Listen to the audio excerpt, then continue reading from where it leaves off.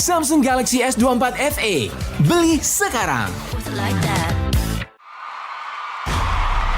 Dirasa anak muda selalu punya banyak cerita, karena bersama Good Day duniamu banyak rasa. Asik dan asik, idenya fantastik, romantis buat kamu ngehits. Oh Good Day yang bikin hidup berwarna, karena hidup banyak rasa. Apartemen murah, aplikasi GoPay, pulsa murah, aplikasi GoPay. Walau yang lain terus berubah, GoPay konsisten, kasih yang pasti murah. Bayar tagihan murah, di aplikasi GoPay, gratis transfer 100 kali per bulan. Ikut selebrasi MPL pasti dapat hadiah. Download aplikasi GoPay baru, nggak pakai lama. Dompet andalan gamers banyak damage-nya.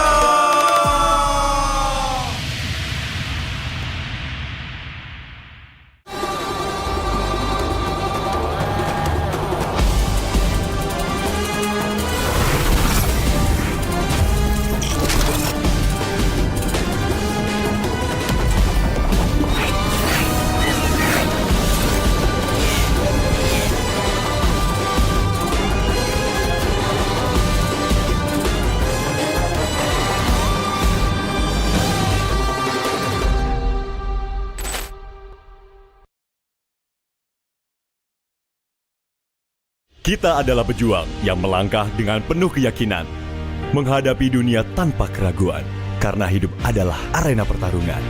Kita adalah pejuang yang tak akan gentar oleh segala tantangan, menghadapi lawan tanpa ketakutan, karena kita terlahir untuk meraih kemenangan. Raihlah kemenangan dengan koleksi terbaru UBS Gold X Mobile Legends Bang Bang, edisi spesial MPL ID Season 13. Saatnya nabung dari hobi bersama UBS Gold.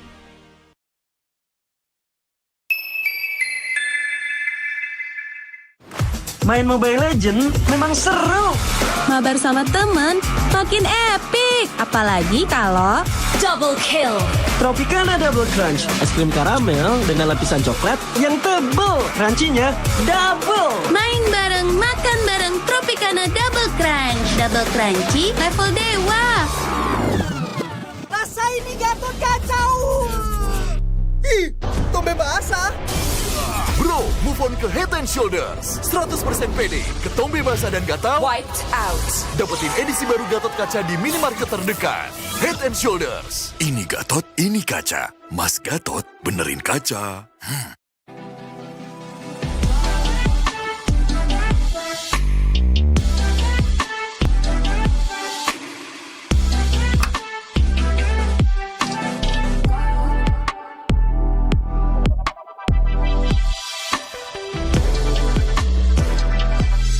Wow, finished. See you later. Time to go. Okay.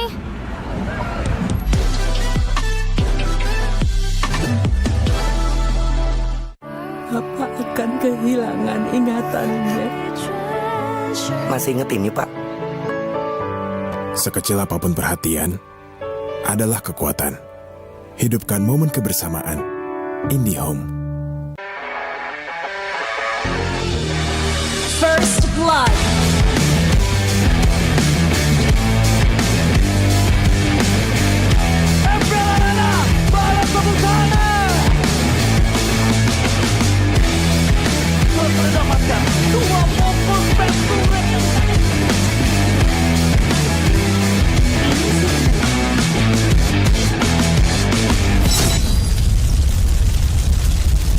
Pengen belanja banyak barang kebutuhan tapi malas keluar rumah.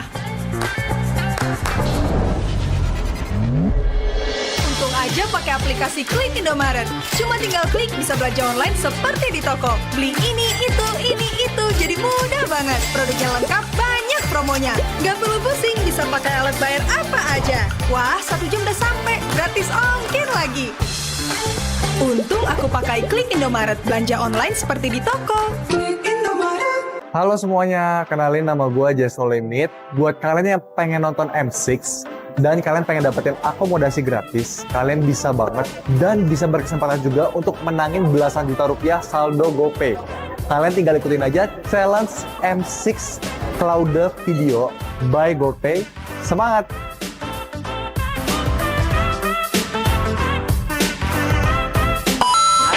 jauh dan sepertinya mereka siap untuk bisa mendapatkan lagi ke arah dari daerah di mana sekarang daerahnya 9 mereka bisa pisah. Tapi masih ada pergerakan dari mana dia dikeroyok. Namun untuk sekarang saat memulai kejuaraan.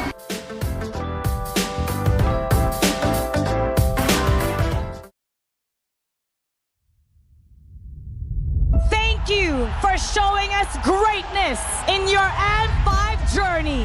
You may now take your final bow. Tidak ada tim Indonesia untuk melaju ke babak selanjutnya. Oh no, my god. Tamparan kembali terjadi untuk tim Indonesia kita. Memang ya namanya kompetisi pasti ada menang dan kalah. Udah nggak ada lagi alasan kita patch, gameplay, meta, apapun itu kita harus terima karena kita udah bukan jadi region terbaik lagi.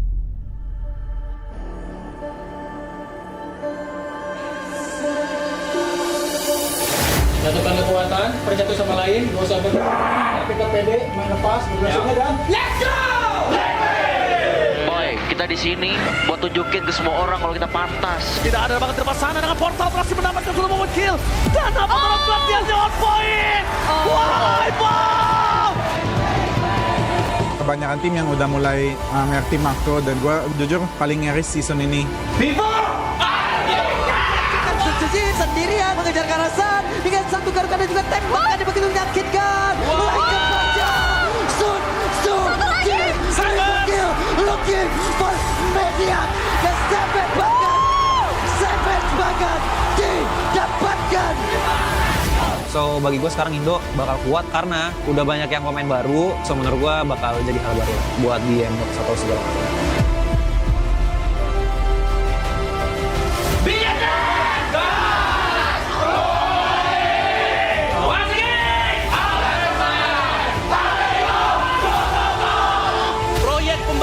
Untuk landasan pertama mereka sudah sukses. Regenerasi adalah kunci.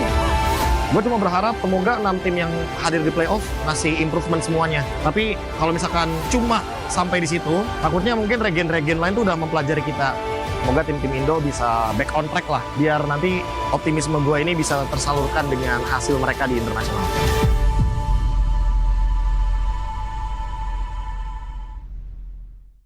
Dude, you know what? I really don't get the Swiss format at all. Actually, why do we even need to change? This was okay back in M4. Yeah, this is okay. Yeah, exactly. I'll just tell. Why don't we just do All right, this? so this is how it's going to work. You're going to put... So I heard you guys still don't understand the new game format. Don't worry about it. Behold, the answer to everything. My masterpiece! Okay, hold on. What's going on? Yeah, I think we should go. Yeah, let's do that. Where are you going? Where are you going? Don't worry. I'll explain everything. No concept of personal space. So, as you may know, only one winning team gets to move on from the wild cards. Okay, I mean, but we know all of this. What you didn't know was about the Swiss stage.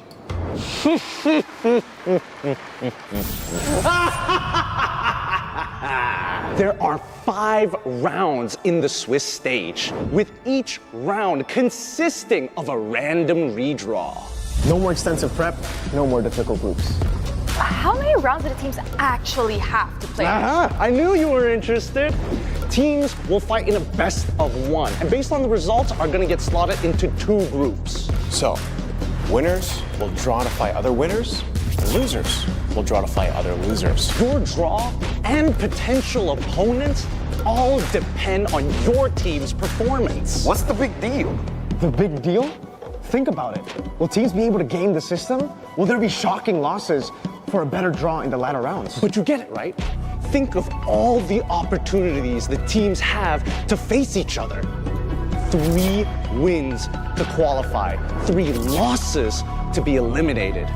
Teams coming down from different regions, more matches before going home, and more chances for a comeback like we've never seen before. Oh, so that makes it so that the audience can grip on to the edge of their seats as they watch teams desperately try to achieve the top spot every day.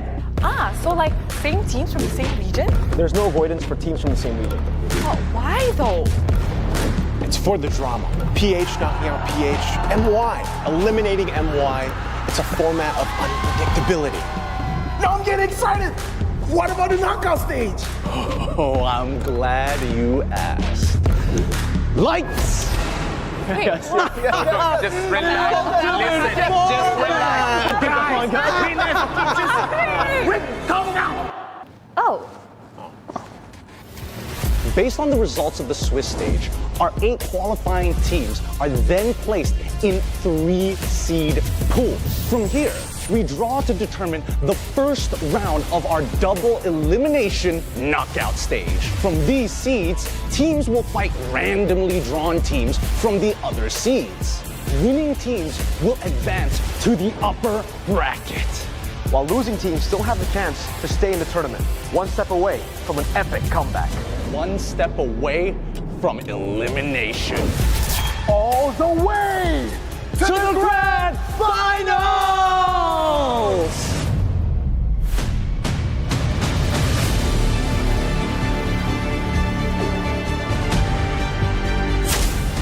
Guys, I think we should really go. Wait, guys, don't you want This is where we end the video. Come on, how are these teams gonna strategize?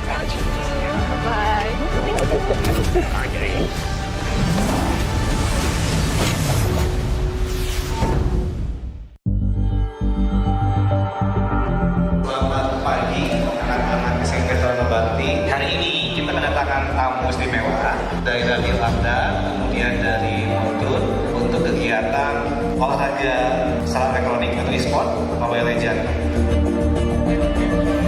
Semuanya, maka itu dan terus jadi sebenarnya sekarang tuh dunia e-sport tuh teman-teman udah berbeda dari kayak mungkin kayak 10 tahun atau 15 tahun. Di Indonesia sudah berkembang pesat sekali.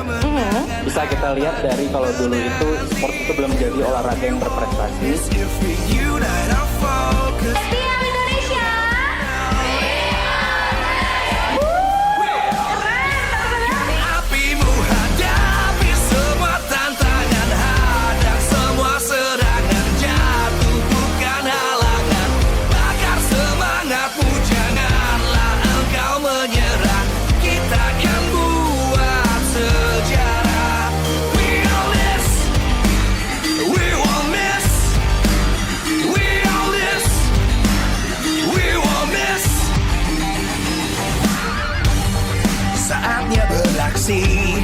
Alhamdulillah, terima kasih juga kepada tim Harga yang sudah hadir di kesempatan emas dan tim MPL Indonesia. Ini kesempatan yang sangat berharga. Semangat buat tim Perkenalkan, saya Aswin dari tim Indonesia. Perkembangan kalau di Indonesia itu sudah semakin ketat dan semakin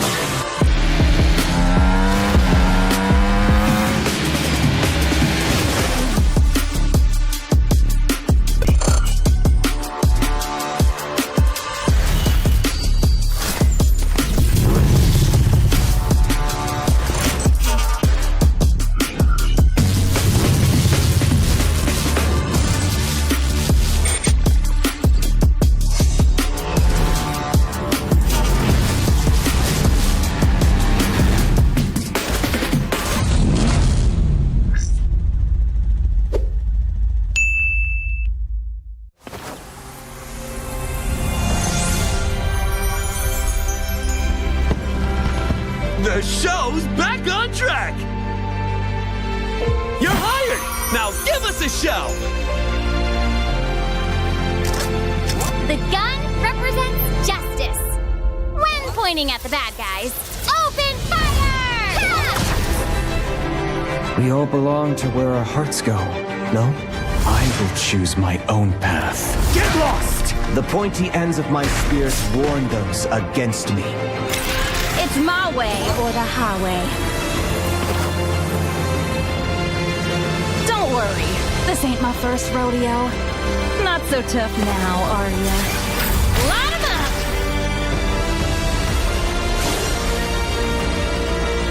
Cece and Yo-Yo, ready to set the stage on fire! Was it you who called me back? Shh, be careful of what you wish for. Grant me your strength. Pierce!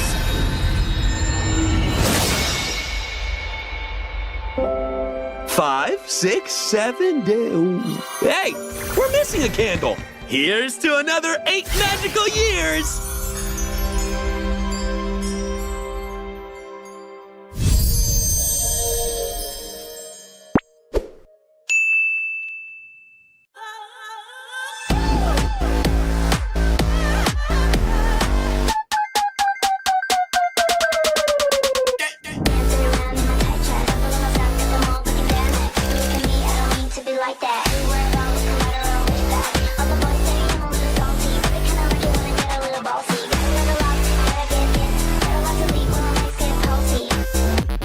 Samsung Galaxy S24 FE, beli sekarang.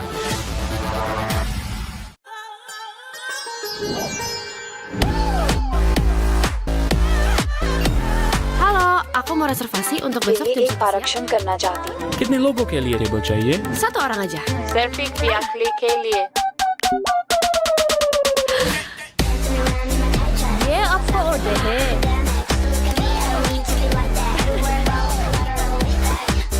Samsung Galaxy S24 FE, beli sekarang.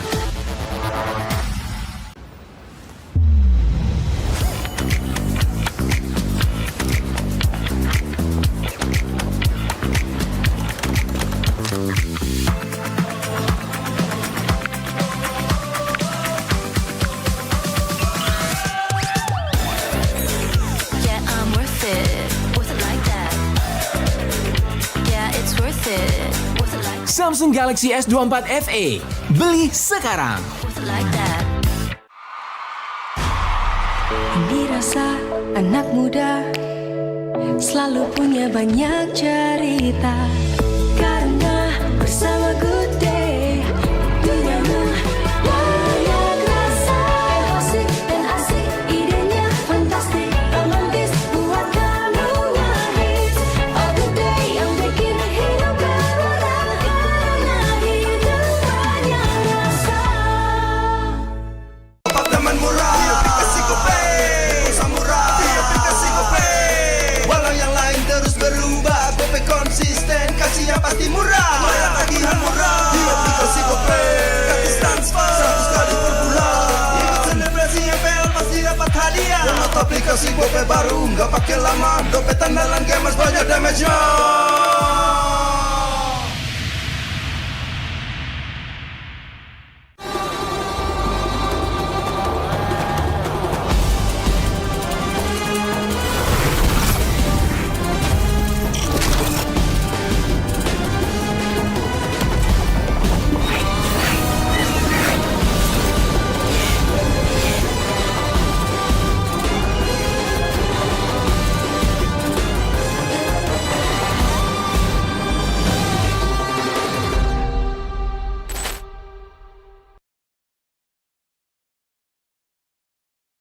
Kita adalah pejuang yang melangkah dengan penuh keyakinan, menghadapi dunia tanpa keraguan, karena hidup adalah arena pertarungan. Kita adalah pejuang yang tak akan gentar oleh segala tantangan, menghadapi lawan tanpa ketakutan, karena kita terlahir untuk meraih kemenangan. Raihlah kemenangan dengan koleksi terbaru UBS Gold X Mobile Legends Bang Bang, edisi spesial MPL ID Season 13. Saatnya nabung dari hobi bersama UBS Gold.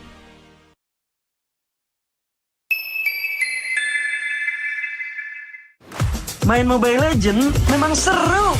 Mabar sama temen makin epic. Apalagi kalau Double kill.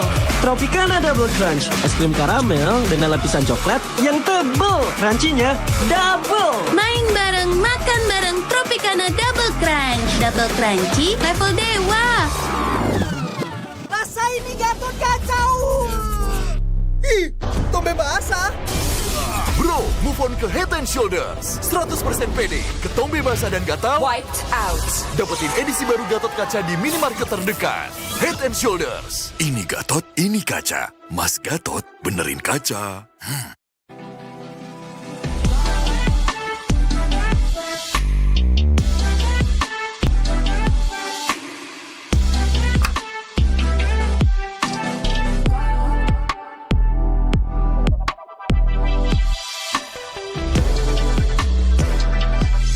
Wow, finished. See you later. Time to go. Okay.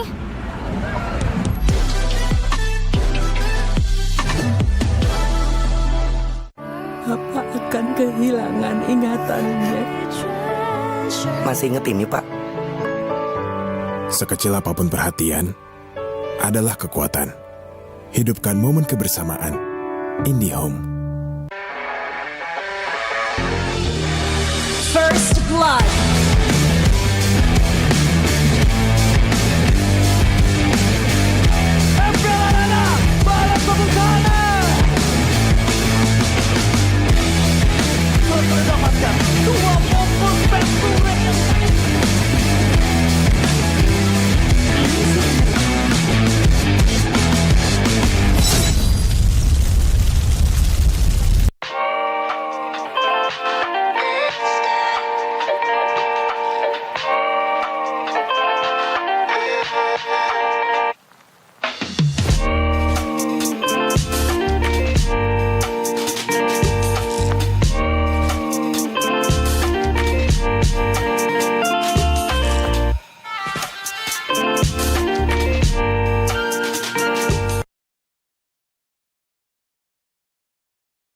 Halo semuanya, kenalin nama gue S14. Buat kalian yang pengen nonton M6 dan kalian pengen dapetin akomodasi gratis, kalian bisa banget dan bisa berkesempatan juga untuk menangin belasan juta rupiah saldo GoPay.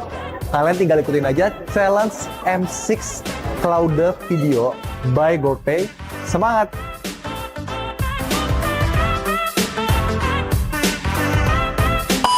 Bagian bawah dan sepertinya mereka siap untuk bisa mendapatkan lagi ke arah dari daerah di mana sekarang daerahnya sendiri mereka bisa pisah. Tapi masih ada pergerakan dari mana dia dikeroyok. Namun untuk sekarang saat memulai kejuaraan.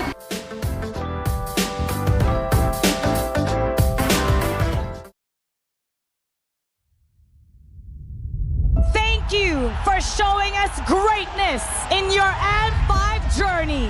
You may now take your final bow. Tidak ada tim Indonesia untuk melaju ke babak selanjutnya. Oh no, my God. Tamparan kembali terjadi untuk tim Indonesia kita. Memang ya namanya kompetisi pasti ada menang dan kalah. Udah nggak ada lagi alasan kita patch, gameplay, meta, apapun itu kita harus terima karena kita udah bukan jadi region terbaik lagi.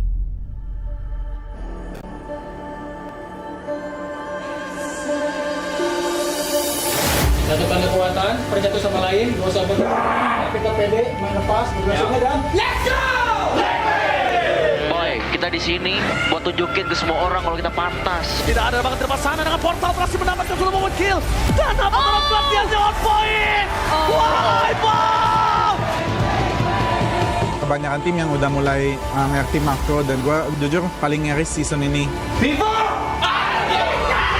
Suci sendirian mengejar Karasan dengan satu garukan dan juga tembakan yang begitu menyakitkan. Melainkan saja. Looking for media. Dan Savage banget didapatkan. So bagi gue sekarang Indo bakal kuat karena udah banyak yang pemain baru. So menurut gue bakal jadi hal baru buat di M14 atau segala macam.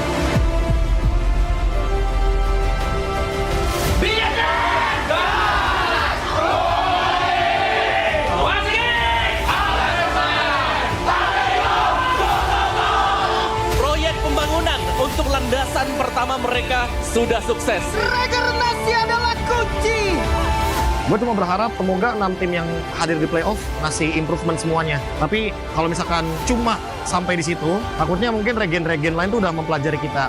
Semoga tim-tim Indo bisa back on track lah, biar nanti optimisme gue ini bisa tersalurkan dengan hasil mereka di internasional.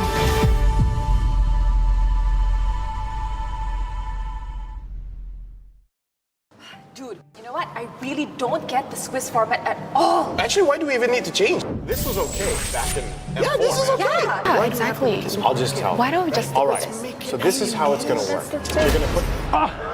So I heard you guys still don't understand the new game format. Don't worry about it. Behold, the answer to everything. My masterpiece! Okay, hold on. What's going on? Yeah, I think we should go. Yeah, let's do that. Where are you going? Where are you going? Don't worry. I'll explain everything. No concept of personal space. So, as you may know, only one winning team gets to move on from the wild cards. Okay, I mean, but we know all of this. What you didn't know was about the Swiss stage.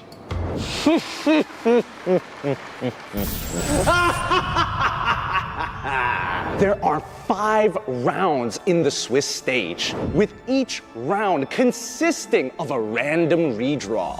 No more extensive prep, no more difficult groups. How many rounds do the teams actually have to play? I knew you were interested.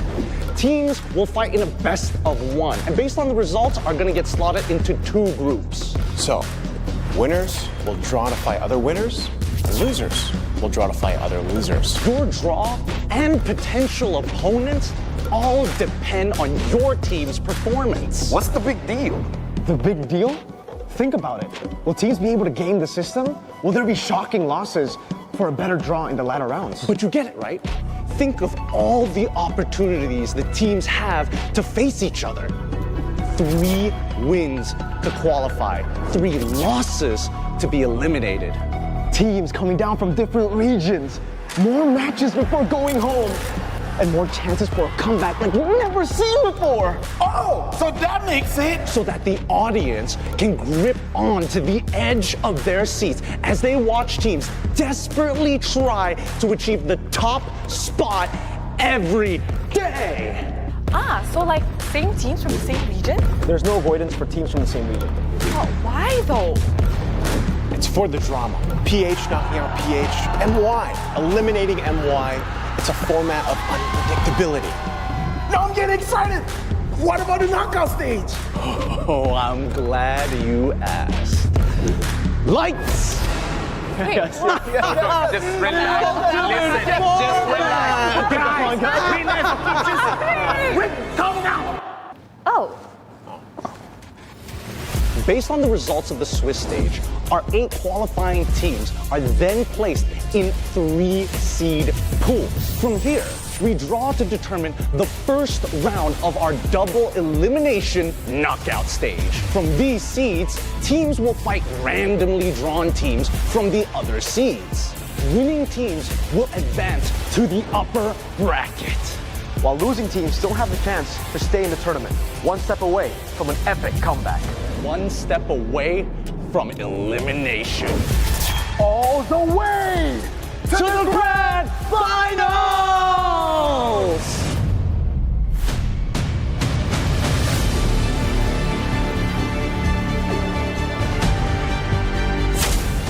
Guys, I think we should really go. Wait, don't you want This is where we end the video. Come on, how are these teams gonna strategize? Bye.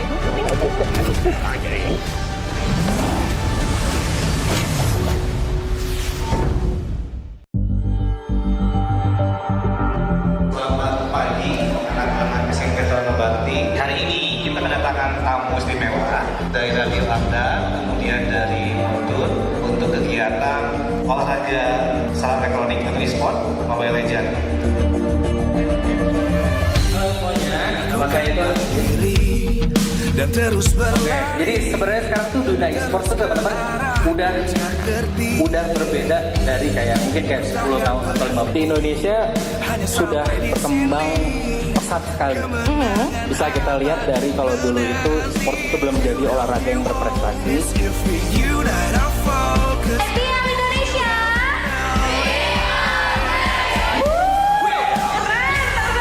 Apimu hadapi semua tantangan, hadang semua serangan, jatuh bukan halangan, bakar semangatmu, janganlah engkau menyerah, kita akan buat sejarah. We all this, we won't miss, we all this, we won't miss. Saatnya beraksi. Alhamdulillah, terima kasih juga kepada tim Arga yang sudah hadir di kesempatan emas dan tim MPL Indonesia. Ini kesempatan yang sangat berharga. Semangat buat tim Saya Aswin dari tim Indonesia. Kalau Indonesia itu sudah semakin besar dari Bakar semangatmu, janganlah engkau menyerah, kita akan buat sejarah. We all this, we won't miss, we all this, we won't miss, we all this.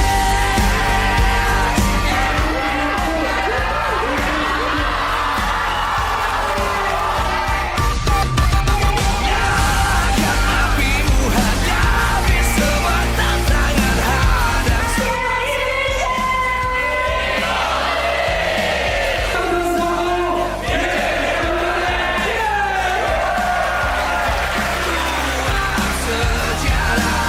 We all this.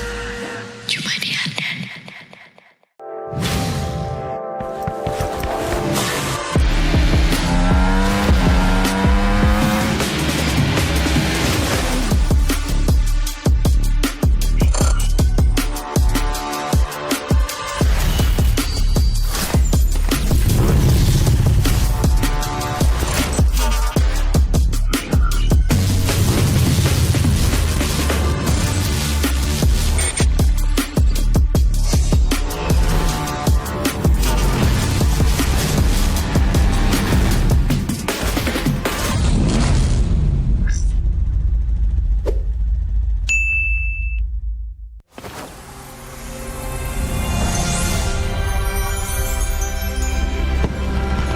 The show's back on track!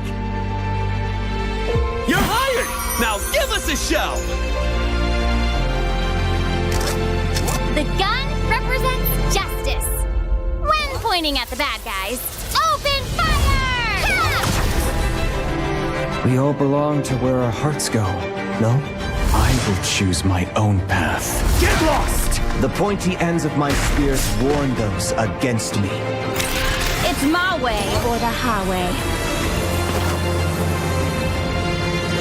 Don't worry, this ain't my first rodeo. Not so tough now, are ya? Line 'em up!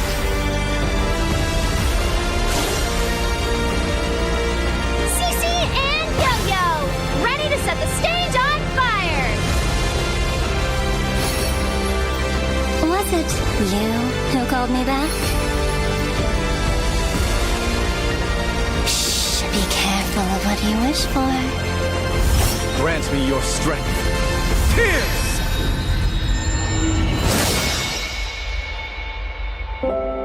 Five, 6, 7, hey, we're missing a candle.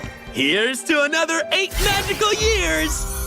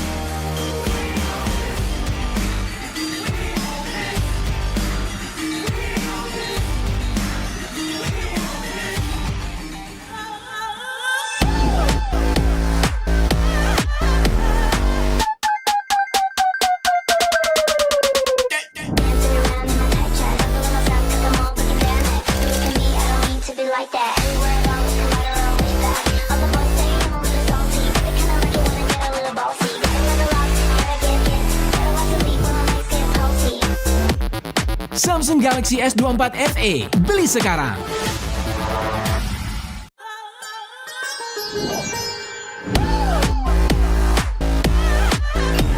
Halo, aku mau reservasi untuk besok jam 1 siang. करना चाहती हूँ। कितने लोगों के लिए table चाहिए? 1 orang aja. सिर्फ एक यात्री के लिए। ये आपको order है.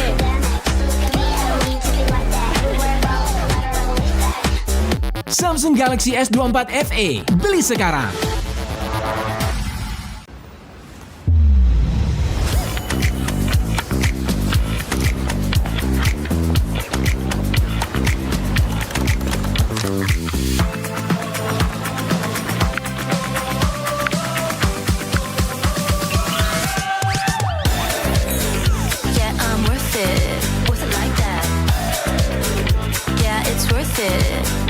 Samsung Galaxy S24 FE, beli sekarang. Dirasa anak muda selalu punya banyak cerita, karena bersama Good Day duniamu banyak rasa, asik dan asik, idenya fantastik, romantis buat kamu ngehits. Oh Good Day yang bikin hidup berwarna, karena hidup banyak rasa. Apartemen murah, dia kasih GoPay, pulsa murah, dia kasih GoPay. Walau yang lain terus berubah, GoPay konsisten, kasihnya pasti murah. Bayar tagihan murah, dia kasih GoPay. Gratis transfer 100 kali per bulan. Ikut selebrasi MPL pasti dapat hadiah. Download aplikasi GoPay baru, nggak pakai lama. Dompet andalan gamers banyak damage-nya.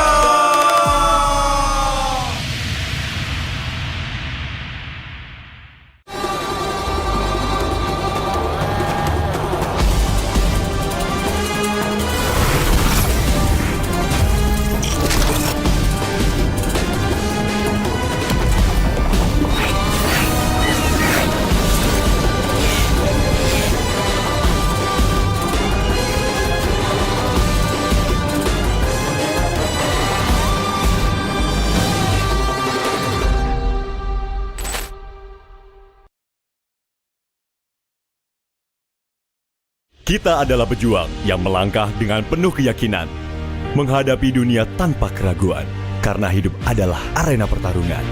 Kita adalah pejuang yang tak akan gentar oleh segala tantangan, menghadapi lawan tanpa ketakutan, karena kita terlahir untuk meraih kemenangan. Raihlah kemenangan dengan koleksi terbaru UBS Gold X Mobile Legends Bang Bang, edisi spesial MPL ID Season 13. Saatnya nabung dari hobi bersama UBS Gold.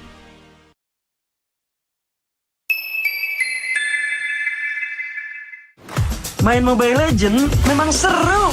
Mabar sama temen makin epic. Apalagi kalau double kill. Tropicana Double Crunch, es krim karamel dengan lapisan coklat yang tebal. Crunchy-nya double. Main bareng, makan bareng Tropicana Double Crunch. Double crunchy level dewa. Rasa ini Gatot kacau. Ih, tombe basah. Bro, move on ke Head and Shoulders. 100% pede, ketombe basah dan gatal Wiped out. dapetin edisi baru Gatot kaca di minimarket terdekat. Head and Shoulders. Ini Gatot, ini kaca. Mas Gatot, benerin kaca.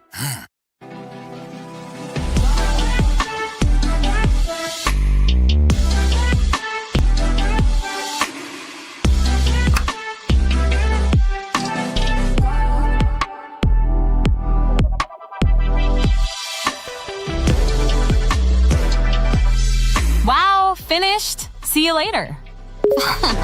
Time to go. Okay.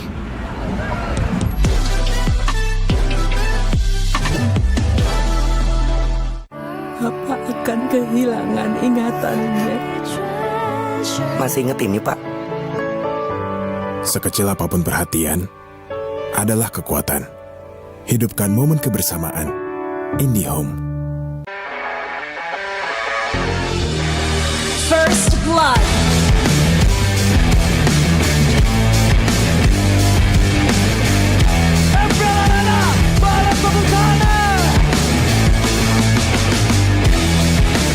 Mendapatkan 2 momen back to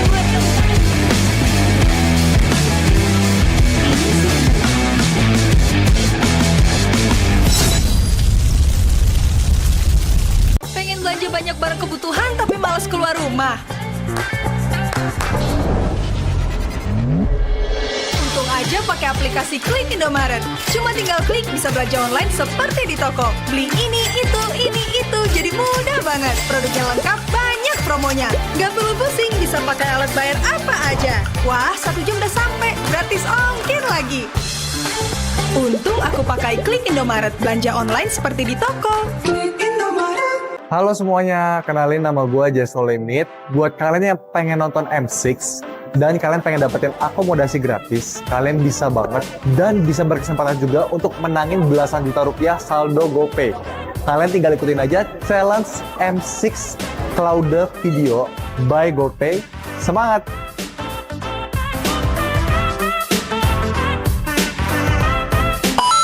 Bagian bawah dan sepertinya mereka siap untuk bisa mendapatkan lagi ke arah dari daerah di mana sekarang daerahnya setidaknya mereka bisa pisah, tapi masih ada pergerakan dari mana diri yang dikeroyok.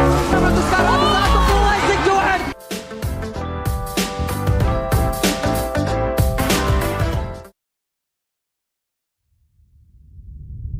Thank you for showing us greatness in your N5 journey. You may now take your final bow. Tidak ada tim Indonesia untuk melaju ke babak selanjutnya. Oh no, my god. Tamparan kembali terjadi untuk tim Indonesia kita. Memang ya namanya kompetisi pasti ada menang dan kalah. Udah nggak ada lagi alasan kita patch, gameplay, meta, apapun itu kita harus terima karena kita udah bukan jadi region terbaik lagi.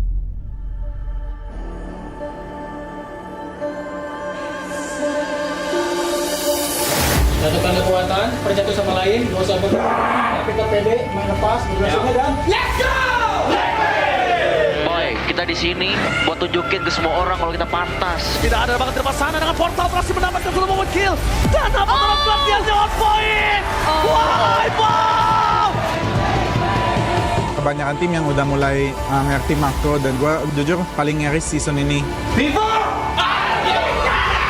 Terjun sendirian mengejar ke arah San dengan satu garuda juga tembakannya begitu menyakitkan. Looking for media. Dan Savage banget didapatkan.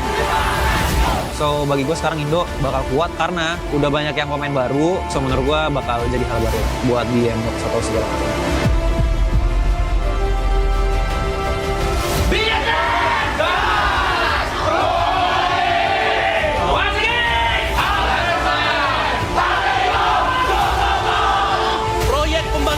Untuk landasan pertama mereka sudah sukses. Regenerasi adalah kunci. Gue cuma berharap semoga 6 tim yang hadir di playoff ngasih improvement semuanya. Tapi kalau misalkan cuma sampai di situ, takutnya mungkin regen-regen lain tuh udah mempelajari kita. Semoga tim-tim Indo bisa back on track lah, biar nanti optimisme gue ini bisa tersalurkan dengan hasil mereka di internasional.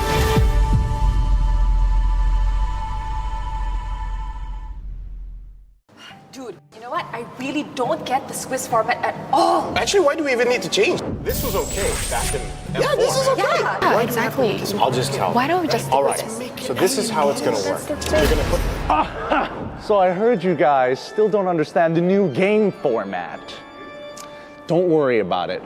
Behold, the answer to everything.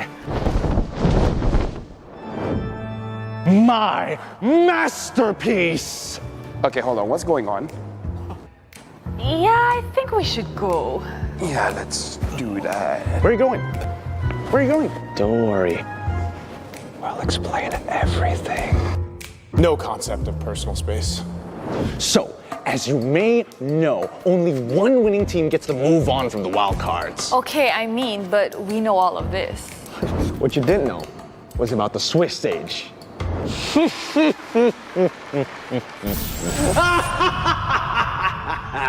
There are 5 rounds in the Swiss stage, with each round consisting of a random redraw. No more extensive prep, no more difficult groups. How many rounds do the teams actually have to play? I knew you were interested. Teams will fight in a best of one, and based on the results, are going to get slotted into 2 groups. So, winners will draw to fight other winners, and losers will draw to fight other losers. Your draw and potential opponents all depend on your team's performance. What's the big deal? The big deal? Think about it. Will teams be able to game the system? Will there be shocking losses for a better draw in the latter rounds? But you get it, right? Think of all the opportunities the teams have to face each other. 3 wins to qualify, 3 losses to be eliminated. Teams coming down from different regions, more matches before going home, and more chances for a comeback like we've never seen before. Oh, so that makes it so that the audience can grip on to the edge of their seats as they watch teams desperately try to achieve the top spot every day. So like same teams from the same region? There's no avoidance for teams from the same region. Oh, why though? It's for the drama. PH knocking out PH, MY eliminating MY. It's a format of unpredictability. Now I'm getting excited! What about the knockout stage? Oh, I'm glad you asked. Lights! Wait, Just relax. Listen, just relax. Guys, calm down! Oh. Based on the results of the Swiss stage, our 8 qualifying teams are then placed in 3 seed pools. From here, we draw to determine the first round of our double elimination knockout stage. From these seeds, teams will fight randomly drawn teams from the other seeds. Winning teams will advance to the upper bracket, while losing teams still have the chance to stay in the tournament, 1 step away from an epic comeback. 1 step away from elimination. All the way to the grand finals!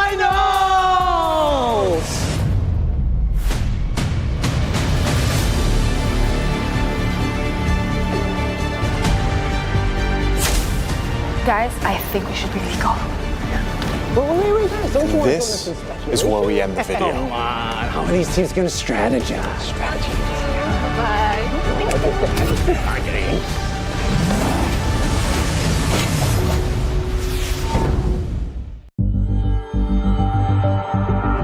Selamat pagi anak-anak SMP Terlalu Bakti. Hari ini kita kedatangan tamu istimewa dari Radio Anda, kemudian dari Mudut untuk kegiatan olahraga salam elektronik atau e-sport Mobile Legends. Maka itu dan terus jadi sebenarnya sekarang tuh dunia e-sport tuh teman-teman udah berbeda dari kayak mungkin kayak 10 tahun atau 15 di Indonesia sudah berkembang pesat sekali. Bisa kita lihat dari kalau dulu itu e-sport itu belum menjadi olahraga yang berprestasi. MPL Indonesia.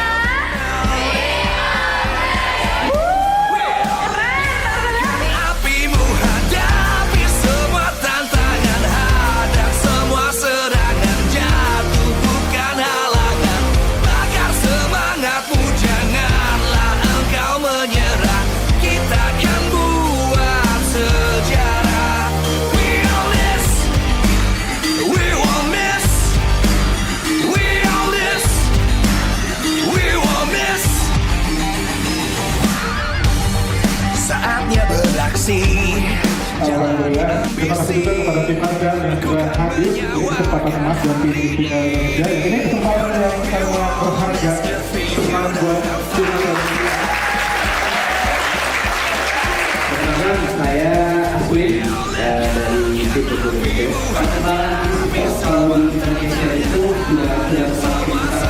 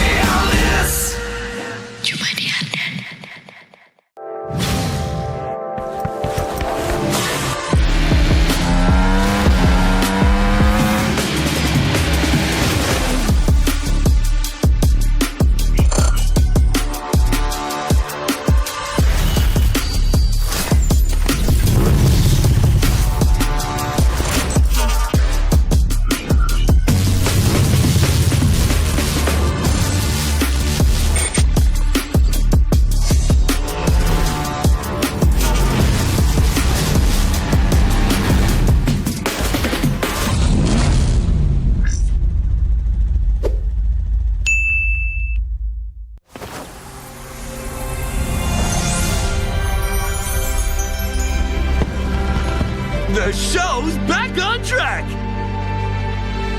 You're hired! Now give us a show!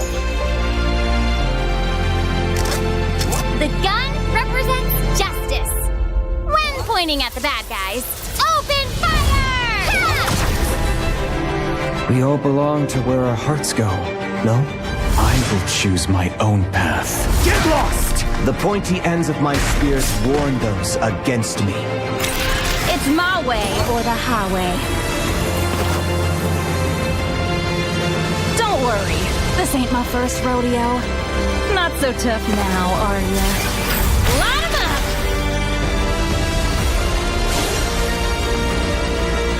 CC and Yo-Yo, ready to set the stage on fire! Was it you who called me back? Shh, be careful of what you wish for. Grant me your strength. Pierce!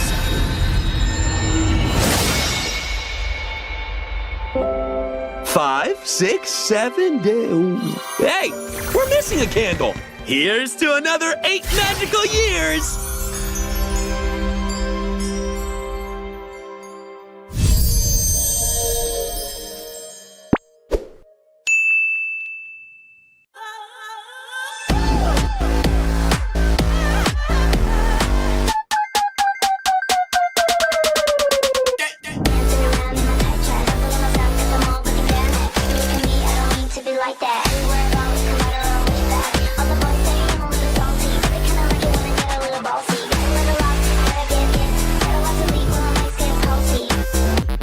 Samsung Galaxy S24 FE, beli sekarang.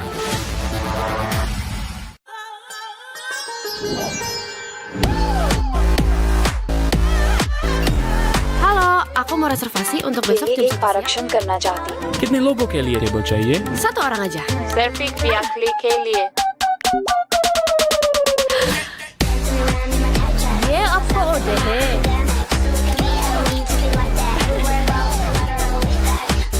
Samsung Galaxy S24 FE, beli sekarang.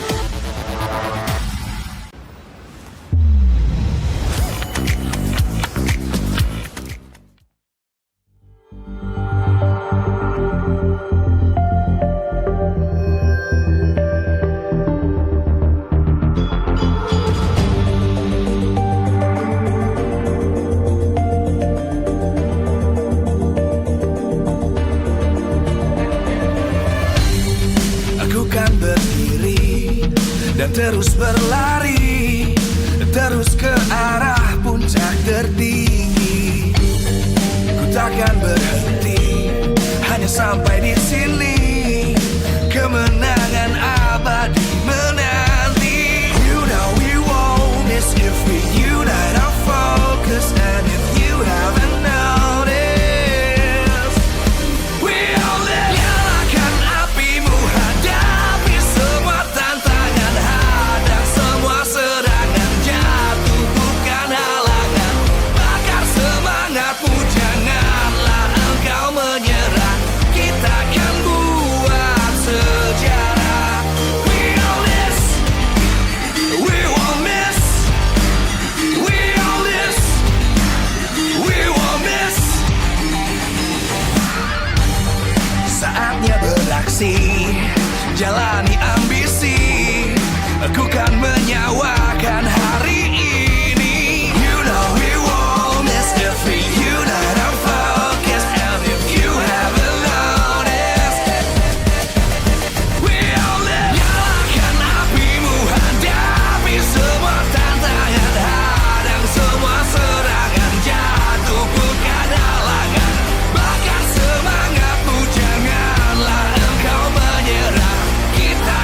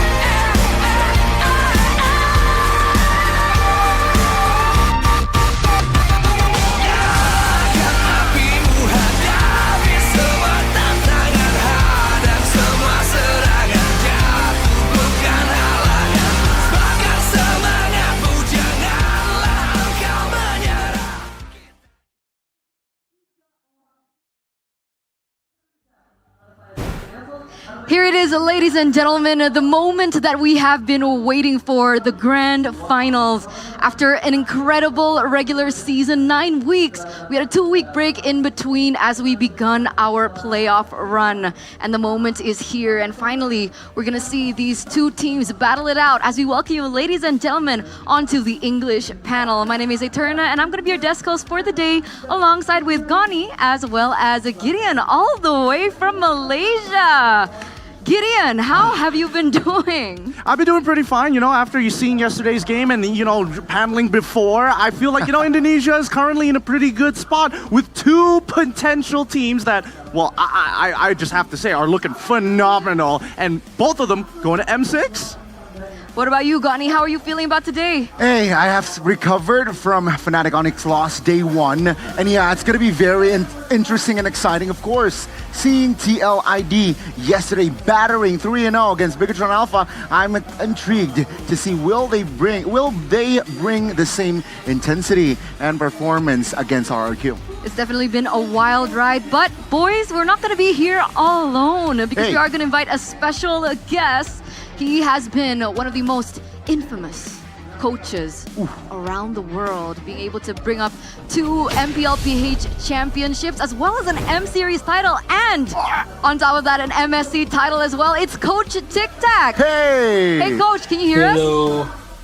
Yes, I can hear you. Awesome, awesome. So it's me, Eterna, here on the panel. We have Gani as well as Gideon as well, you know, to kind of pick your brain just a little, especially now we're coming into the grand final. So we're going to start with Coach. How are you feeling, man? Very good. A little bit nervous for Team Liquid ID. Oh, nervous. Like nervous in a good way or nervous in a... in a good way. Yeah, okay, good way. In a good way? Okay, I like that. I like that. Look, Coach, I've been a very big fan of the TL franchise and especially your run with Echo. I can't stop thinking about it. You have done so much for this team, and now in Indonesia, the top 2 coaches at the moment, currently Kezcute and as well as Saint Lucas. And honestly, I think that you could relate a lot because I feel like you've also gone through a very similar path, just like these 2 coaches. In terms of a coach helping a player, how does that work, right? How do we continuously make them progress? Additionally, how does he perceive these 2? How do you look at these 2 coaches? Well, first, in my view, the role of a coach, helping them to progress, is about first creating a healthy environment, right? That can support the players to be more motivated and at the same time to be challenged as well. We are here to help them to set certain goals. Then next is more than the progress.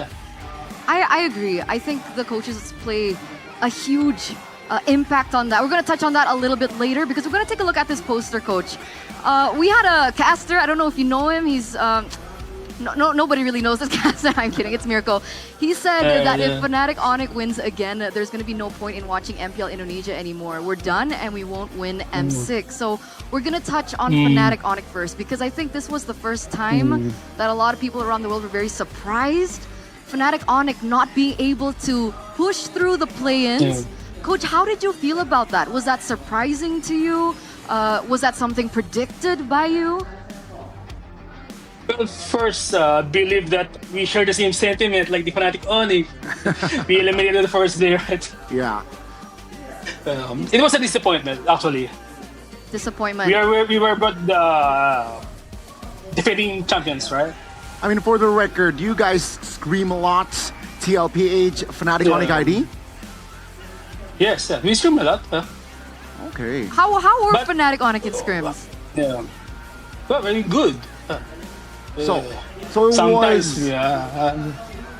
So it was just quite unpredictable, Coach Tic Tac, coming from your side. Do you, well, how do you see it? What's wrong with Fnatic Onyx in their playoff run? For me, I was surprised that they experienced the first round exit. But I predicted that they will not be the champions for this season. Because they are not the dominating during the regular season, not like before, right? No, yeah, I think so. Even Coach Tic Tac shares the same sentiment as all of us. I think it's a fair point. I think at the end of the day, some teams they're going to have their generations. They're going to have their moments. It's good to see other teams, and of course, there's going to be some disappointment as well as some great glory. Yeah. Now, I'm so sorry, Coach Tic Tac. I jumped the gun earlier because I was so excited to talk to you. I still want to get your opinion as being a coach. Like, after looking at both St. Lucas and as well as Keskut, additionally, how do you perceive them as coaches, and can they be compared to some of the other great coaches? I mean, off the top of my head, I'm thinking like Ducky, Trebor, Bonchan, Yeb, and I mean, of course, you yourself, you'd be great if you came over to Indonesia. I'm just saying. Well, for me, Coach Keskut and Coach St. Lucas are very excellent coaches. They have great personal coaching approaches, I think. Yeah. And I believe that we have the same trait. They believe on the trust. They believe the process and trust it. Yeah. That's an interesting answer. I feel like it's a very safe answer. I know, Coach. Be a little honest with us here. Okay, I'm gonna ask a kind of a wild question. So, we all know that you guys are one organization under Team Liquid, TLPH and TLID. Can we get some insider information? Do you scrim against TLID in particular? Yes. And how is that? How is that? I can mention that. Okay. Fair enough. We tried. Coach Tic, we respect you. Okay. Okay, we cannot talk about the results. Just see later, okay? The result of later. Yeah, I mean, SDL, I think, and as well as Keskut, they're very potential here as coaches. Do you think you can share an attribute or two that maybe out there someone wants to be a coach? What do you have to say to them? Maybe their mindset is they believe and trust the process. From the start, they believe in the process of rebuilding. That's the process. Since I believe from now, since MSC 22, right? Yeah. This is the first time that we have a grand finals in Indonesia for all Indo players, a main five. All right. And Coach, I also really wanted to ask you a certain question. Going back to, the glory days of Echo being able to win it out at M4, you had two young players in your roster, right? You had Sanji and you also had Sanford. Now we're seeing a lot of new bloods coming into the fray as well here in Indonesia, specifically for both RRQ and TLID. Can we ask your experience? How were you able to mentor these two young players? Did they have problems with mentality maybe, or the way that they come to the game? How did you foster that inner being from both of these players? Well, first you must instill the confidence to them that they can play on the professional league. First is the thing that I believe you and next. Okay, I believe you and I share the same statement here. We believe that regeneration is very important, Coach Tic Tac. And how do you think, Coach Tic Tac, that the young players, the rookies, the young bloods can keep up with the seniors or the established players, the strong players? How do you think they should, and how are they able to keep up?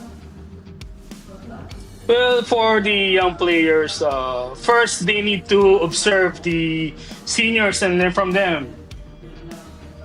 Then they must understand what it takes to become successful like their seniors, right? Then it takes a lot of sacrifices, I think. Then next is they must maintain their discipline and good work ethics. Well, and for me, the best thing that young players can do is have a mindset that they will surpass the seniors over time. It's a very deep. That's a deep question. I'm curious. Ask the seniors. I'm curious. This is a bit of an oddball, but Coach Tic-Tac, how much would you say a player would have to sacrifice on average? Like, how much do they have to give up to chase this dream? Well, first, the family time. Yeah. You need to sacrifice that. Next, I think it's the mentality. You have the attitude, the competitiveness.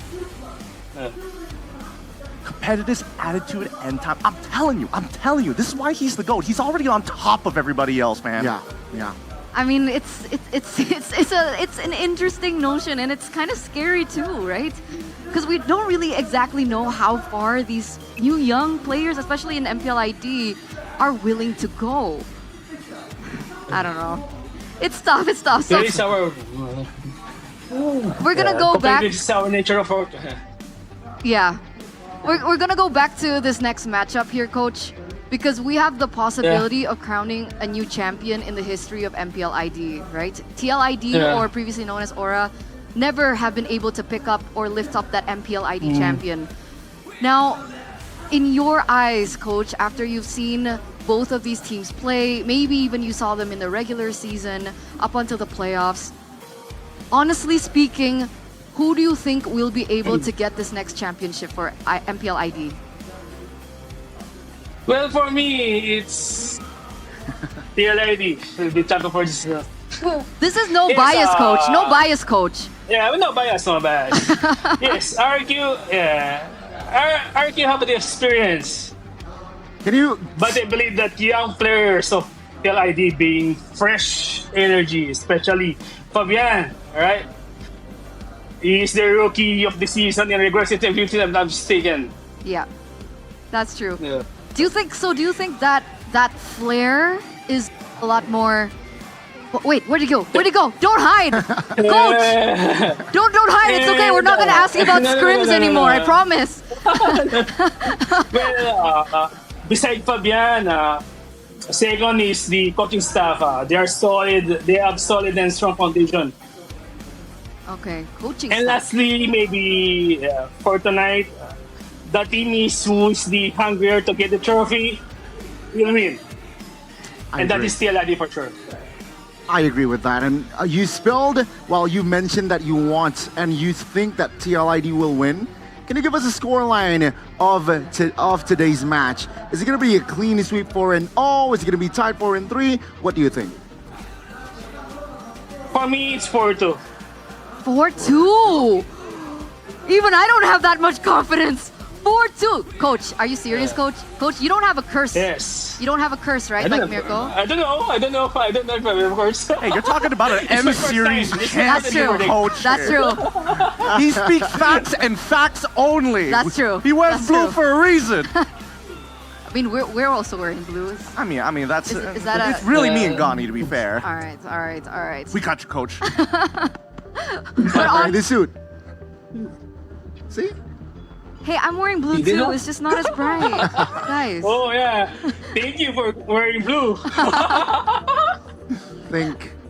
Okay, we're gonna move on to our next question. Maybe our final question here. Yes, this one I'm particularly interested in because now, I mean, is this the moment for you guys to, I don't know, the changes in the meta in particular have been really interesting, but I don't know about you, who is going to be the next king of the galaxy? I mean, I have to ask, the changes in the meta right now, especially with the addition of like Suyo coming in, and so many things changing in part of the game. New heroes have made the draft and compositions honestly more diverse. But how do these changes affect a team? For you specifically, how would you handle that?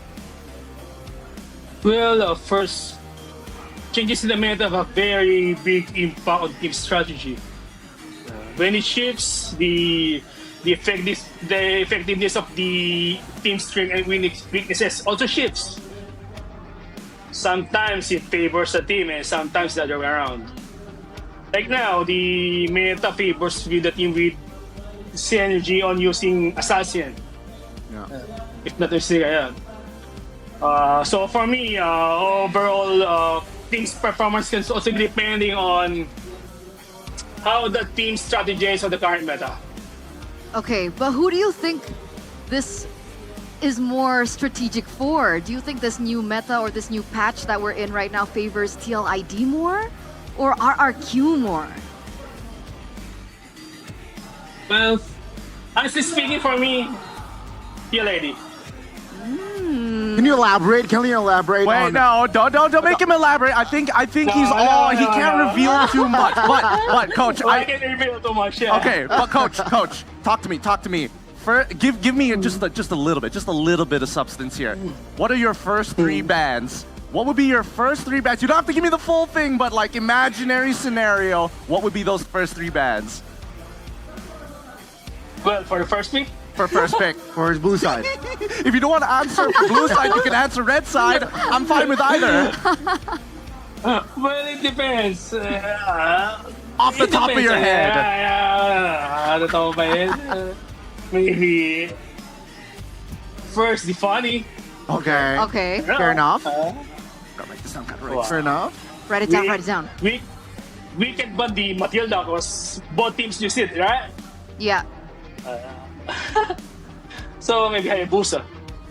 Interesting. Hayabusa. Very interesting. Because I mean, when we look at RRQ's top picks and bans in the regular season versus the playoffs, there's a little bit of variance here. Overall, like I know that Sutsujin can play the Fanny, but it's not like it's go-to. And that's why it makes sense, right? We saw his Hayabusa yesterday, and he wrecked. Is there a? I don't even know how to say it lightly. Not even more than streamroll. He obliterated his opponents. Is this the reason why you think the Hayabusa is a top priority against RRQ?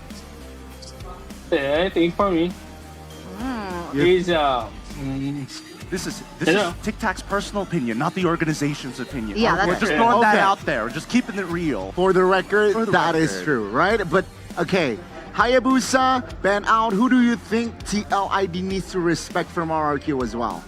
Just a hero, maybe. well, maybe the tank, the post 5 tanks, The post 5 5 heroes. Post 5 heroes. Who's 5 heroes, right? Edok. Edok, that's what I was thinking about. But if that is the case, I think that even Franco is a little bit of an interesting pick. It's not like we see it everywhere, being popping out in every single MPL. I think it's rather unique to Edok, to be perfectly honest here. Is this something that we should be concerned about as TLID lovers here? Yeah, maybe it depends on the composition, right? If the other teams use it, then we can respect it. Okay, so Franco is also going to be a hero that we do need to, keep an eye out of. By the way, Coach, when we're talking about these heroes, it's actually a very unique topic to talk about because both of these teams have actually met before in the upper brackets. TLID actually lost the ball when they were leading 2-0, and then they got reverse swept by RQ in that best of 5. And one of the heroes that we did see being respected in the next 3 games was the Cho from Weedy. Cho. What do you think about this Cho pick, and do you agree that it is a impactful hero that needs to be respected from Weedy? Yes, it's one of the heroes that can be respected to Weedy. It's so impactful, right? He gives the vision of the enemy. I agree. Okay, so vision. Game 1, game 2, Weedy was everywhere. He was initiating, he was popping off as well. Do you remember game 4, Coach Tic Tac, that series of the draft? First pick Phoveus, do you agree with that approach? Or if you were in that position, you would maybe change or tweak that first pick? Well, I can see that they have their own strategies. So, fair enough. Man, I don't know what. Coach He's not giving us anything. He's alluding. I mean, Oh. I think there needs to be some kind of a template. Because let's keep in mind, M6 is going to be a Swiss format, so we're not going to know who your opponents are going to be, right? And I mean, in your opinion, Coach Chica, that's why I was asking you about those first 3 bans to maybe set up a template for M6. but even so, I'm curious to know what your opinions are currently in the meta. Suyo, right? I think a lot of people have been either Suyo. just Very good, Suyo. it's very good, but people have been either banning it out, but I think we need a proper solution to Suyo. And what could we do if we had to deal with Suyo? What could pop players around the world do in their draft to get better against it? Let's just see from the grand finals. Maybe both teams will be ready for Suyo. Cheeky! Coach TikTok is come on, cheeky! He's got something up his sleeves. I know it. Just say something general like crowd control, burst, DPS, setup, pickoff, suppression. players. Any coach. You already said it all. He's too good. Oh my We got prepped, man. God. We got prepped. Coach TikTok. He's a rock.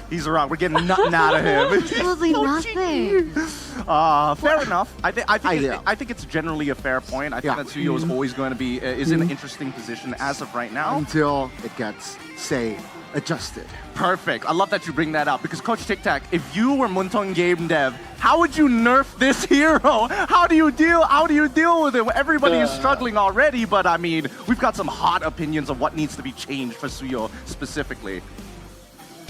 Well, for me, it's the CD reduction of those skills.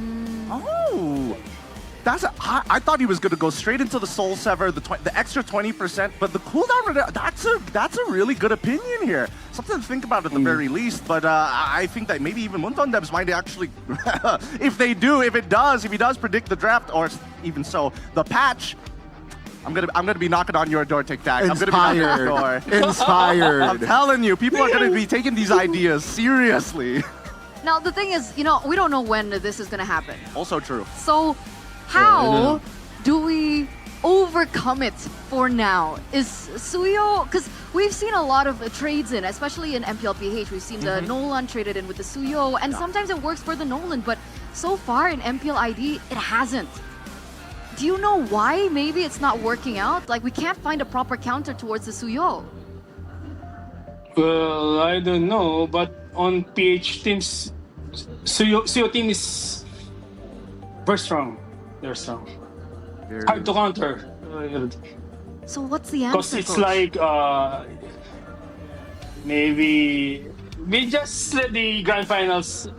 I swear. The grand Still final. MC's right. I'm telling you. Oh my God, Coach. He could be abducted, tortured. He will not give up this secret. Yeah. He will not give up this secret. And hopefully today, I'm gonna hold you to your word. We better see some answers here. This is a man that you guys can trust. Orgs For that around the respect, world. Man. RESPECT, man. Respect. But my goodness, Coach Tic Tac, we can't get anything from How? you. What else should we pick from his brain? I'll tell you what. What are now that we have two M Series competitors here, both RRQ as well as TLID, how do you think they're going to fare up in the internationals leading up to M6? I mean, the format has already been revealed. The Swiss stage is kind of like it's anybody's game, really. Well, for me, the Swiss form is very good. So because the draw, right? The draw lots. So we get that kind of potential. So from Swiss format, it's best of the best, and that's good. Do you think it'll be more challenging for these teams? Yes, and I think it's more challenging for teams. So you agree? Especially for the other regions. Oh. So you really like this format and you want this format to continue onwards? Yes, definitely yes. Hey, wait, I want to pull this back just a little bit. I don't like the fact that he said the other regions here. So where do you think MPL ID currently is standing with their current representatives amongst those who've already been revealed for M6? Well, for me, honestly speaking, MPL ID and MPL Indo PH on the same level Huh? right now. Wait, what? Wait, coach, could you repeat that? Sorry. Yeah, they're the same right now. Same level right now. MPL PH and MPL ID are at the same level. Is that what you said? Yes. DJY? We got the clip. DJY? Clip that. Clip that now, please. Thank you. Okay, jokes aside, why do you think that is? Because a lot of people are saying MPL PH number 1 or even MPL MY number 1 and then MPL KH number 3 and MPL ID number 4. What makes your opinion that way? Well, for me, honestly speaking, on the grand finals with RRQ and TLID, there's no imports. Same as PH. See, I didn't say that. Hey, don't look at me. I didn't say that. Don't get Malaysia involved in this conversation. We've got imports for days. We love it. We love it. Give us more if we could. Yeah, Gideon. Hey. You heard Coach TikTok. I mean, we got 2 Filipinos already. We're already ahead of the game, man. We're already ahead of the game. Look, I think at the end of the day, anybody going into M6 is going to be a true competitor. And I agree with Coach TikTok here. Even though that MPL Indonesia may not have had great runs during the international, those are very, very short moments. And I think, as he mentioned, Swiss stage gives a chance for everybody to really hit hard. Who do you think out of certain regions that you think might be a big contender that we don't notoriously see very much? For me, Malaysia. Malaysia still. Wow. Especially with SRG. Interesting. Okay, Shout out to Coach Arcadia. No surprise. I mean, what were you expecting? Why are you... Now he's really happy. I'm just fanboying. Don't worry about me. So we do have a little bit of a, an asset here, a lower third, a draft pick recap from RRQ's win against TLID. This was the upper bracket series that we saw previously. I think it was a couple of days ago. Gideon, do you think that you have anything you want to nitpick regarding this? Yeah, actually, there's a couple of things that I'm a little interested to get Coach TikTok's opinion on. Towards game number 5, actually, where we do see their composition being relatively well, I don't know. I think it's a little difficult to pull off to a certain angle, but I want to get Coach TikTok's general opinion about game number 5. Well, the game number 5 is about the execution actually. Who is the best execution will win. So you think it was an equal draft? It could have gone 50-50? Yeah, for me, it's you. Wow, okay, that's interesting. Now, Coach TikTok, I have to ask here. I think the only problem with on the TLD is the crowd control, I think. The crowd. Yeah, I can agree. I definitely agree with that. Now, based off of game number 5, and yes, we hear a lot about this execution. Everybody is like, oh, you need to be able to perform good, you need to make big, high impact. But then there's also the problem with initiative, right? Somebody needs to make that call, and they're going to take full responsibility if it goes down. What do you think? In this meta right now, do teams, or especially players who take that initiative, is it very beneficial in this meta right now, or is it just, it's kind of like whatever? Yes, almost not today meta. I mean, the best initiative will win the game. Okay. So very improv, basically, right? Initiative, initiative composition as well. Very simple, very short answer though. Okay, we're gonna, try and gather the pieces and the little hints that Coach TikTok have been giving us, because it does sound like we'll be really ready really soon for the grand finals. So Coach TikTok, thank you so much for having a little bit of a discussion with us. Hopefully you can give us a little bit more, maybe in DMs, privately, off the record. Off the record, yeah. Please do. But it definitely has been a blast. So what was his prediction earlier? 4-2 TLID. 4-2, yeah, for TLID. 4-2 TLID. Let's hope you're right. Very unprofessional of me to just say that. Okay, anyway, thank you so much, Coach TikTok. We'll catch up with you soon. So thank you so much for being with us here for MPL ID. And, have fun watching the playoffs. Have fun watching the grand finals. I had fun. Thank you. Thank you so much, Coach. Thank you, Indonesia, for having me. Yeah. Man, 4-2. I can't believe it because I don't. Seeing RQ's performance so far. I have to agree. 4-2 TLID? I think, honestly, even for me, I would have pushed it all the way to 4-3. But then again, TLID has been showing that they're a very momentum-based team, right? They win the first two games of the series, like, it looks like they're dominating. And then the sudden dip, and then the momentum shift, and then potentially a reverse sweep. They like to play with our hearts a little, but even so, they just need to stay warm throughout the series. That was 2 days ago, though, Gideon. Yesterday, they showed us a different side of TLID this playoffs. 2-0, 3-0. So we'll see, ladies and gentlemen, who will be able to lift up that trophy. But it's going to start here because it looks like both teams are ready to take center stage. And with that, we're going to throw it over for our opening ceremony.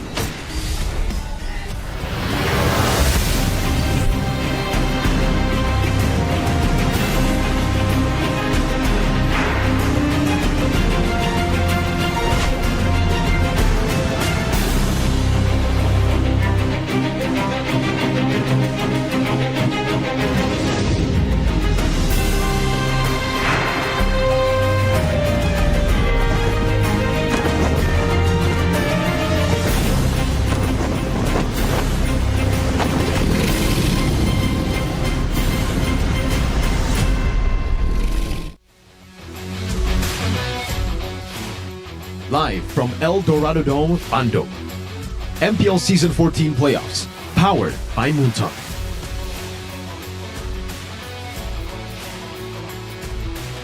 Presented by official tournament smartphone, Samsung Galaxy. Official coffee partner, Good Day. Official e-wallet, GoPay. Official destination for gaming and esports, Hidea. Official gold partner, UBS Gold. We own this.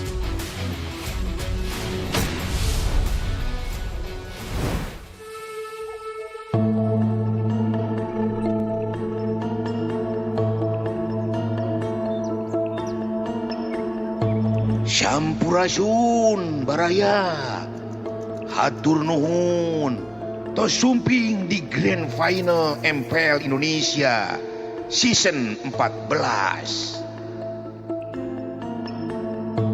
Dan Bandung bagiku bukan cuma masalah geografis, ini adalah historis. Pertarungan memang akan dramatis, karena bagaimanapun takdir dua tim ini memang berada dalam satu garis.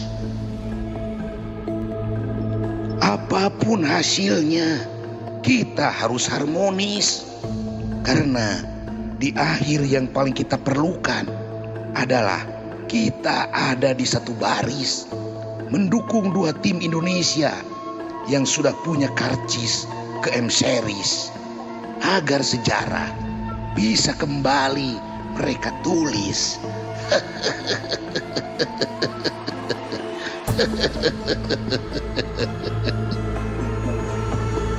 Barudak, pesan Aki.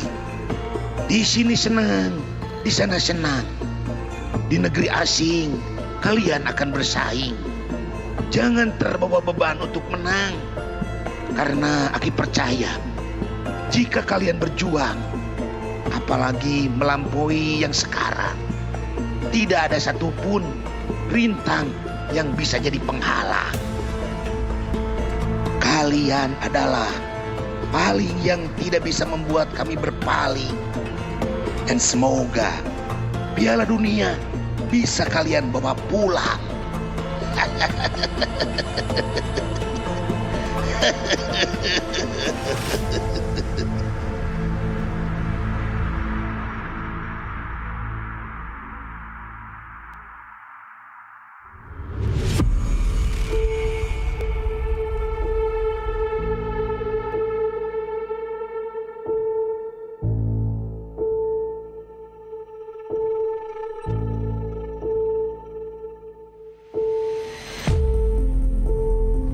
Empat kunci telah terpasang Dan tersisa 2 kunci milik 2 tim tersisa yang akan berjuang. Hilangnya kunci dari tim yang telah pulang bukan berarti harapan hilang, tapi justru jadi harapan yang mesti para grand finalis topang. Secara wujud, ini memang kotak, tapi sebenarnya ini adalah pelambang lahirnya sebuah babak di mana harapan tim yang gugur tetap terbawa oleh 2 tim yang berada di puncak.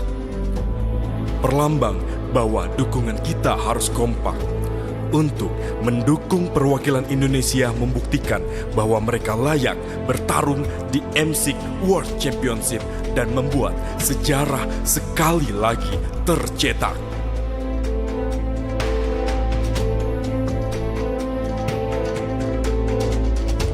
Dari Grand Finalis MPL ID Season 4 hingga Grand Finalis M1 World Championship, raja yang telah membuat era bercita-cita menjadi juara, tapi di panggung dunia pertama hanya sampai kedua.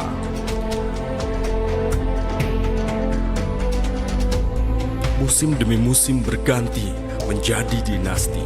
Waktu itu mereka adalah kiblat, sebuah arah untuk menjadi hebat.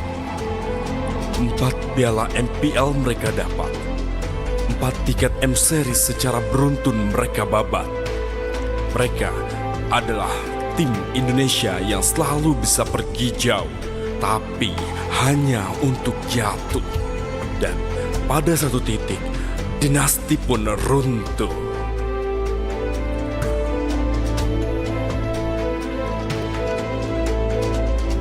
Pilar-pilar yang membuat mereka menjadi besar satu persatu tercecar. Piala dan panggung dunia yang tadinya selalu sempat berlalu. Sang raja sempat dibilang B aja, tanpa ada yang tahu bahwa mental mereka adalah baja. Kalah tidak membuat mereka kapok, tapi berpikir cara berbenah untuk hari esok. Dan di season 14 semua berbalas. Pilar-pilar baru yang buru menang. Kata Pak Ape, kumpulan pecundang yang menolak menyerah. Mereka berjuang, berjuang, dan berjuang. Hingga suara ragu tertutup oleh semangat mereka yang lantang. Di M6, sejarah di XL Asiata Malaysia yang belum dicapai kembali dimulai. Karena dengan pilar baru ini menciptakan badai pun bukan hanya jadi andai.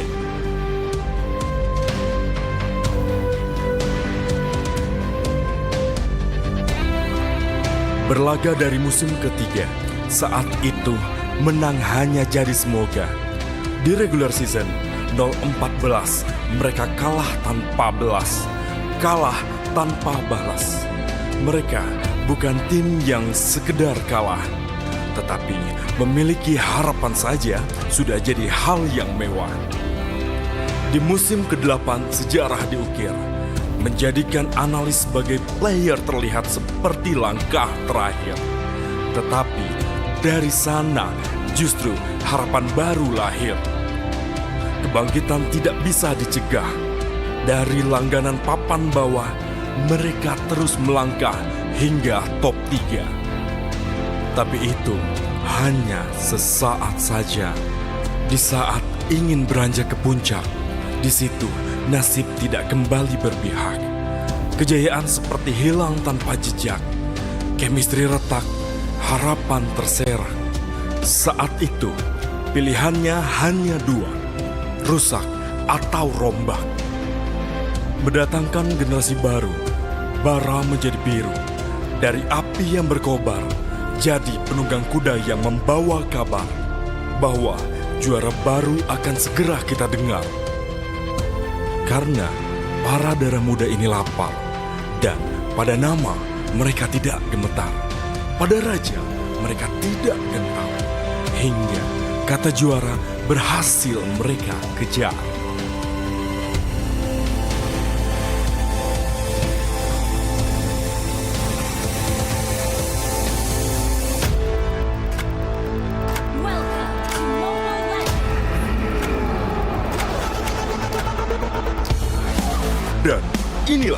Grand Finalist MPL ID Season 14, RRQ Hosi dan tim Liquid ID.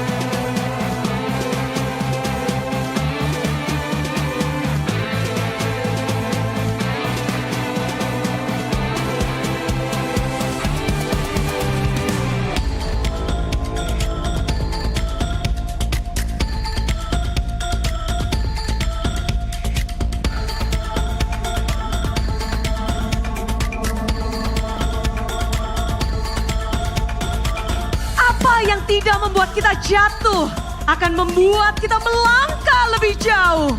Itu adalah jalan yang kedua tim tempuh. Bukti bahwa mereka telah tumbuh. Di season 13, di babak play-in mereka gagal. Kini di season 14 mereka siap memperebutkan piala di babak Grand Final. Dan siapapun yang mengangkat piala nanti, itu sudah menjadi bukti bahwa masa depan MPL Indonesia dimulai di sini.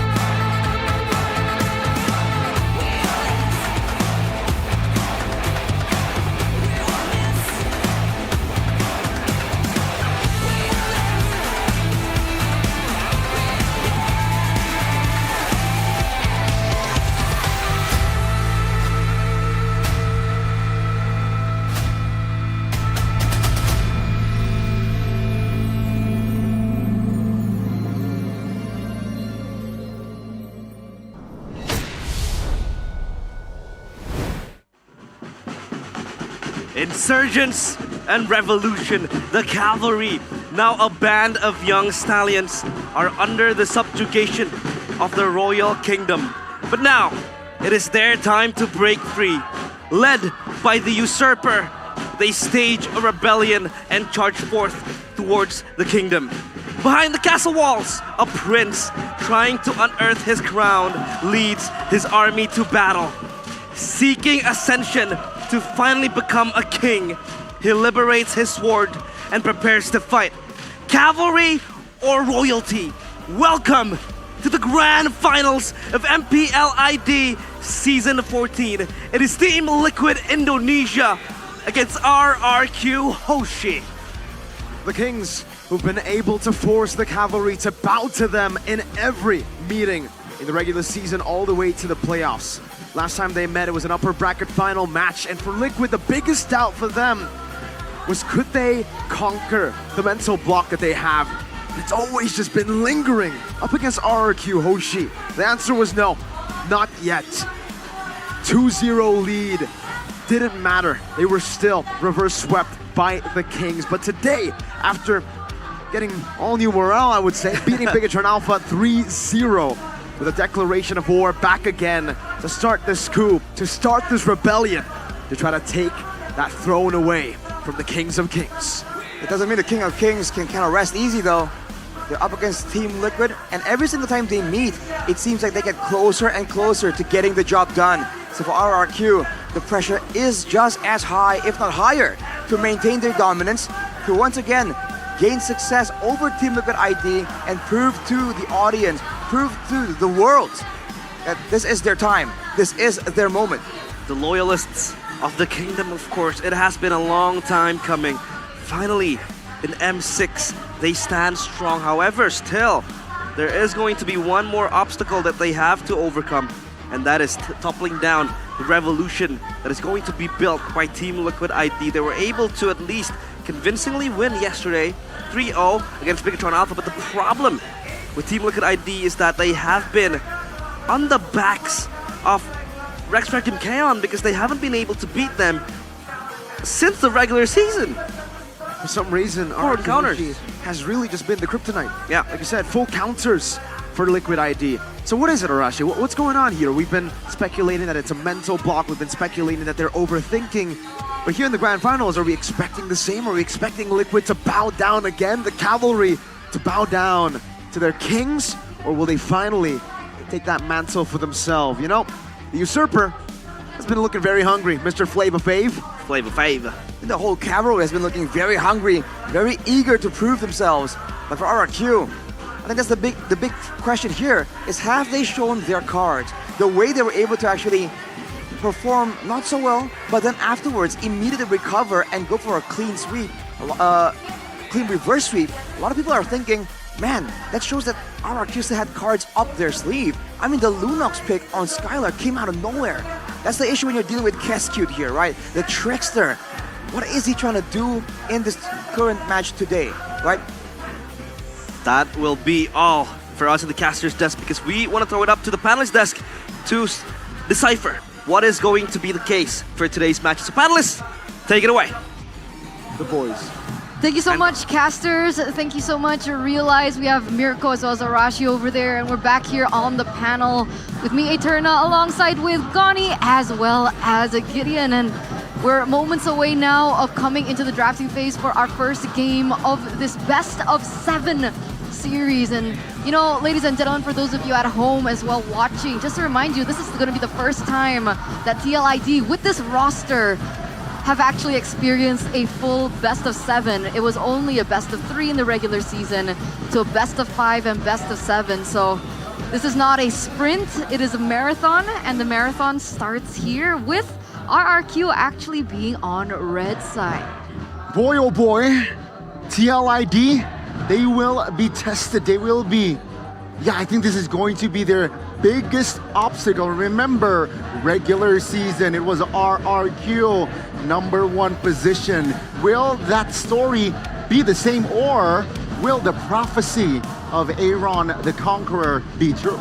Honestly, I'm genuinely worried for TLID. Yes, I'm going to be leaning towards their side, hoping that they take the victory here, but RRQ have been looking very stellar throughout not only the regular season, but when the kill switch goes off, I don't even know how to explain it, right? First 2 games that they played against them, it almost looked like maybe, just maybe they had a chance, and then suddenly new varnish, new polish, and new text coming out from them as well.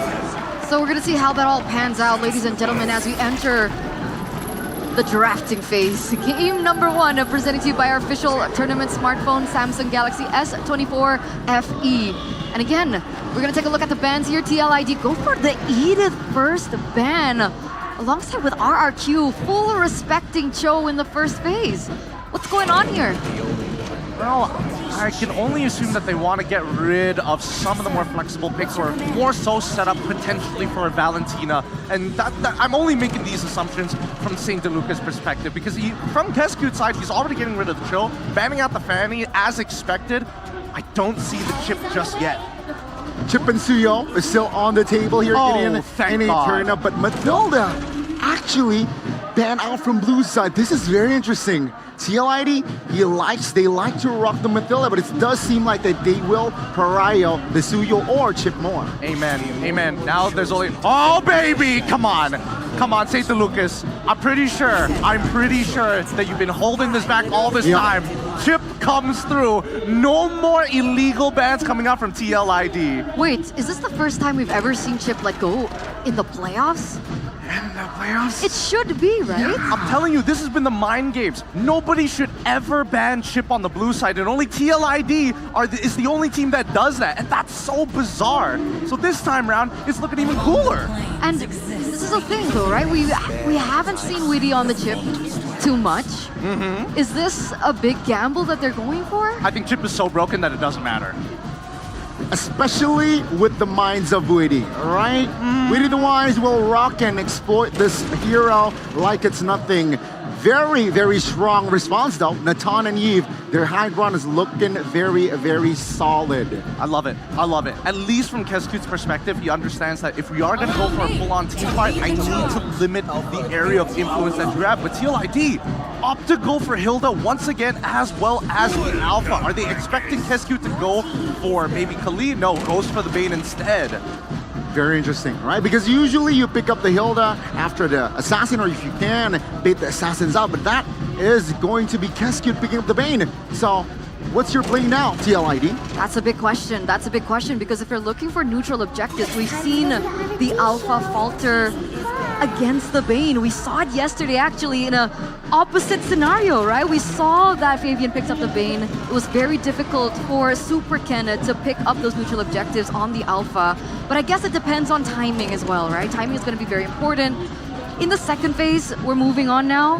Lilia actually is the first ban from RRQ. Really smart at Kescute. He understands that right now, seeing DeLucas' composition doesn't have any wave clear at all. Chip, maybe in the early game with Concussive Blast, but as the mid game starts rolling by, Chip really needs some extra wave push coming in, maybe from a Lilia, ideally a Yves, but I think now that both of them are gone, I can only assume that Kescute is only going to get rid of another mage as well. That and game 3 yesterday, Gideon, Yeskiel rock the Lilia against the Yves as well. So somehow it's in a similar position here. So Kescute, yeah, we saw you game 3. Let's ban that hero out today. Carmilla Ben, though, from the side of TLID understands that, hey, I think we are going to clump up, and it's the counter for that chip.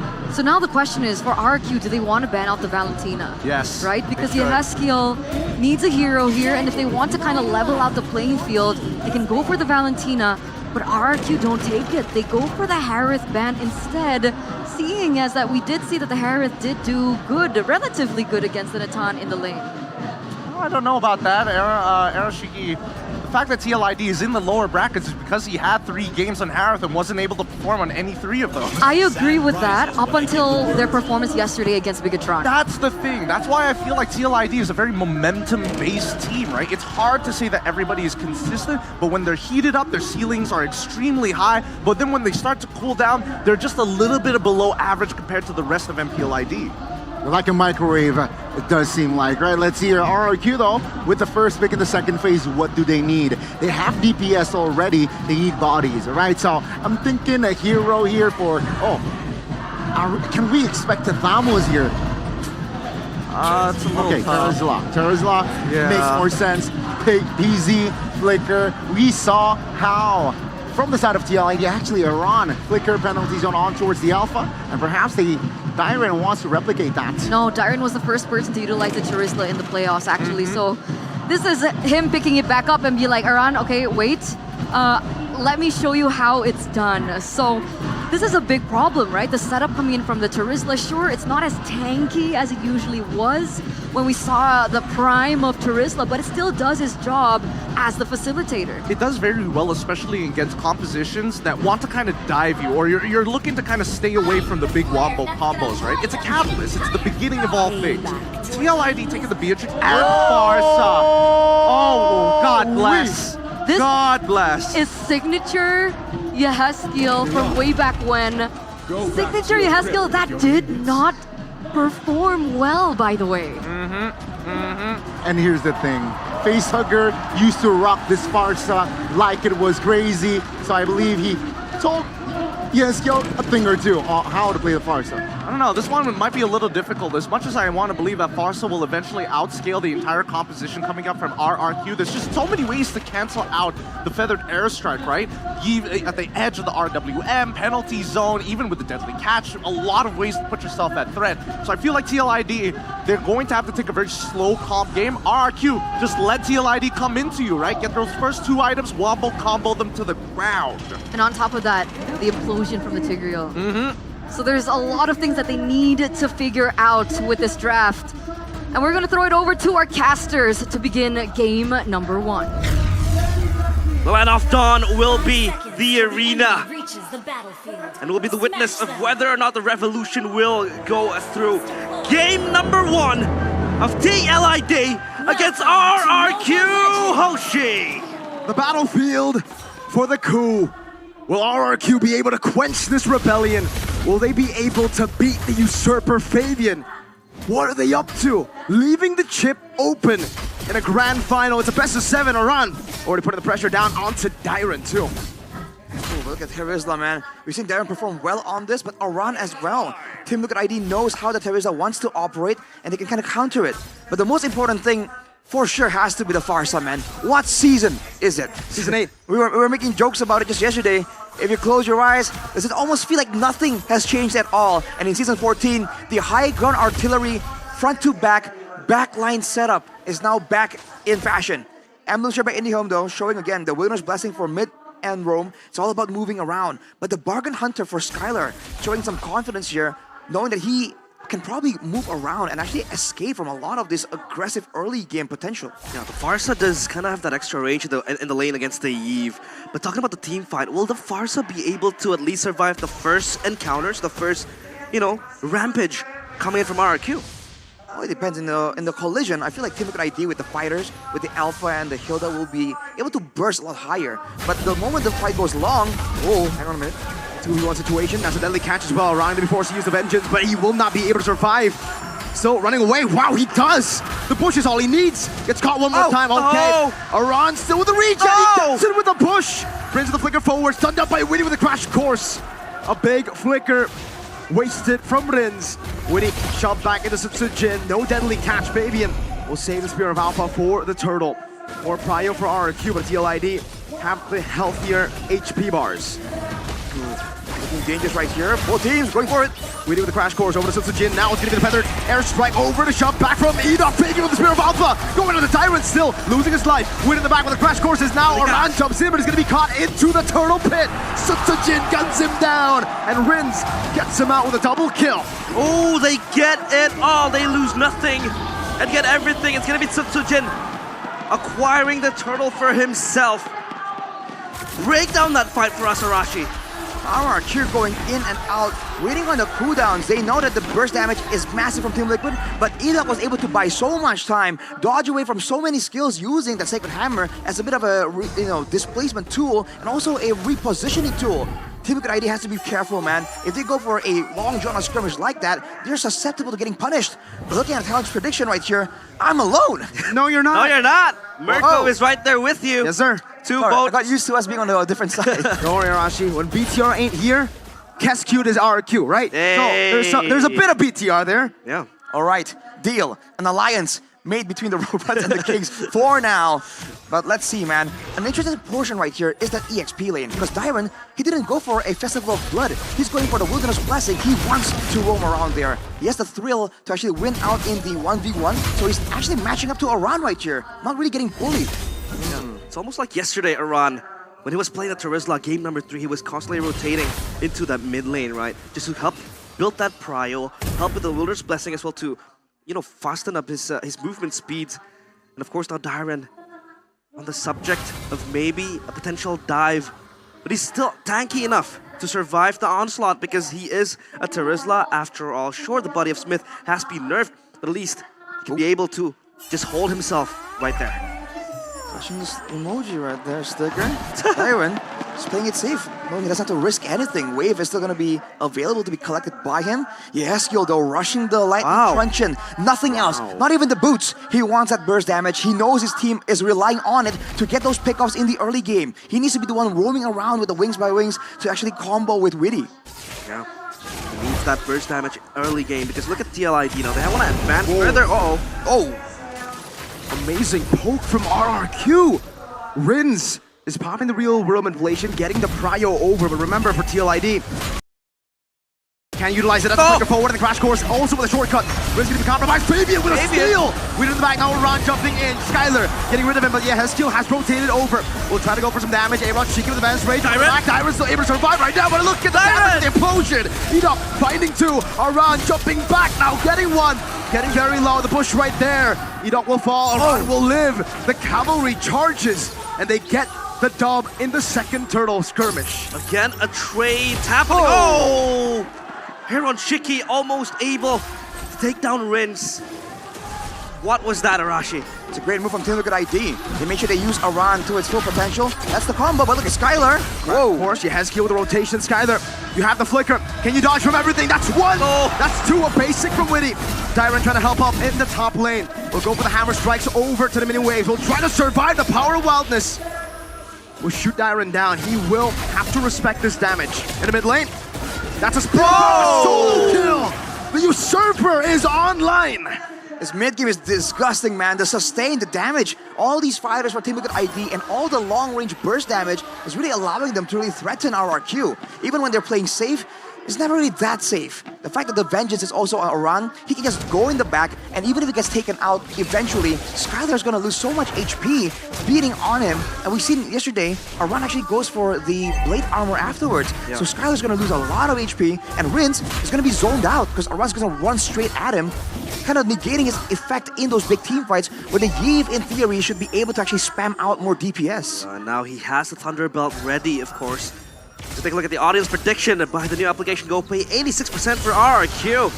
Of course, the trust of the civilians of the kingdom still stands tall, unearthed on the kingdom, but Fabian. Whoa, very brave to go in onto Edok, but that will give them a lot of advantage. That's Edok forced to back away. But the airstrike over the Rins. Very, very low.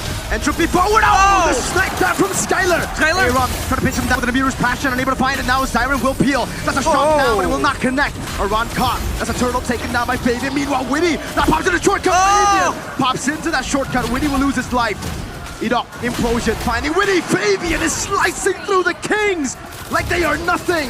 Edok down, Rins down. The two members who've been so reliable are now down, and Fabian wants to continue the battle. RRQ don't. The Crown Prince is still intact, but you can see the Usurper inching closer to the Revolution. Fabian again, just diving into the backline of RRQ Hoshi. All this pressure, man. 2,000 gold ahead. Even the mid turret, Team Liquid ID pulling off all the stops. They know they have the better early game, and they're just forcing RRQ into these brawls. But the fact that RRQ are able to find something small, very small wins in these fights, kind of keeping them from actually losing too far in gold. But 3K is definitely significant, and Team Liquid ID, they're not stopping here. They do have that shortcut by Chip, so they can keep forcing out these plays from RRQ. And despite the fact that they've been clumping up for the deadly catch, for all the AoE of RRQ, they've been coming out on top, showing again how much sustain is there. Because Rins has the glowing wand. That is the reduced amount that Team Liquid is using to sustain these fights. And Yaskill just rushed into the Divine Glaive as his second item. But number one, it was Lightning Truncheon, now it is the Divine Glaive. Talk to me about this item, Arashi. What is he trying to achieve? There's more burst damage, man. Farsa's base damage is already quite significant. So just trying to make sure that any magical defense gets negated will be good for them. But Edok, man, against Aran, it's so difficult to recontest and find anything. looking at Aaron Shiki, he also has the BOD already completed. So if they really get low from the Farsa, the threat of the Renner's apathy coming in out of nowhere from the sidelines. We've seen a couple of close calls. RRQ definitely have that in the back of their mind. Also, was that a Malefic 4 as well from Aaron Shiki? Yep. Just to try to cut through the front lines of RRQ Hoshi. But then again, the way they spaced away, the subliminal amount of, ultimates that they can use to just push the players of TLID away is so significant. And now the Lord, he'll try to fight for this. But it's like only Faven standing in the way of RRQ. They're blitzing the Lord. We do the crash course, now also the shortcut. Everybody piling in. Could definitely catch the feather airstrike. Will snipe him down together with Witty. Dairon in the middle. Oh, the from Aaron Shiki. Able to find two. Now Rins is next in the chopping block, but Witty will respect it. The entropy backwards. Lord 1 taken by TLID. They enter the castle of the kingdom and they make it theirs. Having a party, feasting with the Lord, they get it for free. It's a great play for Team Liquid again, using the shortcut to zone everyone away. And again, Aran taken out, no problem. Massive value for Team Liquid ID. And along with that, even though RRQ wants to try and hit back, the fact that Aaron Shiki can stand there and burst down everyone, full channeling all the ultimates, because Aran has taken away all of that damage, bought in all that time. They have the Lord right here, and they do have the global presence. What are they going to try and do with it? If you take a look at R7 making an appearance here. Now they're on. Look at Witty. Running forward, Witty is able to just crash course. Implosion as well. RRQ will take Witty. But what do they lose? The Lord is still on target despite the entropy, the bottom lane. Holy defense. Already baited out. Up top, Skylar will finally deal with the Lord. It's taking a bit more time. It will fall to the mini waves there. So at least it is a tier 2 and a holy defense in the far lane for the Cavalry. Holy Crystal though for Skylar is hitting his power spike. And that means that Atan can be much more, oppressive in the team fights and in the defense later on. But as they say, Lord number 1 is to take map control. And they look for a conceal play. Oh!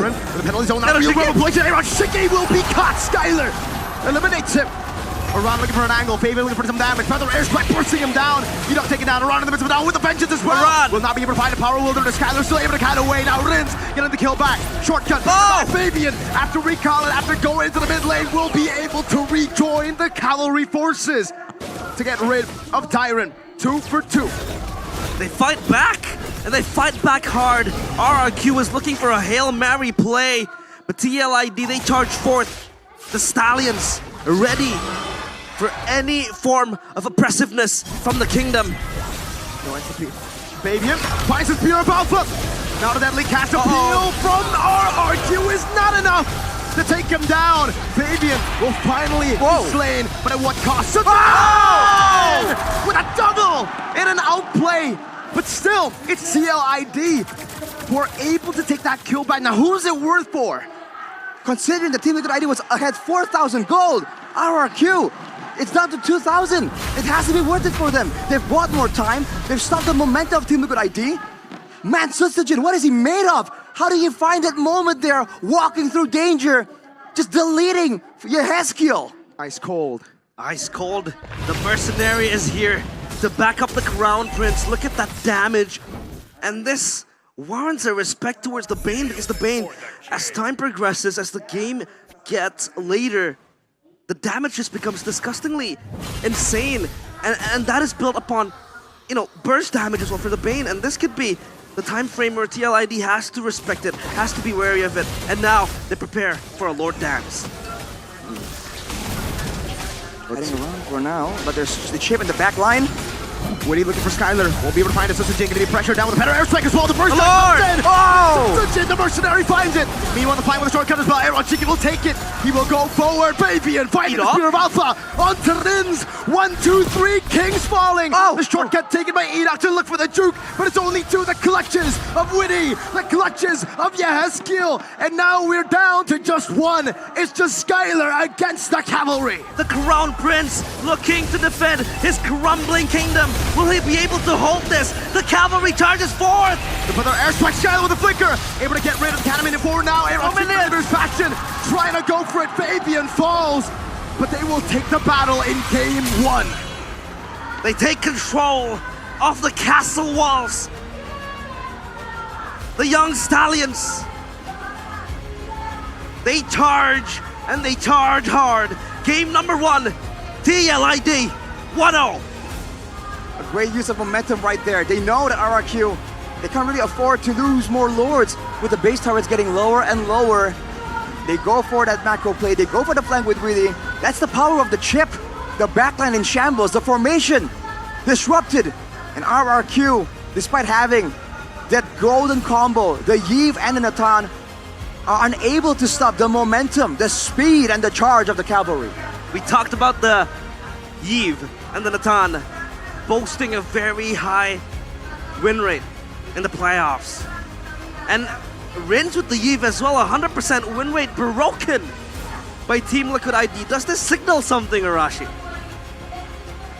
I mean, it signals that Team Liquid are here to fight, despite the stats, despite the history, the 100%, despite the 3-0 so far in this season. They are showing that they can break those numbers through sheer will. That is Team Liquid ID demanding respect from the Kingdom. It's insane how they're able to recover from this. The Lord taken away by Sitsujin, but their backline was collapsed upon. Edok bought a lot of time for Skylar, for the Crown Prince, to run back to his throne, but still not enough. They were able to maximize the initiation shortcut from Witty as they secure the first game. The chip has to be respected after this. They definitely got to respect it. We were already questioning it here. Thing is, this is the grand finals. We've kind of filtered out all the teams who can't play the macro game. We've already filtered out teams who don't have, a vast hero pool. Leaving the chip open was a big gamble. I would even say, you can't even call it a gamble. It was ridiculous risk. It was super low risk for TLID to take that pick. There was no trades. I'll take it away to the panelist desk to talk about that game. Thank you so much, casters, for bringing us game number 1 in this best of 7 series that TLID successfully will lead here 1-0 against RRQ. That was a 13-minute, almost a 14-minute game. And I would say with the Farsa being picked up, with the chip, with the Beatrix as well on Aaron, these are heroes that we don't see quite often for this team. And it turns out it worked out wonders for them. I mean, let's start from the draft, right? That Matilda ban from the side of TLID, it opened things up here. Opened things up, like the Suyo being open, Chip being open. Does seem like RRQ, they are more afraid of that Suyo. They banned it out. Chip, they thought that Natan and Yves will be enough, but it's not. I don't know. I feel like a couple of things don't seem to line up here, right? TLID, one of the only teams that I've seen ban out the chip in the blue side, decide not to do it at the very end here at the grand finals.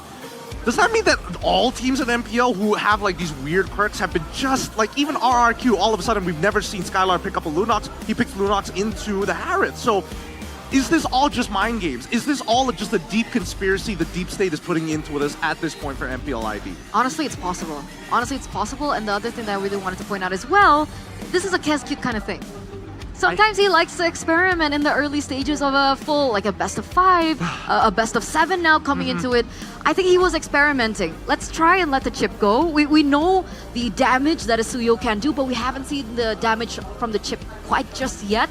Let's test it out for game number 1. He did it. It turns out the gamble didn't pay off. Well, to be fair, his composition that he cooked up was honestly really good, right? It's just the threshold. If this game drags out until 15 minutes, I think definitely is where we see the big turnaround for RRQ. And I was even mentioning to Gunny, it's like, man, TLID, they're starting to run out of time. Like, Skylar is about to hit his power spike.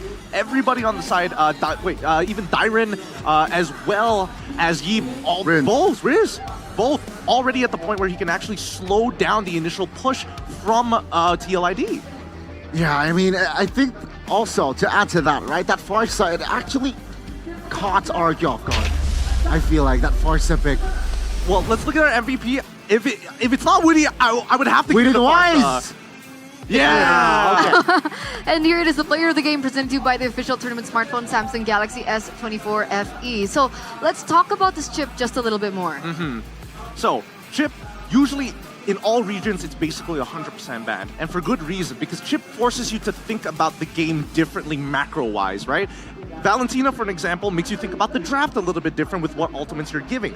But in terms of entire gameplay, I think that RQ did a really good job at actually surviving somewhat in the early game, because Chip can easily just gank you out of nowhere. And especially for laners, and I think even for Skylar, he would be pretty annoyed if Chip suddenly caught him off guard. So I think here, when we start looking at the very first fight of the game, that's where we see it, right? Weedy goes in, he doesn't have his ult, can't really do much about this scenario, they trade equally. And this is where RQ is particularly strong. From this point onwards, once level 4 comes by, I think that RQ should have slowed down the pace of the game, start to focus around, or at least expecting Weedy to dive into that backline to set up for the big wombo combo. It's a very, very straightforward, direct approach, right? It's rinse and repeat, right? You go to the back lines, you find two, Weedy will pop the ult, and yeah, they will overload you with damage. You have the Farsa, and one thing that I really like in this specifically in this game, the Farsa has the wings by wings. Give does not. Yeah, and at least for being Farsa, you scale a lot harder than Yve. Your burst damage is rather ridiculous, and it's very easy to pump out. And I think a couple of fights that TLID ended up losing was mainly because I didn't hit all 4 of my shots. I missed 2 out of the 4. And when I do hit him, I think it was, no, it was definitely not this one. But as you can see, Farsa not necessarily being in a position where you have to take the portal every single time. The added range from that feathered airstrike allows you to be a little bit more flexible. You just got to be relatively near Weedy. You don't have to be on top of him. And that actually brings me to my next question that I really wanted to ask. How long is the cooldown for Chip's ult? Is it a long one? Is it a short one? I want to say 40 seconds. Yes. Level 4. Right? So level 12, maybe 30-ish, good? Because I find that quite interesting, because there are a lot of moments where he actually pops in the portals that he utilizes just to bring even one player from TLID in. Like, we saw a couple moments that he actually utilized it for just Fabian to come in to follow up into the team fight that he had to kind of go back before. Or maybe Fabian was actually chilling on a certain neutral objective that Weedy successfully dodged. Well, I mean, think of it this way, right? Because when you're using that portal, it's also a transportation tool. So if, let's say, if you're a jungler, right? You do a particular clear, you're going to repeat that process. You're going to go start from your orange all the way back up to your purple. But guess what? Lord is spawning on the orange side of your jungle. And I'm already at purple. I don't want to walk all the way there. So Chip can actually teleport you real fast in those types of situations, especially when you know that, hey, our WM is down. We know for the fact that the Deadly Catch just got used. So it's pretty safe for us to transport you here and win over the neutral objective. And also that is why the efficiency, right, of this hero is still that expensive. I feel like, yeah, maybe call it experimenting with Arkiyoshi. Definitely will not let the chip go in the second game. Take a look at the items here. Aaron Shiki, 512, yeah, straight up, right? Penetration, have to seize, Hunter Strike, and also that Malefic. That is where I feel like, okay, you got the Malefic. Arkiyoshi is going to feel the damage, and then he adds more BOD. Arkiyoshi cannot handle that damage, that sort of damage. 13 minutes. I mean, we look at the gold distribution now between Aran and as well as Dairon, and honestly, it's not too big of a deal, right? Because both of these guys were more concerned about the team fight than they were about their lane half the time. Once they walked out of the laning phase, I felt like Aran just kind of like checked out from the lane. He's like, oh, hey, Dairon. Walks away. Comes back. Hey, how you doing? You're looking good. Walks away still. And this is a unique thing, because from the last time that they met, we actually observed that Dairon had a really good foot in with how Aran actually rotated. And I think that was one of the main pillars as to how TLID couldn't have their footing in the neutral objective fights especially. But why this particular time, Aran seemed to have the better out of Dairon? Well, I don't think he had the better out of Dairon. I think Dairon had some pretty good engages, but the counter engage coming out from TLID, and honestly, Aran got really lucky a couple of times thanks to his Wilderness Breath and giving him extra movement speed and his natural passive to keep him alive. He should have died like 2 or 3 times in the early game, but he survived with a sliver. Yeah, it does seem like that Aran just... It seems like he's lucky, but sometimes his calculation is that deep, right? I think from 3 minutes onwards, that's when his calculation started to kick in. That first lane one, oh my goodness, he's clenching his butt cheeks. We saw that moment, right? He was on a sliver of health. 1, It took like a couple more seconds for him to get taken down. Luckily, the healing just came back in. It's great. It's great. And generally, I think this game really is a great showing for MPL ID because there's such deep understanding, right? Kescute decided, hey, you guys don't have any wave clear, so I'm going to ban out the heroes with wave clear. And then you get Beatrix and then Farsa as a way to kind of compensate for that. And not even that, even when we saw in the items, right? Going for Blade of Heptases, for an example, is not exactly very common amongst Beatrix players unless you know that I guarantee want to burst somebody down, which is what the comp wants to do. Because if it drags out and you get wombo comboed by what Kescute was throwing out, I don't think it would have been an easy game. Because we've seen a different layer of Beatrix, right, Gon? We've seen the Beatrix go Sky Piercer in the beginning, but usually that's because when it's a clear paired win with like something like a Franco or something like a Kaja. But yeah, I like the adaptability that this team has shown, as well as in the drafts too, because technically with the Farsa being picked up, one, they're able to utilize that early pressure from level 4 that the chip offers, but also a layer into the late game just in case it gets to that point. Because remember, RQ had the Natan. It's a very good balance, right? All right, it does seem like SDL knew that RQ, they will pick up the Natan and Eve. And hey, guess what? We have the Beatrix and the Farsa that can equalize in that department. And well, TLID, they win the early game because of the chip rotation, very efficient. Heavy, and of course, Flava Fave again delivering his world-class performance. Sure, a miss retry a couple of times, but not really impactful in a sense that it was crucial. Mid-game, they got the Lord, RRQ. They were the ones who was struggling to find the right connection.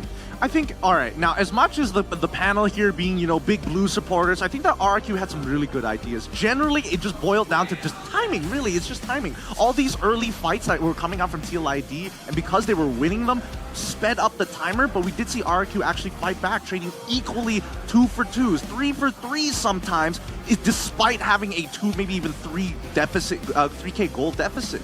So it's pretty good for them. I just think that, they just needed 2 minutes and the meal prep was complete. Because technically, the Natan, Skylar, he already had his Holy Crystal, right? Did he get the Divine Glaive at the end? Was there enough time for him to secure that item? I think we'll get a little bit of a flashback later on, maybe after. But I don't know. TLID, they knew their timings really well. They knew that, pre-level 4, they didn't have the power spike that they needed. And especially, that's why the first turtle was a little bit shaky for them. So the drafts are going to be interesting when we get into game number 2. But before that, we are going to throw it over to our host to see. Huriklar Mongstar, Melissa, what you doing over there?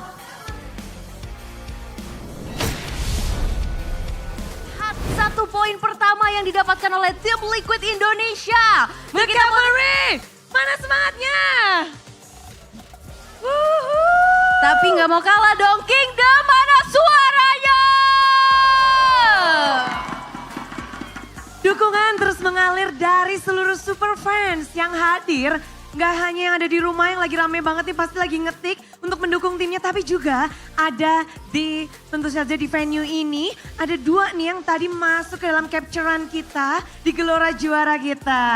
Betul sekali Bude, langsung saja ini dia, boleh silakan perkenalkan dirimu, siapa namanya?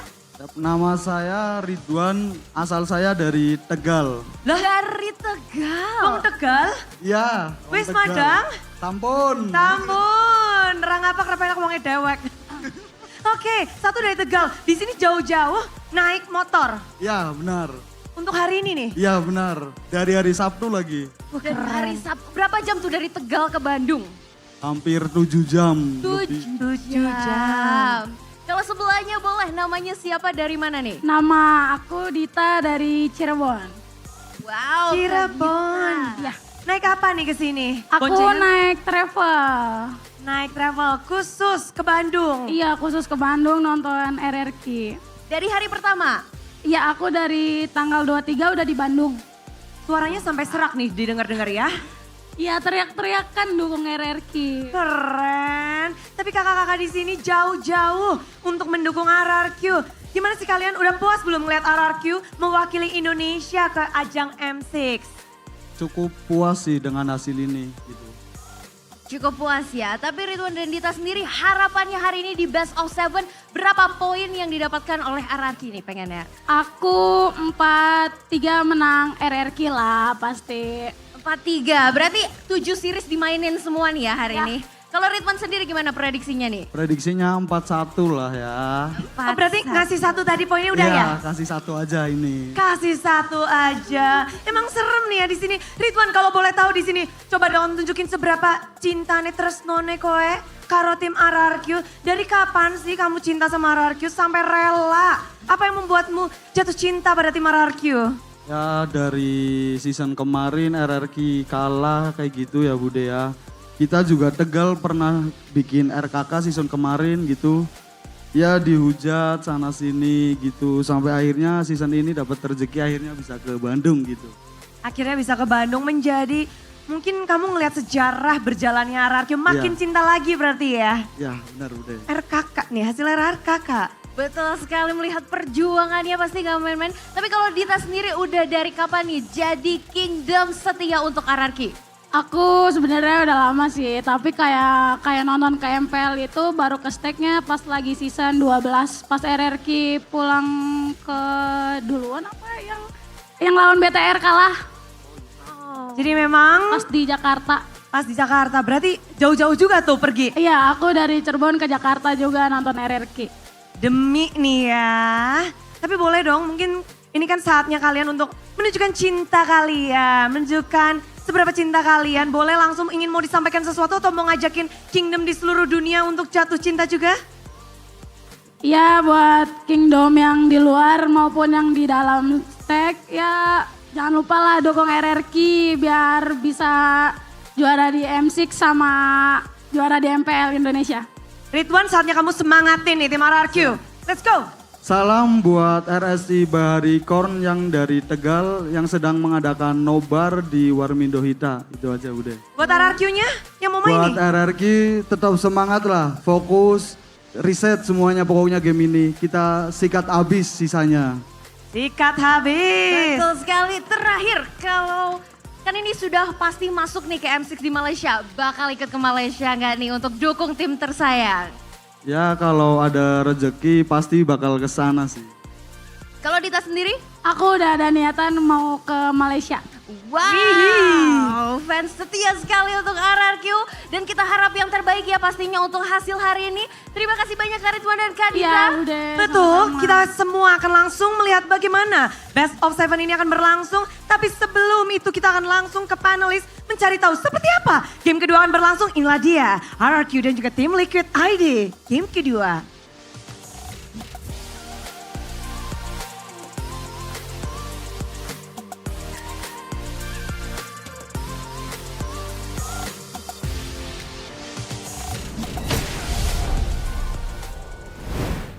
Thank you so much, Bude, Clara Mongstar, as well as Alyssa for that, cute interview with the fans on stage and in the venue. Man, I swear I have not seen the venue this packed.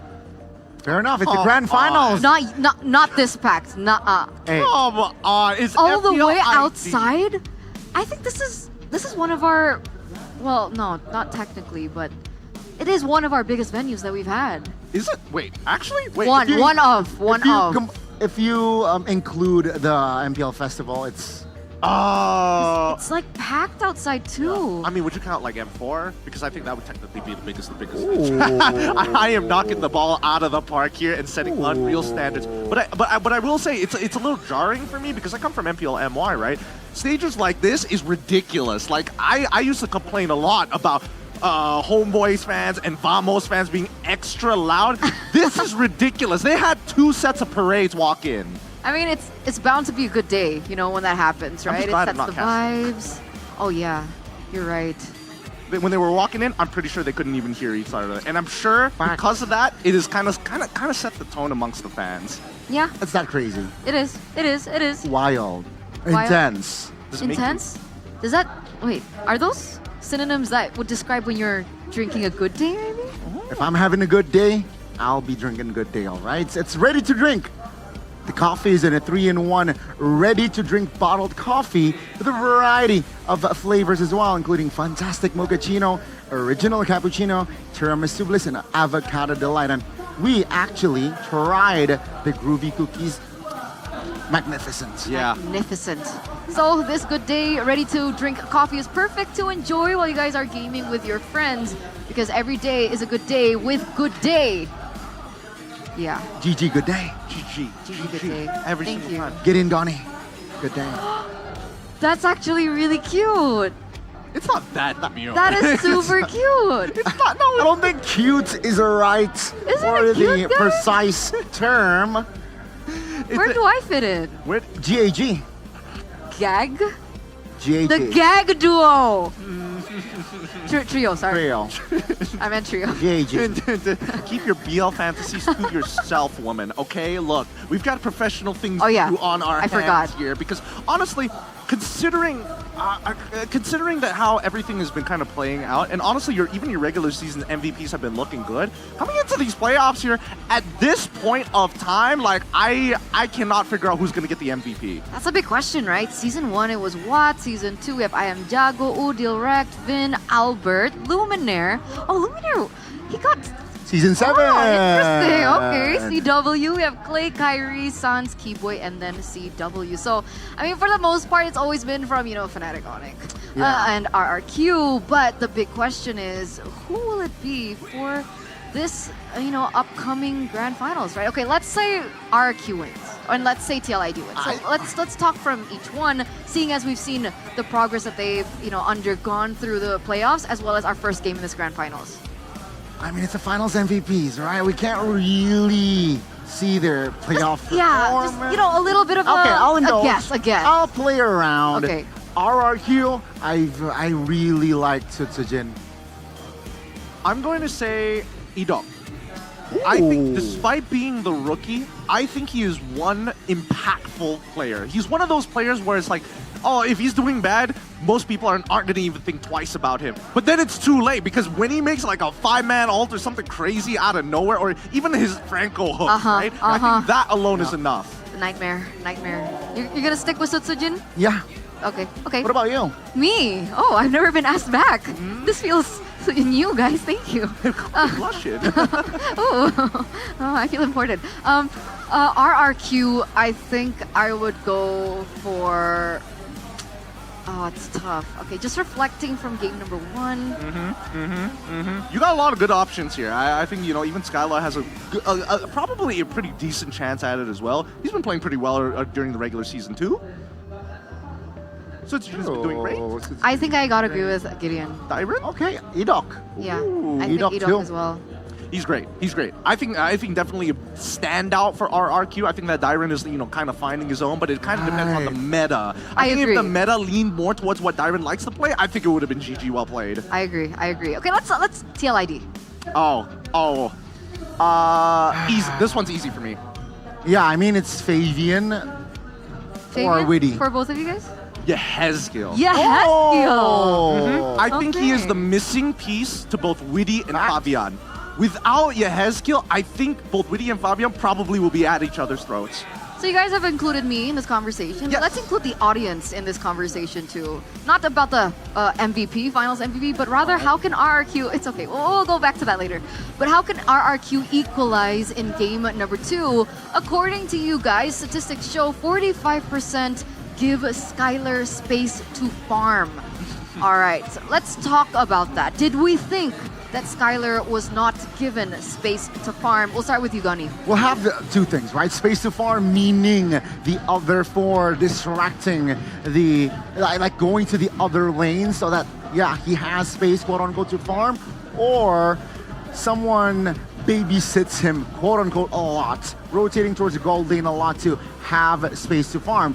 Either way, I feel like it's hard against TLID. I'll say right now, 68% of the audience is wrong. Because they need to be aware, specific. Now, let me preface it. I like this. Aran, beware of Aran's aggression. It's not because he is aggressive, but what does that tell you? If somebody in lane is low and they start walking up to you, does that not seem suspicious? Like, you're already winning the lane, but he's still walking up to you. That means a gank is imminent. I think that RQ need to figure out what some of Aran's patterns are, because I think he's got some pretty dead giveaway tells about how he plays the game and what that could signal for the rest of his team. This is the first time that I've been on a panel and one of my panelists is like, no, I disagree. I like this. Guys, keep on disagreeing. Oh, look. It's not that I entirely disagree. I just think that No, it's okay. I like it. You sure? Yeah, it opens discussion. Right? Let me just check if my Instagram's still around. I didn't say that, guys. That wasn't Eternal. The Okay. genuine fear. Back to this. So now, coming into game number 2, we do see that there is a difference in side selection. RRQ will now be on a blue side instead of red side. And remember, we were talking about this, the fact that they forced a Matilda ban in the first phase for blue side for TLID, but now that RRQ are the ones on blue side, how do you think this is going to change the scene and scope of the first phase? Before we answer that, you guys follow the same system, right? If one team, it's coin toss and then the losing team decides which side they are. Okay, perfect. So that means that I would imagine that Kescute is probably thinking, okay, now that we know for a fact that they can play chip, we can go back to the standard of drafting where blue side is mostly dominant, which RQ does a very good job at, right? I think right now, if TLID want to stand a chance in this upcoming game in the draft, they need big tempo breakers because I can only assume that RQ is going to set up to get Suyo for themselves. Tempo breakers, i.e. Cho, if possible. Tempo breakers, i.e. Ruby, if open, or if it accommodates the composition as well. I mean, now with TLID second pick, I see Yves being the hero that might go and fall to the hands of TLID. Does RRQ have the response to that? Maybe the Valentina for Rins. Oh, that's actually a really good point because technically, Yves has been doing really, really well for all teams who have picked it up so far. Wait, are they still 100% win rate? Game 1, Yves, RRQ, they lost. They lost it, right? But TLID is still 100%? I think 80-90 if not. 80-90, if not they drop. If not 100. Oh, no, they definitely drop one. Yeah. Okay, so that means what would they have to do? I think we need to start thinking about the other lying mages that could be played. Valentina, as Bonnie mentioned, is great. I also think that Lilia needs to be taken into consideration. One more, just because it got shown last game, has to be Farsa. Farsa Rins. Exactly, and that adds layers now, right? It's not just as straightforward as we once thought. It's no longer just Jushin, Yves. That's right. Lilia, Yves, Valentina, right? There's layers to it, but once again, ladies and gentlemen, look at this. Oh man, even TLID are going all out. It's not just the Kingdom here showing up for their team, but the Cavalry is here to show themselves as well as we make our way to the drafting phase for game number 2 in this best of 7 series. This is the drafting phase presented to you by the official tournament smartphone Samsung Galaxy S14 FE. And let's take a look. The bans are already in place. RRQ on blue side. We have the Fanny Joe Hilda ban. TLID Chip and the Suyo. Talk to me about this, guys. Matilda? They want the Matilda. I don't know. This is what I was worried about, right? SQ, he's really smart. He's already thought about it. Tempo breakers, he got rid of the most important one, which is Cho, because they're setting up for assassins. They wanted to ban out the Fanny. I'm pretty sure they will always ban out the Fanny no matter what side. And St. DeLuca is like, okay, get rid of Chip, get rid of Cho, and now he has to make a really difficult decision. Do I still focus down on the assassins? No! Goes for early game aggression bans, He opened the Matilda for RRQ, and RRQ will gladly take it / deny it from the hands of Weedy Device. TLID, they will pick up the Yves and the Alpha, so they will deny the combination, that cheeky Matilda Alpha combo. And so, does the Natan come to play here for RRQ? I think I think they should pick up the Natan, or if not, they might explore the Focus, perhaps the Bane. Yeah, they are going to prioritize the jungler here, because if you remember upper brackets, Bane was always banned in second phase from the side of TLID. Yeah, but also Bane makes it really annoying specifically for Yehezkiel on this Eve, because now every time you drop the RWM, you are put on a timer when the deadly catch is coming at you. You want to get as much damage as you want to, but you're not going to get the full extent of your ult. It's my way. Wait, does the deadly catch cancel the real manipulation? It doesn't, but you don't want to eat the damage. Right. You don't want to be put to 1 HP because of one shark. All right. So Ixia here gets banned by TLID. Very smart. Yeah, I mean, TLID actually brought the Ixia yesterday, but it does seem like TLID knows that RRQ that definitely can rock this Ixia They do not want to give that opportunity to RQ though. It seems like they will ban out bodies, right? Hero for Iran, I think that will be their main priority. I have a big question. Do you think the Angela might surface here for TLID? We've seen TLID fight support with support before. As a last pick? If not that, Rafaela? As a last pick. Yes. Yes. I think that is going to be the case. And Barat, as expected, right? EXP laners will be the target. Iran. No Hilda. No Barat, no Khalid. I think there's not much of a winning matchup here, because right now Phobius does pretty well into most things, even against the Ruby to a certain extent, but it's a skill matchup, right? Also, one more thing that needs to be taken into consideration for the EXP is whether or not they need to like get their hands on something that can slow things down, right? Maybe even play a Terizla here still to kind of keep them in place and force out ultimates, or they go straight into the CC and just purely focus on winning the lane. Oh, the CC, I like that. But RQC, it seems like they are, now they don't want to deal with the heavy spins that Akai can't produce. TLID, they should just pick up the EXP here. What EXP? Barak? Is that the desperate play? Is that the only play? They can go X-Morg if they wanted to. X-Morg. Hylos! I forgot about the Hylos, but I think Hylos is kind of like mid here, only because I don't think it's a bad hero. I think by all intents and purposes, it's great, and that's why it's in the meta.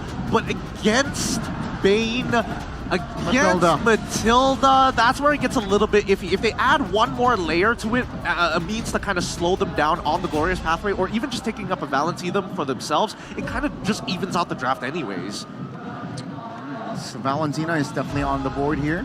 So again, real world relation, perhaps here of Alpha can be stolen, but no, they are going for that 2-Sin and the Irithel, most likely with Sprint. Okay, so the signature Irithel for Skylar does pop up here, but this is a Jushin pick into a Yves that has been quote-unquote the theoretical counter.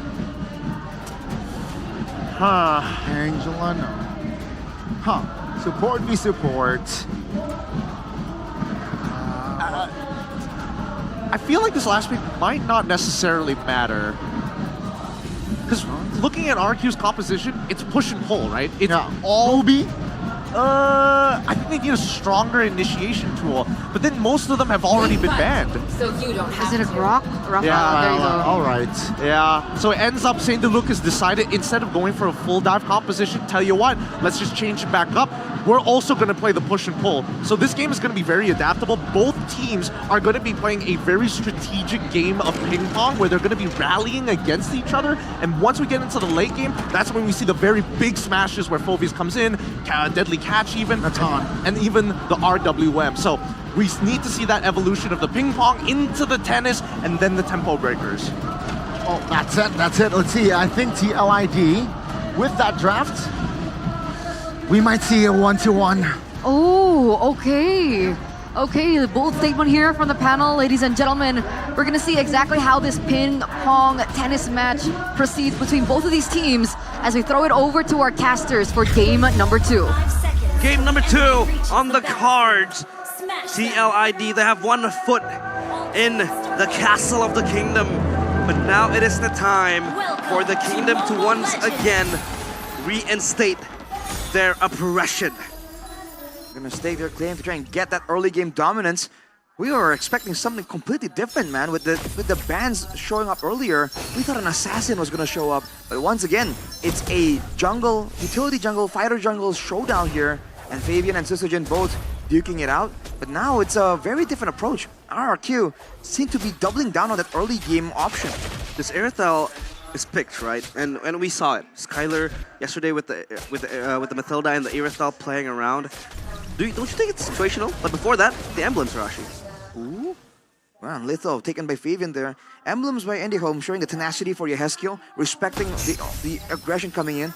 Darren with the agility and the Festival of Blood, so he's trying to play that massive frontline role, but ooh, duel.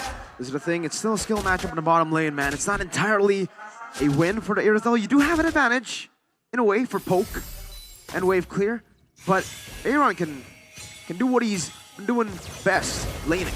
Yeah. Back to my question though. the Irithel Matilda combo in this scenario. Do you like it? I mean, sure, they have a high loss. They can charge at them, and as well as the Alpha maybe, but oh, Skylar. Good juke, but damage still. Oh, can't really ignore that. Skylar almost taken down, has to pop in sprint. Sutsujin rotating over, has a deadly catch. Witty bit down by the Sharks. Wow, out of nowhere, Sutsujin playing it aggressive, matching the Alpha, getting the gold buff as well. And on the top side, even with Aran trying to be sneaky, avoid laning, cutting the wave, Dairon actually came in to punish him, kind of equalizing the situation. Looking kind of okay for RRQ, but the big moment is this turtle fight. Can they actually get it done? A lot of zoning tools for RRQ. It's tankier frontline technically, but Team Liquid has a lot of damage and a lot of true damage at that, and more sustain. Yeah, TLID, they want to contest this. Turtle. And Yeskiel already level 4, has the RWM to just push them away. But now Rin's coming in. Crimson Beacon, a flicker backwards as well. Fabian with the Spear of Alpha over to Rins. Now the Glorious Pathway to the back as well. Now he's giving the Infernal Pursuit all the way to Witty. Sutsujin able to utilize the distraction to go for it. Rins still able to escape. Witty very low. Dairon on the chase. Infernal Pursuit from Dairon. And he gets the kill down. Aran is next on the chopping block. And it's RRQ with an amazing win in the first turtle fight. They strike hard and the cavalry off their horses. 3 kills in 3 minutes, and they get the turtle as well. We've seen this before, dude. The Tsushin, deceptively tanky and doing a lot of damage, a lot of distraction in the early game, diving to the back line. It was looking so weird, so wonky, and we've seen it go wrong before, but it worked out right there, and Dairon on the Phobius, man, putting it down. RQ doing a great job utilizing the strong pick that they first picked, but now can they maintain it? Can they find more? And now the Rafaela pick, right, in the hands of Witty. Yesterday, Key picked it up as well. Now it's in the hands of Witty. What are the comparisons you could draw in this composition, at least, to fight off RQ? Oh, wait, what? Witty pops the flicker.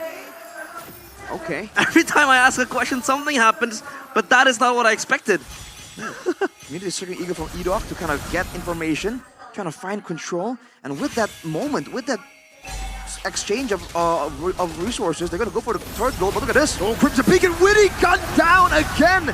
Rins with the Lantern Flare, Aaron gonna enter Entropy, and now it's gonna be Fabian with the flanks as well. The Spear of Alpha able to find another kill over. It's 2 for 2. Fabian caught in the bad spot. Sutsujin does a bit too much damage. Now Yehezkiel against Rins, flicker out, and Yehezkiel gets the kill. 3 for 3 at the end of the day. Comfort zone for RRQ. They're able to dive into the tier 2 turret and force a fight into Team Liquid ID's waiting hands. RRQ, is this the lead they're looking for, Arashi? It was looking so good. I thought the tower was definitely going to fall, but they kind of overextended a bit. Team Liquid ID, the fact that they were able to actually get somewhat of an equal trade there is definitely concerning. But right here, there's so much control over the turtle. You can see Fabian immediately just going for the clear, going for the other resources available on the map. But look at the duo on the top side. Yeah, 1v1. They run with a flicker. That's a mistake. Skylar will capitalize on that mistake. A solo kill. Dairon all alone. Able to flicker out of the Holy Baptism, but you cannot flicker out of the Glorious Pathway. TL will get a trade. What is it with Team Liquid ID and their flickers in game number 2? That was a miscalculation from Adon Chiki. It certainly came out of nowhere. And looking at the items here, whoa, hang on a minute, 1v1. Deadly catch now, the spear versus the shot, Sutsujin soloed! Fabian getting the shutdown now, getting the Lantern Flare to throw him back around. Fabian traded back again. Wow, that's Sutsujin 3 and 0 taken out by Fabian though. So they're both having 3 kills, but in theory, Fabian shouldn't be able to win it out there. And from that engagement there, Skylar also wasn't able to get the turrets. So both teams are hanging on to their early game objective very well. Yeah, the baptism again whipping this time around. Aaron Chiki has the entropy backwards. Circling Eagle, knocking him up. Aaron very low, and now the Lantern Flare on him. Skylar with a heavy crossbow takes them down under the tier 1 up top. The power of the Irithel Matilda combo. This time around, the Crown Prince has company. And even with the Has Claws, there's no need for Skylar to go back. He can stay on the map indefinitely. No mana cost. RRQ using it as pressure. They're gonna for sure be able to get the tower on the top side. But even on the bottom side, Sutsujin being very active here. Which one will Team Liquid actually move towards? No. One will have to address the wave created by Sutsujin down bottom, but this just gets scarier for Team Liquid ID. But in this scenario, Arashi, in this sort of circumstance. Can they still bank on the Natan? I think they definitely still can. That's a lot of damage. That's disgusting. Oh man, That's just spoken a war away. axe. That's just one war axe, man. Around in the back now, looking for it. Oh, Spear of Alpha missing the glorious pathway. Dodged away from now the circling eager to go on to Aran. Meanwhile, Tyrant in the back, forcing real world. Appalachian will be shredded down, and it will be a trade 1-for-1. But Witty picks the kill. It's an XP for an XP. RQ get all the turtles in game 2. I think the big deciding factor here is the fact that both frontliners, the Hylas and the Phobias, one can kind of delay you, right? The Hylas is too beefy to kind of push through, but the Phobias can actually take you out, having a lot more damage built into the kit. So now RRQ can actually be a bit more aggressive because they know that Dairon, however you want to spin it, becomes a bigger threat compared to Aran on the Hylas. And that single advantage is allowing them to just control more ground. But again, Team Liquid have that late game. Circling Eagle, Aran, no vengeance this time around. The Holy Baptism, again from Witty, only landing onto Dairon. Yeah, and the Phobias can somehow skip the high loss as well, right? You could practically target the backline of TLID indefinitely as E-Dog just opens up the map for RRQ. Now the question becomes for TLID, how do they want to deal with this Phobias, Arashi? You just have to wait until they get a bit more damage, but even then, with the Vengeance, it's going to be difficult, so they have to kind of play the back and forth. That is what we theorized earlier with that Rafaela pick. They wanted movement speed, but look at Rins. Crimson Beacon, Aran still trying to go for the defense in the mid lane, pops in the glorious pathway and dives all the way to the back. TLID, is this a mistake? The Holy Baptism catches on the Skylar. Oh, Dairon's free hitting. Now, 2 fights going on. Dairon able to get that Infernal Pursuit. Fabian very low. The chase around Cheeky! Again with the flicker forward, only to get gunned down by Skylar. The Stallion misses his flicker yet another time. RRQ, all hands on this game. 6,000 gold advantage. Is this a mental block you're talking about, Mirko? Playing the Natan against the infamous Natan in the PLID. A lot of moments here where it seemed so close yet so far. Skylar on this Irithel that really shouldn't be doing so well. 5-1 and 5. The mobility allowing him to just be so aggressive. Holy Baptism, no, under the terminal. Skylar now makes a mistake. Gets caught by the real world manipulation. And TLID, they'll have an advantage. Skylar shut down 20 seconds. And it will be a Lord that is in the Lanadon, up and ready. Mistakes after mistakes, both from the marksmen of their respective teams playing today. Now the Lord, though, they want to blitz it, but I think they're just waiting for Skylar to respawn to get even more source of damage. Oh, that burst, man. Circling Eagle, forcing the vengeance out now. Deadly catch, Witty! Disappears straight to the back now with the Crimson Beacon. Able to get some damage down as Fabian goes in, gets rid of the back as well. Here on Shiggy with the entropy forward. Fabian slices through Dairon. Yes, Teal gets the kill back, but Sutsa Jin shoots Aran down. Another 2 for 2. Skylar back online. Heavy crossbow onto Fabian. Will use the Spear of Alpha defensively, but the Circling Eagle to the back will be able to find 2. Aaron getting gunned down. The heavy crossbow is too much for Aaron to handle. And the Kingdom again are able to make it work. Team Liquid ID overzealous. They saw that momentum. They saw the mistake from Skylar. They thought that they had that Lord for sure, but they overstayed. RRQ were able to find a relatively equal trade, and the moment Skylar returns, that was a signal to retreat, but the cavalry just did not notice it. Oh! Almost just one-shotted. What is the damage? Yikes! A lot of damage from the Kingdom. They're angry. They don't want to give up their throne that easily. They don't want the castles to be usurped by the Stallions now. Aaron Shiki 1-5 as the Natan.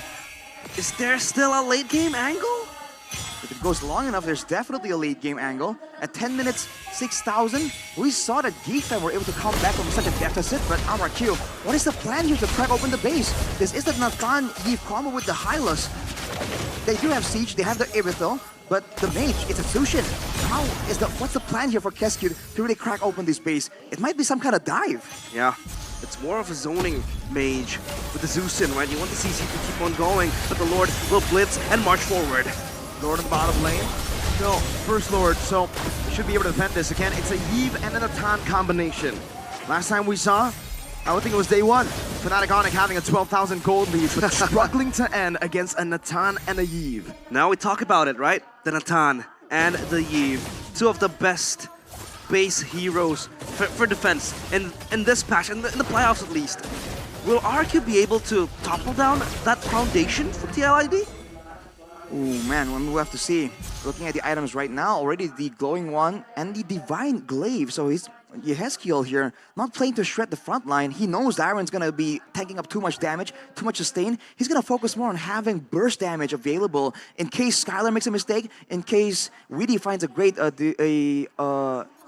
stun onto Skylar. He can just follow up and deal a ton of burst damage. For Iron Shiki, it's only about scaling up here. Holy Crystal almost completed. It's gonna be a massive spike. But the Radiant Armor is completed for Dyron, so again, it's kind of neutralized for a bit. Maybe one more item will be required before Team Liquid ID can really claim to have that shredding potential. Yeah, he has his Holy Crystal ready for Aaron Shiki.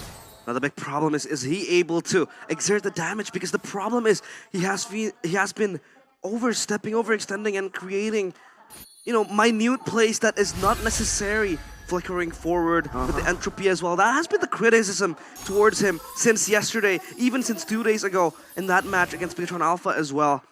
Now it is a matter of how he will hold himself when the time comes. Now this is a delicate situation for Team Liquid ID. RRQ, just want to get the Lord, try and get some structures, that's fine. But Team Liquid ID, if they fail here, they falter and lose their front line, there's a lot of ground that RRQ can chase them through, and there's a ton of mobility available for them. Yeah, this Lord is important. 7.9k gold lead in the hands of RRQ. They look to even subjugate TLID further. They look for the zone, and here goes the Circling Eagle. They spawn Faven in the bush. Beer of Alpha, Edok, able to flicker out, but whoa, the healing's there. Dyron with the flicker, finding 3, and now Skylar gets rid of all of them in the back. Substitute with the red tree, and the Kingdom, they will take the fight here in the second Lord fight of the game. Skylar is a goddamn maniac. The Crown Prince might look for the Savage, but it's way too far. Yehezkiel still riding into the dying night, but the Kingdom is here. They wanna reinstate their oppressiveness towards the cavalry. A lot of damage, a lot of burst. Yehezkiel going for the play. RWM on the Skylar, very low with the Wishing Lantern, but again now in front of pursuit. The Demonic Force onto them. RRQ will level the game, will level the series in a best of 7. It is 1-1. Woo! The Kingdom, they will not go down without a fight. 1-1. They equalize the score. TLID. The revolution still on hold. Wow, what a recovery from RRQ. We saw the draft, we kind of doubted it. It didn't seem to connect, but maybe that's exactly what RRQ wanted. Who needs connections when you approach the fight from 4 different angles? What was that last fight? Before Team Liquid understood, they were charging into an ambush. They were running to the back line. They had their target. They had their eyes on the Crown Prince. But his soldiers, his army, protected him. And RRQ at least, again, that fight, that spirit is still there. Oof, man. I'm seeing great moments from Team Liquid ID still, but RRQ somehow, they're able to just maneuver around the expectations. So many times you saw that Guiding Wind used to just bait out resources. I think Fabian even showed a bit of discomfort there. Prodded at, poked at, approached from multiple angles, not knowing where is the real attack coming from. Let's take a look at it again. It was looking so weird because Edok made the move so early, and I thought for sure that he might get punished for it. But he flickers out again, baits a ton of resources, including the entropy, and look at the backline. What backline for RRQ? The backline is diving towards the backline of Team Liquid. Yeah, they were giving and handing themselves on a silver platter, offering themselves in the very eyes of the Kingdom, in the very eyes of the maniac Prince. 1-1. That's very just unlike Liquid, I would say, man, in game number 2. The flickers randomly from Aaron Shiki, those miscalculations. Yeah. And fighting with an 8,000 gold deficit. Fighting when clearly the power spike has been kind of delayed for the time. They got the Holy Crystal and they thought this was still a normal 11-minute game, still a normal 12-minute game. No, it's a game with an 8,000 gold lead. They didn't defend. They just went for a fight. Well, panelist desk, break it down for us.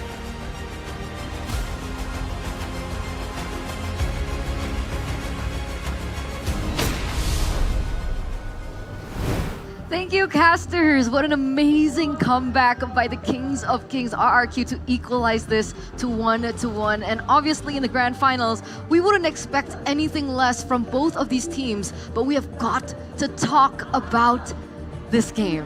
Man, I completely agree with the casters, especially Mirko bringing up the point that TLID made a lot of mistakes, and RRQ, being the strong team that they are, completely capitalized over them.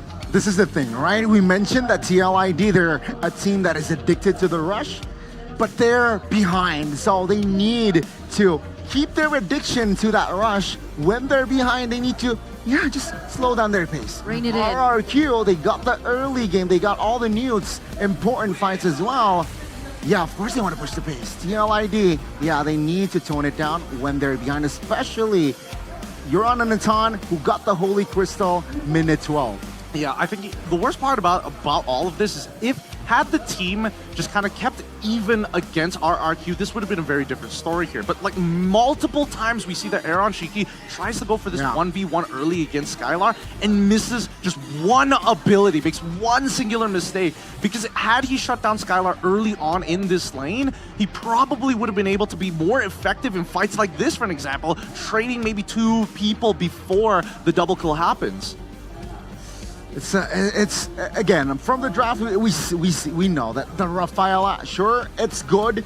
It adds mobility, it adds sustainability, but that's why RRQ, they know they just want to push the tempo from the get-go. They can overwhelm them with mobility with the Matilda as well, and we saw how multiple times as well the guiding win came into clutch, saving Sutsujin, saving Skylar, and with Sprint as well, Skylar is able to mobilize very, very fluidly in the Land of Dawn. So we're going to see who gets crowned the MVP or the player of the game for game number 2, presented by the official tournament smartphone Samsung Galaxy S14 FE.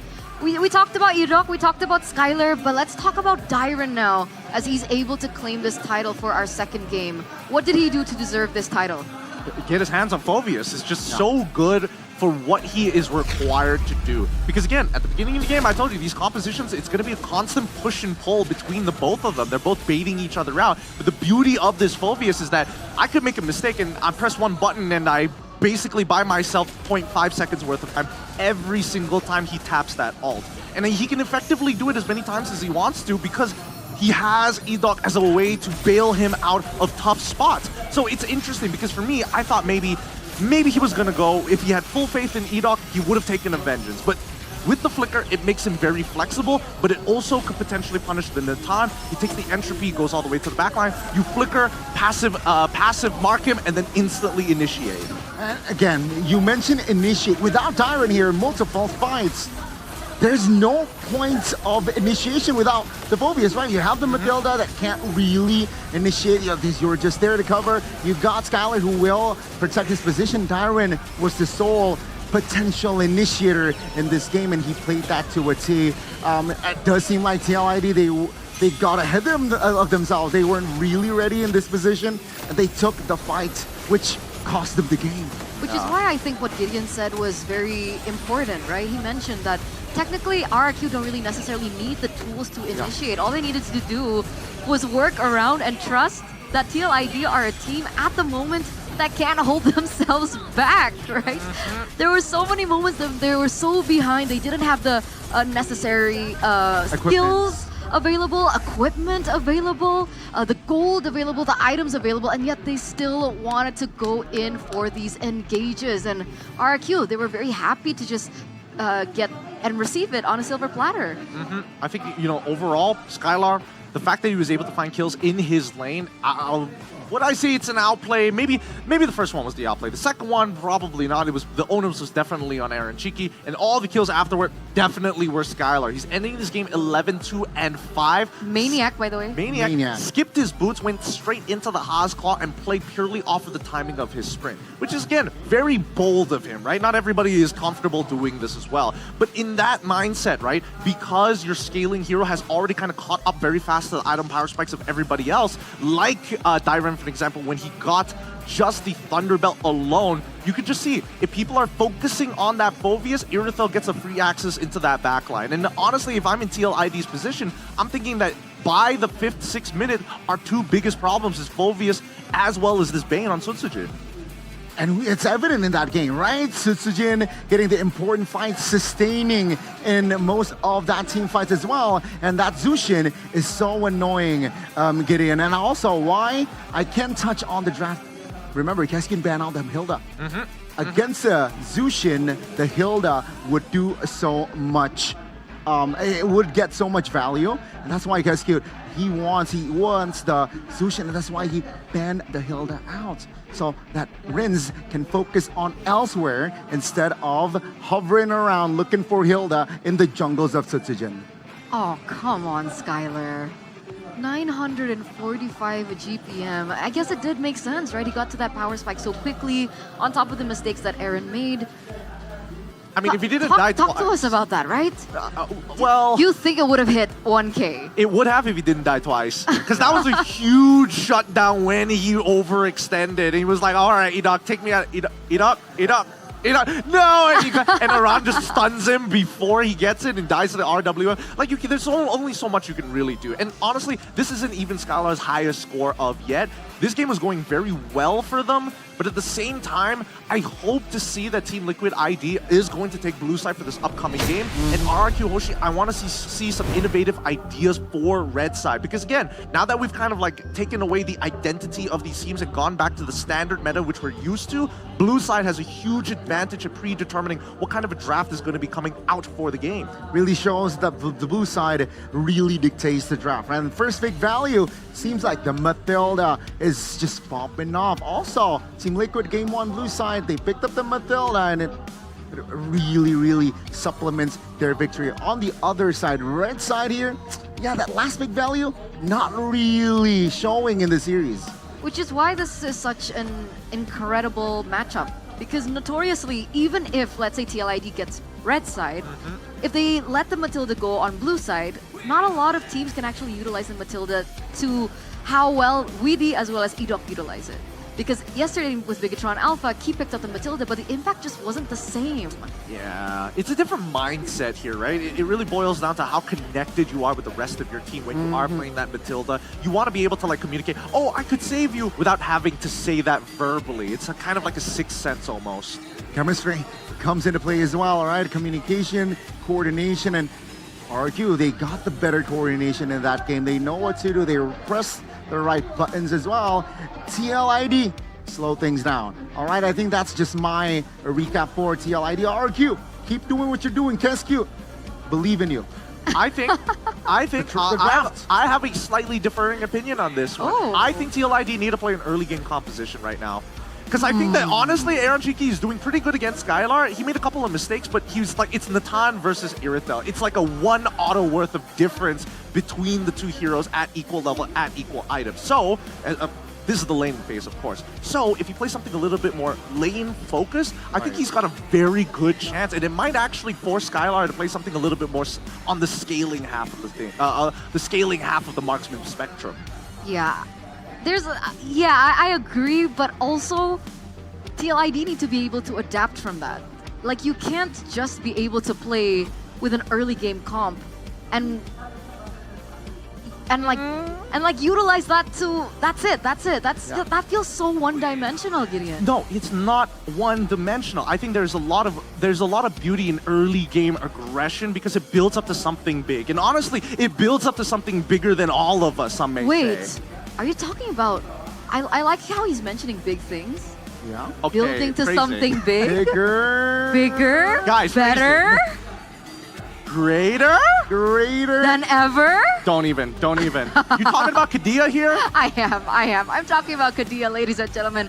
Feel the sensation of entering the world of gaming in real life with the most complete facilities. And you can only experience that in Kadia City because it's not about just esports. Okay. It's about all games and communities and fans as well. And a new era of play awaits, so don't forget to follow them on their social media at Kadia Gaming. You can also scan the QR code down below. They also have a Discord that you guys can join to, really feel that community vibe on Kadia. Yeah. Based on what I've heard, apparently like Kadia, as much as a city for all the gamers, apparently they've got like an in-city game thing. Wow. I don't know how to explain it because it's so massive. Like you go around to different checkpoints, having to do like mini challenges and stuff to get like points to eventually build up to something bigger. I don't know the full details about it, but this is what I've heard. Sounds fun. The little rumors going around. Dude, that's not fun. What do you mean that's not That's fun? like super, super duper fun.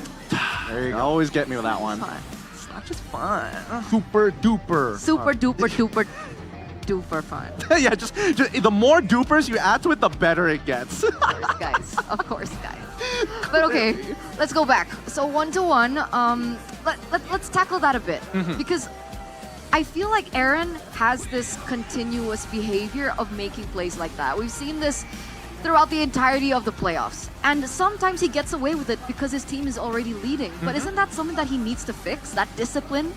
Well, I think it's Aaron Cheeky. He is that type of player, right? He likes to take the risk. 50-50. He likes to take the risk. And this time, what bothers me, or what bothers perhaps the TLID fans, is he made a lot of miscalculation, which is unusual for Aaron Cheeky. I feel like he rolled the dice maybe a little too many times here. Like there's obvious moments where it's like he clearly sees Skylar's kind of low. If I land just one ability, I can kill him. I can for sure kill him. And he did it twice and failed twice. One wasn't his fault because Edog was able to save Skylar with the help of the shield and the Flask of the Oasis. So instead of addressing Skylar as the problem, I think they need to address Edog as the main issue here. Because right now, if we are comparing Skylar to Aaron, I would say out of 10 games, it's 5-5 in the laning phase. It's not even. I think that Skylar's great in team fights, but I think that Aaron holds up the snuff against Skylar when it comes to the laning. Here, obviously he made a mistake, but we haven't seen Skylar. We have seen Skylar actually make the same mistakes before. Interesting. I don't know. Do you think it's an ego thing? Because honestly, maybe It's play style. No, here, I would wait. love to imagine if it was. An ego Wait, play style, wait. maybe. Give me a second. Because look, we know how Aaron is as a player, as a person. The personality that he exudes on the stage every time he goes in for the interview. He's very confident. He's very cocky. Okay? Okay. And the only person that he's actually said that he respected was Skylar. And he looks up to Skylar. So is this kind of him trying to prove a point? Like, hey, if we're talking about best gold laners in MPL ID, maybe it's not Skylar anymore. Maybe you should be looking at me. Or maybe this is one of those like from idols to rival situation. Yeah. But he hasn't made the full transition. And he's still kind of nervous. He's just like, oh my god, Skylar actually respects me in lane. Oh my god. He's idolizing, fanboying. He's playing footsies with me. He's keeping perfect distance all day. He's just fanboying in his head. That'd be so funny if that was true. That's like how we all feel when we're casting with Gideon. No. That was me with Coach Take That. Just I jumped the gun straight into like I gotta know this. So you think that is a potential factor or layer to why Aaron is playing the way that he is? It would be funny if it was. It would. I would. If the interview comes out and it happens to be true, that would be great. But I think right now it's about the outside factors. How can you get your supports involved? How do you get your mid laners involved? So with that, we're going to throw it over to our host first before we start in game number 3. Ladies and gentlemen, what are they doing? Satu sama poin yang didapatkan oleh RRQ Hoshi sebagai penyeimbang dalam game kedua match Grand Final MPL Indonesia Season 14. Begitu ramai dan begitu ketat tentunya, apalagi yang lagi nonton ini dakdikdukser. Gimana tidak, kedua tim saling membalas. Dan kalau membahas tentang ketegangan di El Dorado Dome Bandung, pastinya kita bakal membuat suasana ini lebih tegang lagi. Betul sekali Bude, karena kita akan kembali bermain Franco Hide and Seek bersama salah satu penonton yang di sini kayaknya win rate-nya nih tinggi banget nih Bude. Benar, karena hari ini spesial banget di hari Grand Final. Hadiahnya bukan hanya redeem code saja, namun juga ada Samsung Galaxy. Jadi pemenangnya akan langsung mendapatkan satu buah Samsung Galaxy. Dan pastinya penonton juga akan mendapatkan redemption code yang akan berkesempatan mendapatkan skin gratis. Ya banyak banget pastinya yang bisa didapatkan, kita akan happy-happy bareng. Jadi kita langsung saja panggilkan Franco hari Grand Final. Franco Hide and Seek by Samsung Galaxy. Halo, siapa nih namanya? Andre. Andre. Dari mana Andre? Dari Bandung. AA Bandung. Bandung asli. Asli. Asli, ya sampurasun. Nih gimana kalau ngomongin Franco Hide and Seek, win rate-nya berapa nih Andre? Untuk saya 700 to match 63,6%. Lumayan ya, keren naik loh. Kemarin tuh 57%. Oke. Sebelumnya 40. Oke, naik ya setiap harinya karena hari ini hari Grand Final jadi spesial. Kira-kira di hook tiga-tiganya akan langsung mendapatkan pada bidak-bidaknya tidak? Semoga aja. Semoga aja. Tapi tahu kan hadiahnya sekarang apa? Belum tahu tuh. Tadi, jadi kamu harus mewakili semua yang ada di sini, harus menang, harus dapetin biar ada redeem code. Dan kalau kamu bisa ngedapetin ngehook dengan tepat, kamu juga ngedapetin Samsung Galaxy. Terima kasih. Belum dong, belum nih. Semoga aja. Semoga aja. Jadi siap nih? Siap. Oke, jadi kita akan panggilkan nih untuk lawannya Andre yang akan bersembunyi. Silakan tim MPL, let's go! Oke, ini dia penantang yang akan mengumpat di sekitar area bus yang telah ditentukan. Pastinya di area sungai dan juga di area turtle pit. Oke, dari tim MPL. Jadi Andre harus bisa mencari 3 bidak-bidak yang bersembunyi di area tersebut. Jadi kalian punya tempat persembunyian khusus gak bertiga nih? Punya Bude, aman ada. Aman ada? Ada. Jangan jauh-jauh ya. Ya Bude. Nanti yang di sini dibantuin. Oke. Ya. Ready? Ready. Andre ready? Siap. Siap, semuanya siap. Kita akan countdown bersama-sama. Kamu Sunda asli, coba hitung mundur dari angka 300. Jauh ya Bude, jauh. Jauh. Dari 3 aja Bude, dari 3. 5 deh, 5. Apa leh 5? Sampai 3 aja. Ya oke, 3. Tilu, hiji, tilu, 2, hiji. Yeay, mari kita mulai. Inilah dia, Franco Hide and Seek by Samsung Galaxy. Let's go! Oke, ini akan bersembunyi dulu di area yang tadi sudah disebutkan ya Bude. Jadi hanya boleh di area sekitar bush, area turtle pit, dan juga di area sungai. Benar, dan kalau satu aja udah ngedapetin, kita akan langsung kasih aja redeem code-nya. Kita lagi baik hati ya. Betul sekali, karena hari ini hari terakhir pasti kita mau semua ya hari ini senang dan berkesempatan mendapatkan skin gratis. Turtle pit ya, turtle pit. Ayo jangan ngumpet di tempat lain, abang-abang Q. Ngumpet yang bener. Ini cloud-nya, itu kayaknya, apakah itu tempatnya? Cloud? Di turtle pit, let's go. Nih untuk para penonton dibantu ya nanti untuk Andre biar bisa mendapatkan redeem code-nya dan pastinya membantu Andre mendapatkan Samsung Galaxy. Tim MPL sudah? Sudah? Oke, Andre silahkan jalan. Rulesnya gampang banget, jadi 3 tim MPL ini harus stay di tempat turtle pit. Dia nggak boleh bergerak-bergerak, dia harus bersembunyi, nggak boleh pindah. Sisi satunya ya Andre ya. Sisi satunya. Yang sebelahnya, yang satunya. Bukan yang situ Andre. Oke. Dan ini akan menarik banget karena Andre harus mencari 3 kali kesempatan. Kamu gak boleh masuk ya Andre ya. Penonton boleh dibantu ya. Waduh. Satu dapat, padahal 3 kali kesempatan. Tarik semua Andre. Oke, kita lihat Mana lagi nih, kesempatan mana lagi kedua. nih? Boleh maju. Kemana? Kanan, kiri. Oh, Andre satu kesempatan lagi nih untuk mendapatkan satu player. Mana? Lah. Waduh, terjadi. Kemana? Kemana penonton? Lomang. Gak denger. Mana? Ya, 3 kali kesempatan sudah dihabiskan. Dan tadi siapa ini yang recall? Benedetta? Hey, kenapa kamu recall? Gak apa-apa, gaya dulu. Recall, malah kepencet. Ini nih harus hati-hati. Namun karena kamu sudah berhasil mendapatkan 1 tim MPL, kamu berhak memberikan redeem code dan juga Samsung Galaxy. Yeay, selamat Asik. Andre mendapatkan 1 buah Samsung Galaxy dan pastinya untuk penonton bisa mendapatkan redeem code dan berkesempatan dapat skin gratis. Yap, tapi Andre, kamu kan udah ngedapetin 1, tadi menculik 1 cloud-nya. Apa tuh rahasianya kamu bisa mendebak dengan tepat? Apakah kamu habis semedi atau apa? Feeling aja.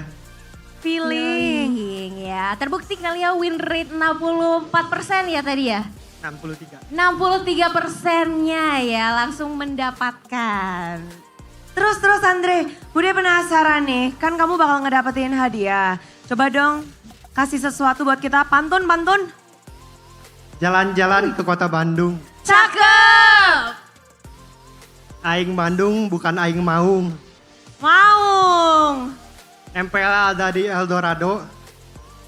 RRQ Liquid sama-sama gacor. Mantap! Dan langsung saja kita akan buka redeem code dengan pantun yang cakep ini. Inilah dia redeem code. Jadi siapkan device kalian, langsung aja cepat-cepat dia dapat. Dan semoga kalian beruntung ngedapetin skin. Dan inilah dia, jangan sampai salah huruf, jangan sampai salah angka. Betul sekali karena ini kodenya yang bisa membuat kalian berkesempatan mendapatkan skin gratis. Gak usah difoto, langsung aja dimasukin karena siapa cepat dia dapat. Betul. Dan pastinya hari ini seru banget, tarik-menarik. Dan dari Andre sendiri udah ngedapetin handphone ini. Mau kamu buat push rank biar mungkin win rate-nya naik gak sih? Push tiap hari. Push tiap hari, mantap. Dan pastinya kalau dari Andre sendiri nih pendukung dari RRQ atau Liquid? Saya Liquid, khususnya Iron Siki. Iron Siki, berarti Kalvari ya? Boleh dong dikasih semangatnya dari Kalvari, boleh dipanggil? Kalvari mana suaranya? Oke, jadi langsung aja ini kita akan serahkan ya hadiahnya. 1 buah Samsung Galaxy yang akan diberikan kepada Andres. Betul sekali, ini spesial langsung di tangan. Hati-hati ya, ini nanti Bude kantongin. Enggak dong, ini untuk Andre karena sudah bisa ngehook di Franco Hide and Seek by Samsung Galaxy. Congratulations Andre, kasih tepuk tangannya dong. Dan thank you udah memberikan kita redeem code. Ya, dan itu dia tadi keseruan kita pastinya bermain Franco Hide and Seek. Masih banyak lagi keseruan lainnya dan pastinya game ketiga yang jauh lebih menegangkan karena di sini kita akan melihat siapakah yang bisa mendahului skor yang sudah didapatkan. Kalau begitu langsung saja Bude kita akan lempar kemana? Kepada panelis kita untuk mencari tahu seperti apa game ketiga. Let's go!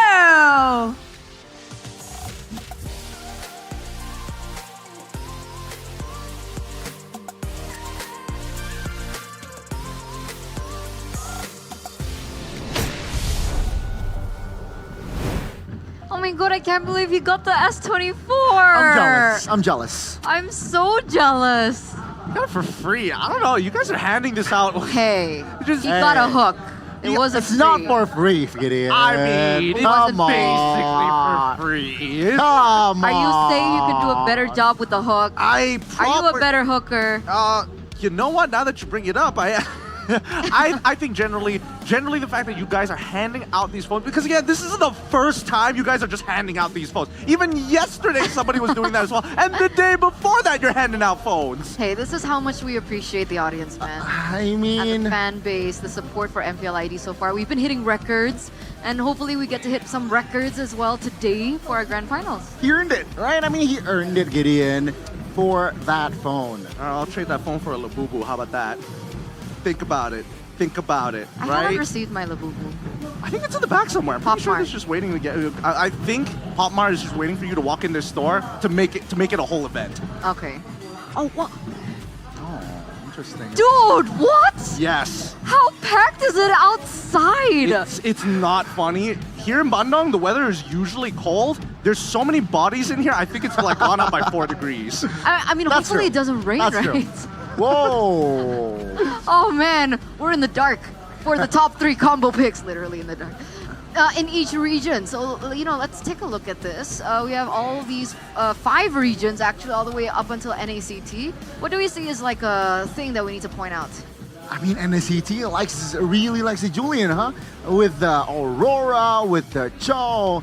And it does seem like that NACT here is the only region that really likes the Julian. But these are combo picks, right? So True. bear that in mind. Combination between Edith and Suyo. Yeah, okay, I can see it. I can kind of see the combo potential. But then again, anything with Suyo is like dangerous. As long as you deal somewhat like enough, like 50% of the person's life total, like Suyo will do the rest of it for you. The interesting ones that I have to say, like Ling Tigreal, okay, sure, that one's like not as common as I would have expected. Vixana Tig is the more go-to. Phoveus Moskov. Oh. Yeah, I don't know. I don't know what's the synergy between the two. I guess you push the guy away and then Phoveus jumps in and then like you all create space and then you knock him up. Like I'm not 100% sure what it looks like. So there's absolutely no Matildas on the board, by the way. Nope. No Matilda Iritel, no Matilda Phoveus, no Franco Butrick. Yeah. We don't see that at all in all the other regions. So very interesting.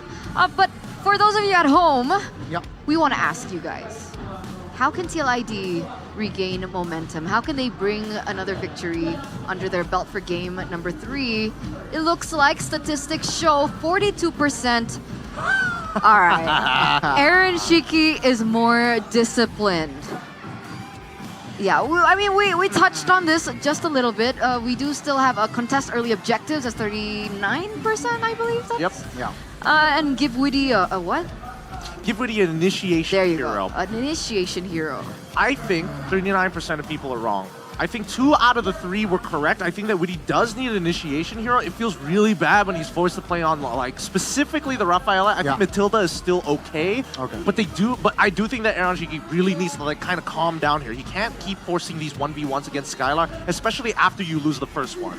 Yeah, I think most audience got the right right idea. There, right idea here. Aaron Chiki was one of the main factors on why TLID lost their footing in that game, especially in the early game, mid-game likewise. So in game 3, if TLID or Aaron Chiki specifically can tone his game down, especially being under, expect TLID can bounce back. Especially him being on an Natan as well, right? Exactly. Usually we see Aaron. Natan. Usually we see. Chill. Yeah. Usually we see Aaron like get that power spike sometimes at 10 minutes, under 11 minutes usually. And he got the Holy Crystal, I think above 12. So we're gonna see now. It actually looks like TLID have chosen to come back on blue side as we get on to the interaction phase for game number 3, presented to you by the official tournament smartphone Samsung Galaxy S14 FE. So far, I think most people are going to be like, yes, he needs to be disciplined. I agree he needs to be disciplined, but I think the mid lane matchups are really important right now because there's a lot of opportunities for TLID to kind of set themselves up for their mid trio to influence the gold side of the map. I mean, they can predetermine what's going to be strong side still. Even so, I think that RQ has been doing some really interesting scenarios, like Sutsujin. The way that he's starting on these jungles, he's changing it up. He's not consistent with how he rotates across the map when he's doing his jungle pattern now, compared to like 2 days ago, where he always follows one path. So no templates here for both junglers as well. It's going to be the main key, but for the bans here, right? TLID Similar to game one here, right? Backing the Mathilda out. Chip's open. Chip is open, so there you go. Witty will rock the chip again like game one. RRQ, they need to readjust. They need to have a different scenario here from the drafts. Guys, here's the thing. This is so unsettling because RRQ purposely left the chip open. They went in for the Choban, understanding full that the chip will be left open. So what do you think is the game plan now? Do they go for an early counter towards this chip, pick up something early like the Carmilla in the first phase? I think Eve for sure. The Carmilla, I think they might want to hold off on that. Because it's really difficult to play Carmilla when your lanes are already in a lot of trouble. So it's one after the other. You cannot go before and then before. I mean, Gatot Kacha is also open, but no. They actually deny the Hilda pick from Iran. So maybe that's the way they want to invade the jungles with the Hilda, possibly. Even though TLID locked the Alpha and the Even, now that's going to be a problem for the Hilda. It's going to be quite a big issue. I don't know if they're going to throw it into the EXP, but I'm just going to assume for now that it's going to be the support. I feel like the Eve would have been a better pick here for RRQ. They technically could still play Jushin to kind of slow things down if they wanted to. If they want to take it even a step further, they could play Charm. But that means the whole team has to play like very vertically, which isn't ideal considering how fluid both teams play. I mean, Lilia's still on the board. Valentina's also still on the board. True. But I think the point of this Hilda is that you're trying to deny the early invades, right? Yep. Because with the chip being in the hands of TLID, they need someone strong in the mid lane. They choose the Jushin. The Jushin in lane against the Eve is that mid prio. I mean, game two, right? Jushin against Eve as well. From Yeskel, it does seem like Rins was able to somehow monitor the members of TLID second phase. RQ, they can somehow eliminate the gold lanes here, right? They have the first pick. So yeah, they can, oh no. Instead, they eliminate the possible of that penalty zone. They're really targeting Iran here. Hilda picked up, Terizla banned out. Yeah, they don't want to deal with like secondary engagers, and not to mention, I think this is like a dead giveaway that most likely this Hilda is going to go into the EXP. Because as much as Hilda can like, you know, beat down the Terizla clears the waves way too fast compared to the Hilda. And by the time he's like down to 50% of his HP, it becomes a pillow fight at that point. So I think that Keskut is thinking ahead. He's thinking about the EXP matchup. He wants to hold the support matchup for later down the line. It's like blood. All right. Okay, here's my question. If the Hilda does go into the EXP lane, the only way to prevent the Hilda from roaming around is to win that lane. Who wins lane against the Hilda?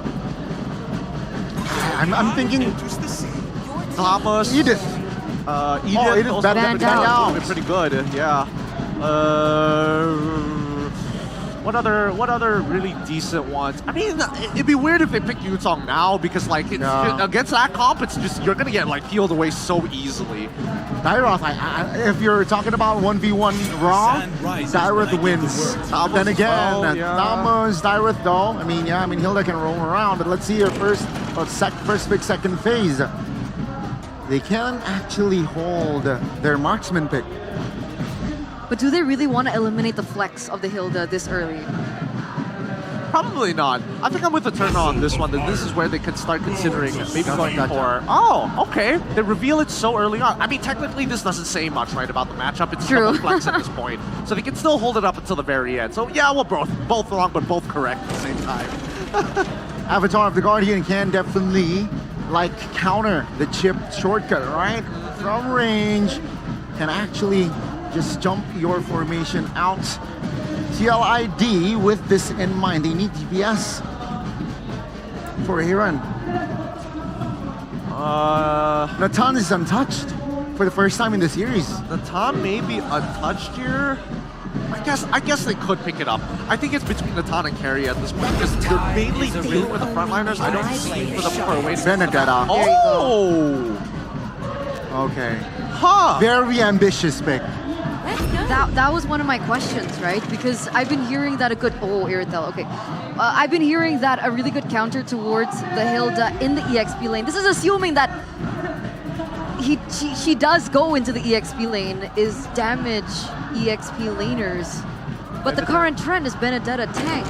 What are we expecting here? No, I think Benedetta tank is kind of illegal right now. Doesn't provide as, especially if you take Revitalize. If you take Revitalize Benedetta tank, I think that you should be punished for that. It's a heinous crime. I prefer Petrify a lot more because there's a lot more scenarios of which that is useful. Because when you have Revitalize, you have to go in, but then also have to figure out a way to go back to your team to actually get value from it, just to maximize it.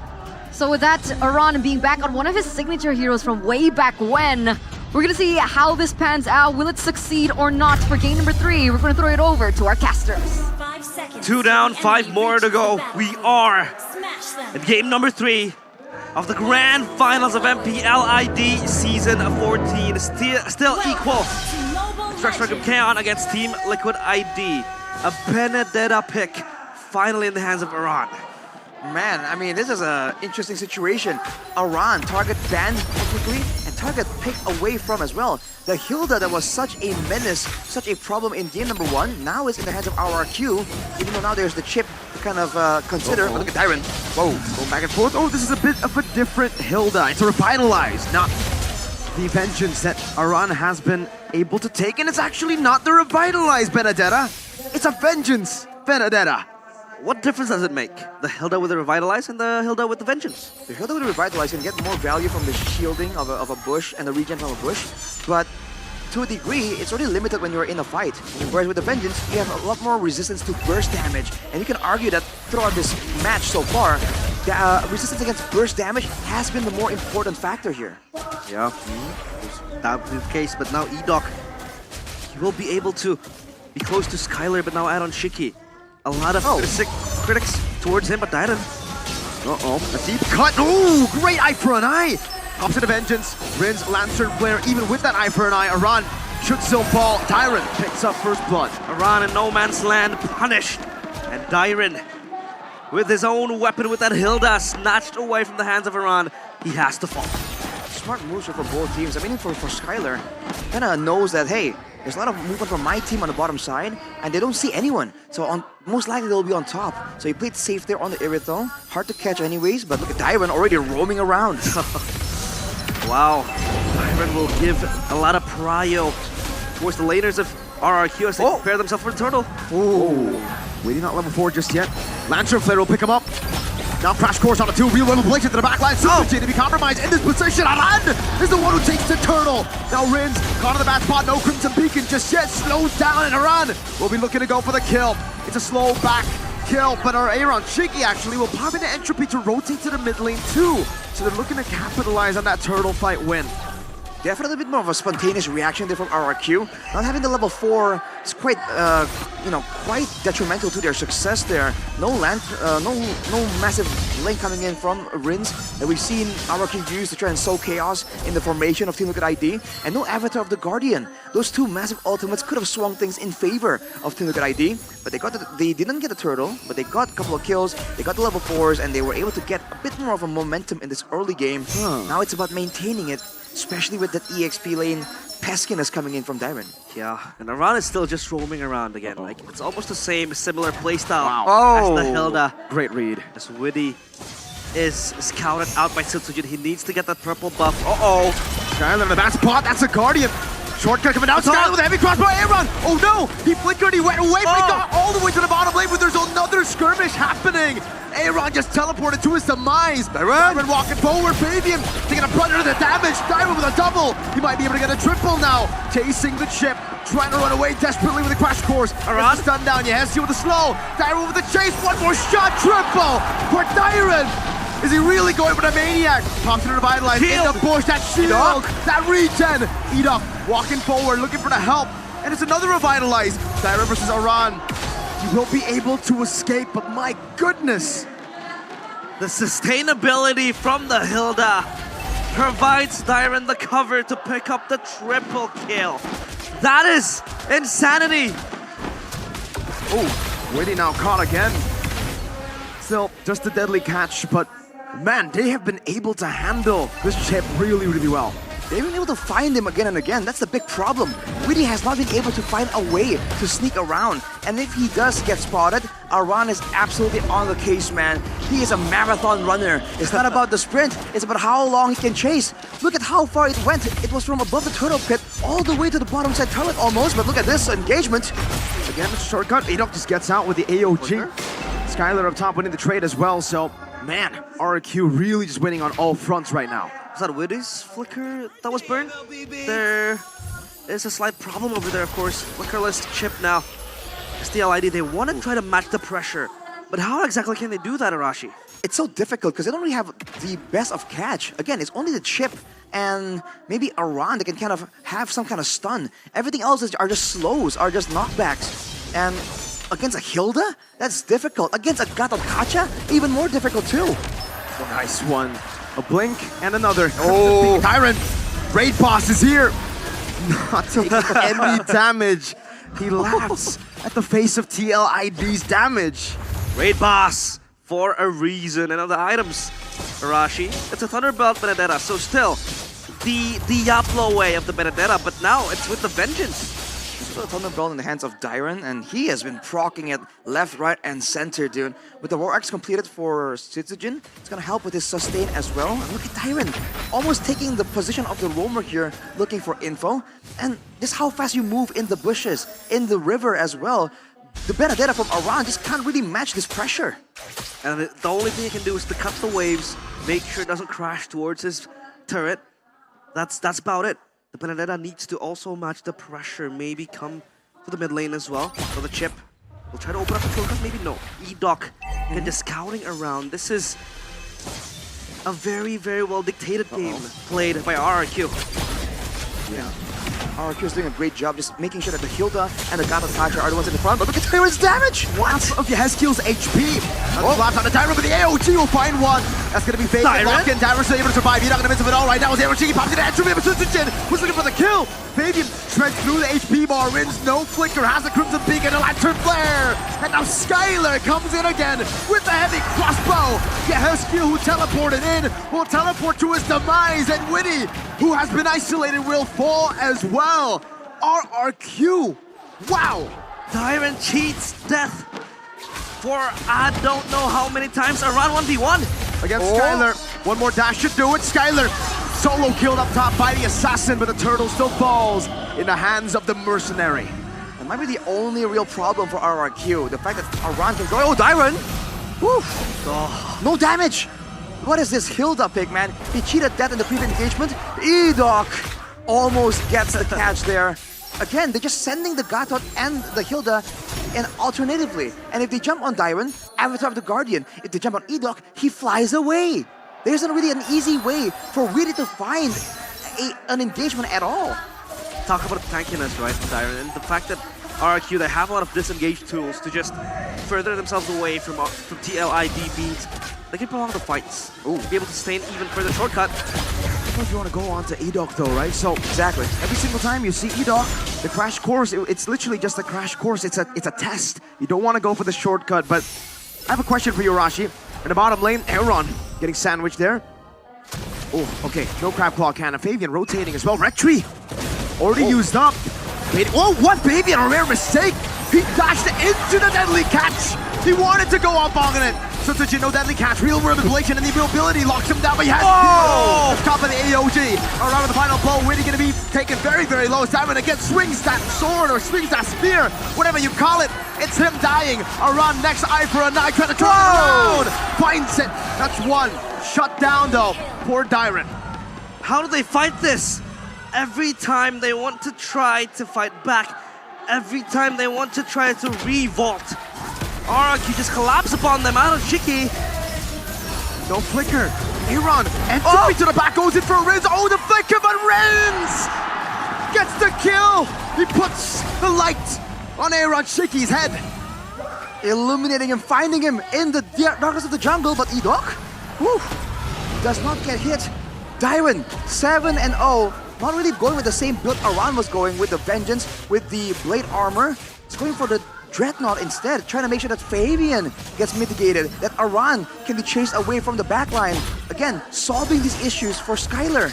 And again, even with the global presence, the movement speed alone from RRQ is allowing them so much prio. But now the Lord is here. Team Liquid ID definitely have more emphasis in getting control around this area. Okay, I have a question, Arashi. Is this Dyron Hilda thing a hero that he's practiced before? Because he's 7-0, he's doing better than Aran.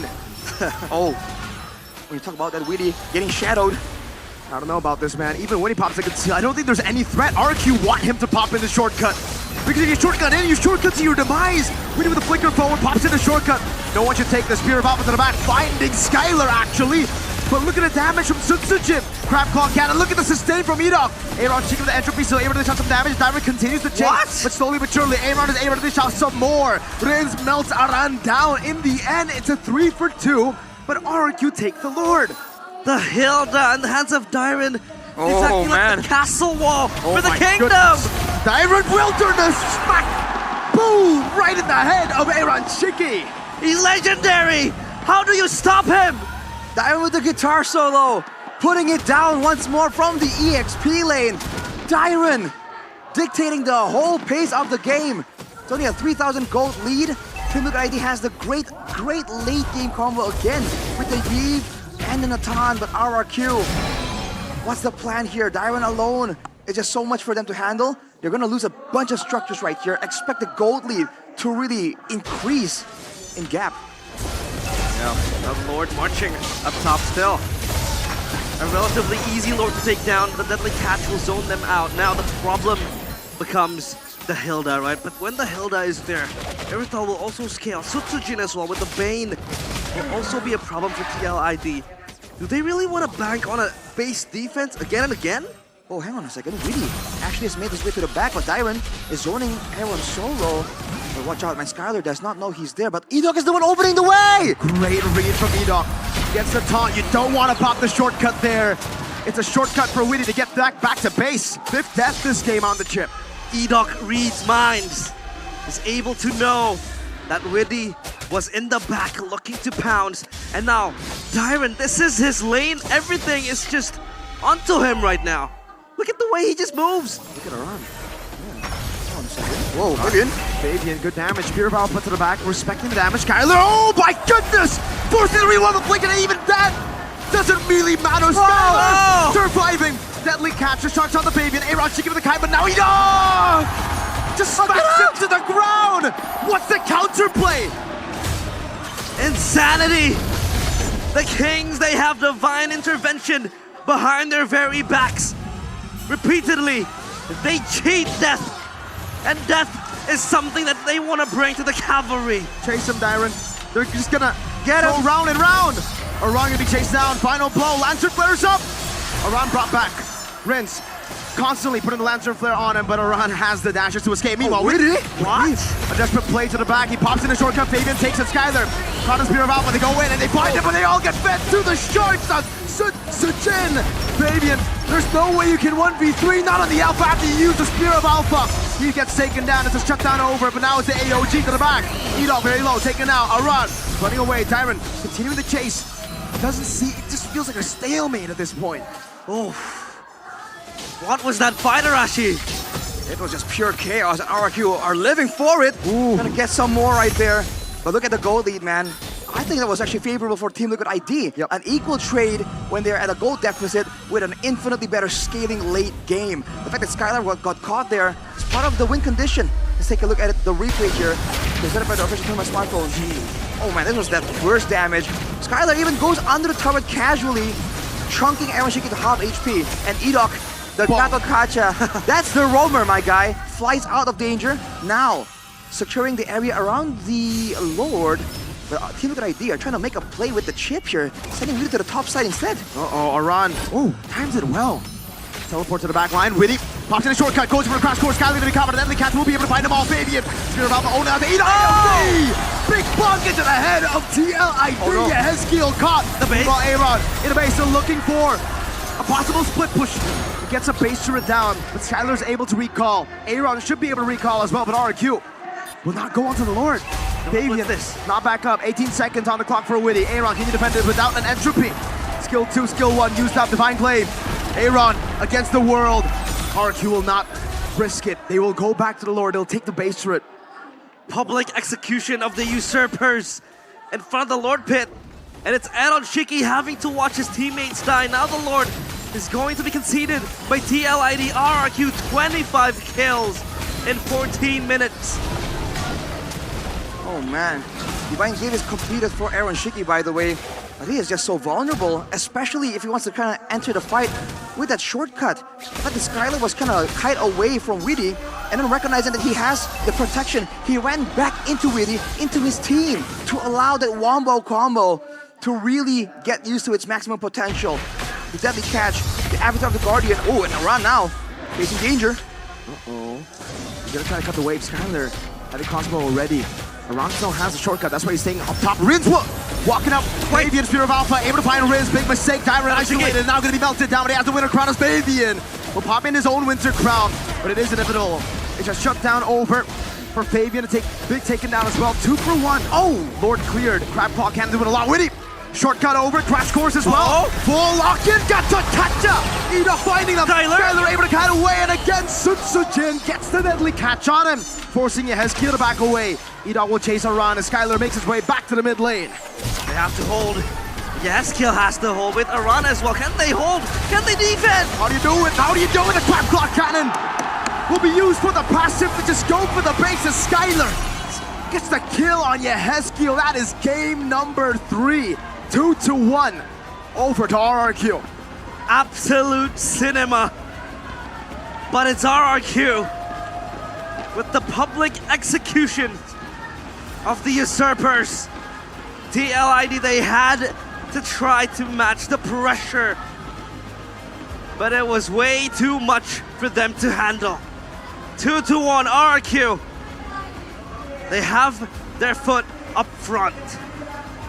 What was that game, dude? So many moments looked so good for RRQ, and it got overturned by Team Liquid. But just when you expect Team Liquid to finally get some momentum, there was a fight that looked so good for them, and RRQ turned it back around. That base tower take in the mid lane didn't seem like a massive factor. But right after that fight, they found the window, they recognized the calculations, and go straight for that end. They were looking for a Hail Mary play. That was split push up top. The way Widdy wanted to dive to Skylar, open up the shortcut, get the Crown Prince, steal his throne, steal his crown. But it all didn't work. He has 4 soldiers circling him.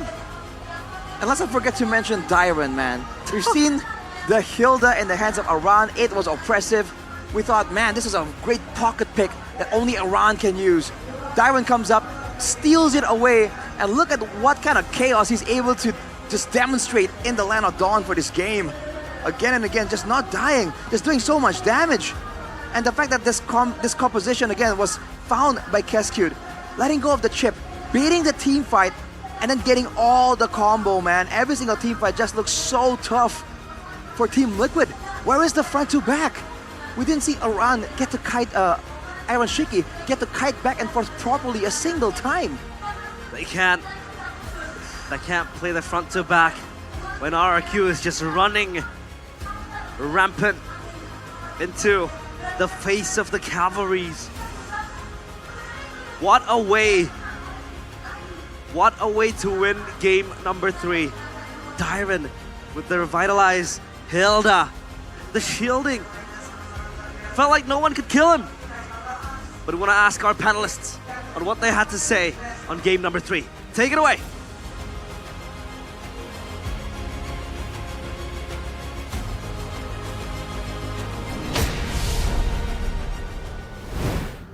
Thank you so much, casters, for game number 3. And I mean, I gotta say, you know, despite me being a full TLID fan, I swear that was one of the most amazing games I've seen from both of them. Honestly, RRQ putting up an amazing fight in the early portion of the game, and the way things just really progressed, the outplays, the skirmishes that went down, that was a very high kill game.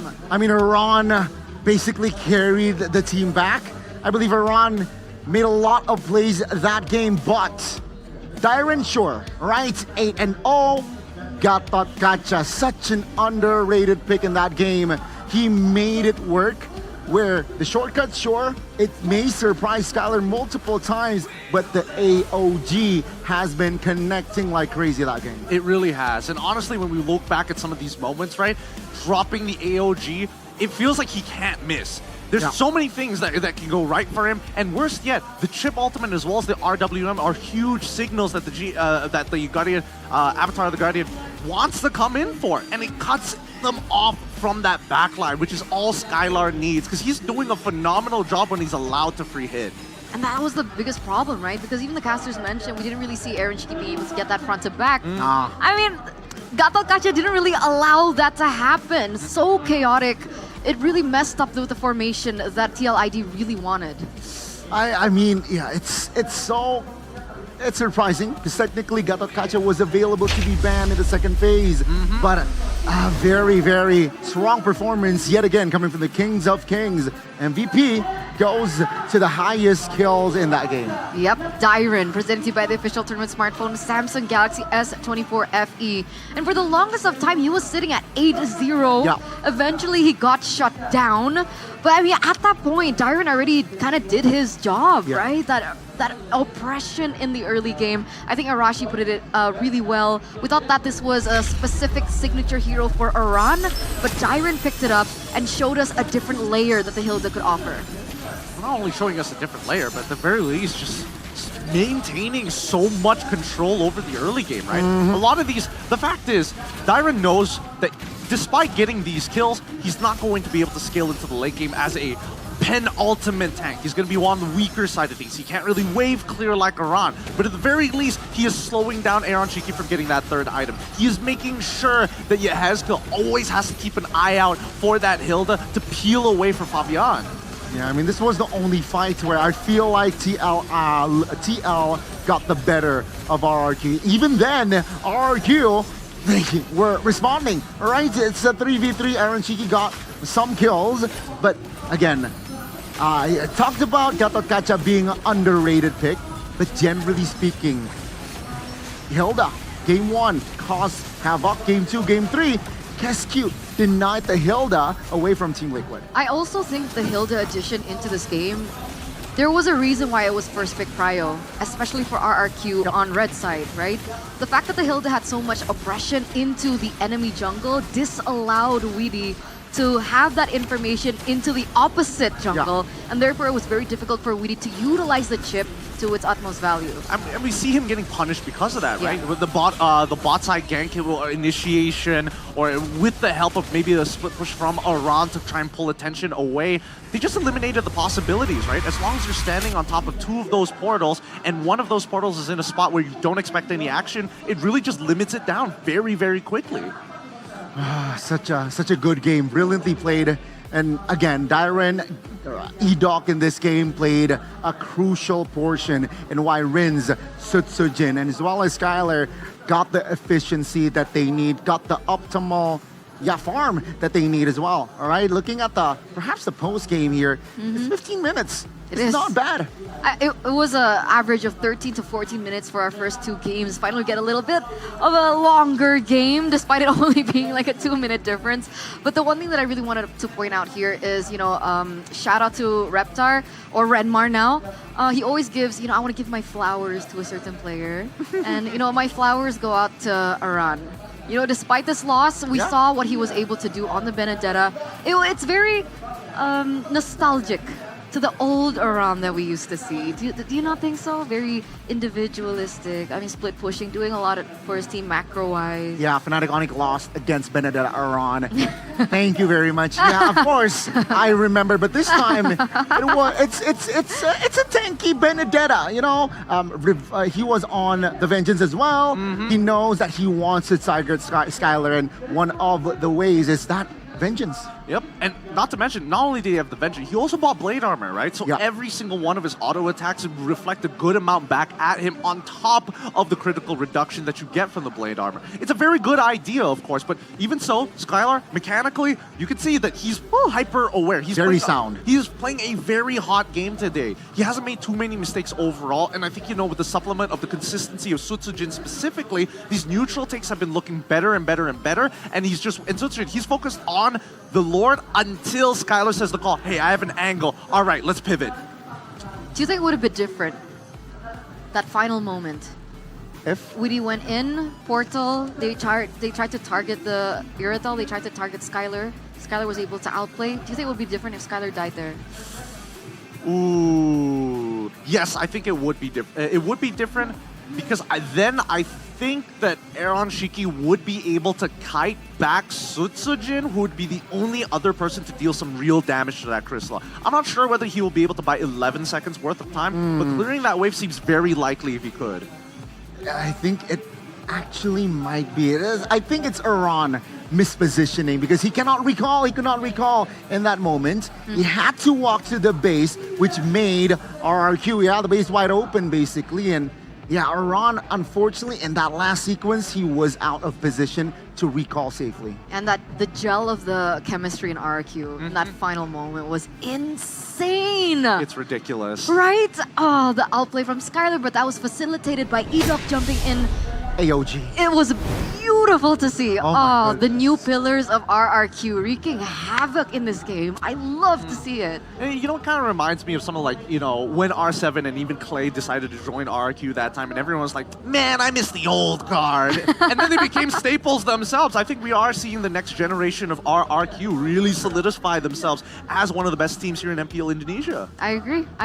And for the past 2 games, we've been highlighting so much about Skylar and so on and so forth. And we actually even mentioned, Dyron's a good player, but we haven't really seen him shine. Finally, Dyron gets the recognition he deserves for game number 3. Which makes me wonder, right? If he's pretty decent on this Hilda, I wonder why his performances on Khalid are a little topsy-turvy. Because they kind of do the same thing, except you have a utility ult that actually does something in team fights compared to Hilda, who is just I don't like you, and you specifically. Yeah, I think it's a different kind of feeling as well, right? It's Is it though? Hilda. Is it though? You just go in, you be like, bah! Just a little tap, just a little nut tap, and then you walk away. Right. Be a little sneaky boy. You're right, yeah. Quicksand guard somehow same. The timings of the abilities are different, but the general concept is the same. So I would like to see whether Dyron can expand his hero pool even more. If Hilda is so good, I want to see him be really devastating on Khalid as well. So now the big question is, what do TLID do now, right? What's the main problem here? I think their main problem right now is that they don't necessarily have an answer into catching Skylar specifically because Cho keeps on getting banned. They need a new answer to this and something that doesn't require a hero to dash, if not be able to close the distance very quickly against Skylar. Because they keep forcing this Natan into Irithel matchup time and time again. And yes, it's a little more favored to Natan if he has full items, but half the time, and based on what we're seeing, the laning phase is where we see Irithel really take control. So if that's the case, is Irithel worth to ban? Compared Switch to Bane, blue side? I think Bane is something that they need to get rid of. I think Bane is the big deterrent here. Because every single time they're about to fight, they're like, oh, I'm going to free hit. And then Bane's like, but I'm going to ult. And it's like, I don't want to be there. Keep in mind, RRQ has been taking the Bane first phase. They have. So is it really worth to ban the Bane 1 slot in that first phase? Maybe not. Maybe TLID should just pick it up for themselves. Because so far, in terms of rating, I don't know what the stats are exactly, but so far the win rate between Bane 2 Alpha against each other seems a little more Bane favored. Right now, especially in this matchup, yeah. Okay. So they have to think about Bane, Irithel. Chip now, Gatot Kacha. That's the answer. But what, TLID, what if they choose blue side again? TLID blue. And then, again, RRQ, leave the chip open. You can't allow the chip to be given to RRQ either, right? They gotta open the whole draft up. Okay, well, we're gonna see how it pans out before we get into game number 4, because we're gonna throw it over to our host to see exactly what they're doing over there. What are they doing? Guncang, deg-degan sekali ya Bude pastinya. Iya Alisa, nih Bude tuh lagi bingung ya, mau upload juga untuk membagikan momen ini. Wow. Nih, pilih yang mana ya Alisa ya? Loh, Bude itu lucu banget. Itu gimana cara ngeditnya Bude? Gampang banget kalau pakai Samsung Galaxy, semuanya bisa. Nih Bude tunjukin ya Alisa. Okay. Alisa pasti tahu kan sebenarnya? Oh, yang pakai icon bintang itu. Oke, jadi tinggal klik icon bintang, lalu klik potret studio dan bisa langsung pilih, wah ada komik, kartun 3D, cat air dan sketsa. Coba pilih yang kartun 3D deh Bude. Dan klik buat. Wow, gampang banget ya, canggih banget Samsung Galaxy S24 FE ini. Dan kita bisa lihat, tinggal dipilih, ini banyak banget pilihannya Lisa. Oke, Bude langsung berubah banget ya. Wow, oke. Ini gampang banget menggunakan potret studio dari Samsung Galaxy S24 FE. Dan pastinya fiturnya banyak banget. Wow, pilihannya cantik-cantik banget Bude. Bude ma-upload. Kalian juga bisa loh ikutan kayak Bude. Seru nih. Betul sekali. Pilih. Pastinya dengan membeli Samsung Galaxy S24 FE ini karena khusus penonton MPL bakal ada diskon loh Bude. Wow, diskon serius? Betul, karena dengan pembelian harganya mulai 791 ribuan aja per bulan dengan cicilan 0%, bisa dapetin total bonus hingga 2,8 juta dan pastinya gratis 2 kali memory upgrade sebesar 256 GB, Bude. Buset, seru banget ditambah lagi.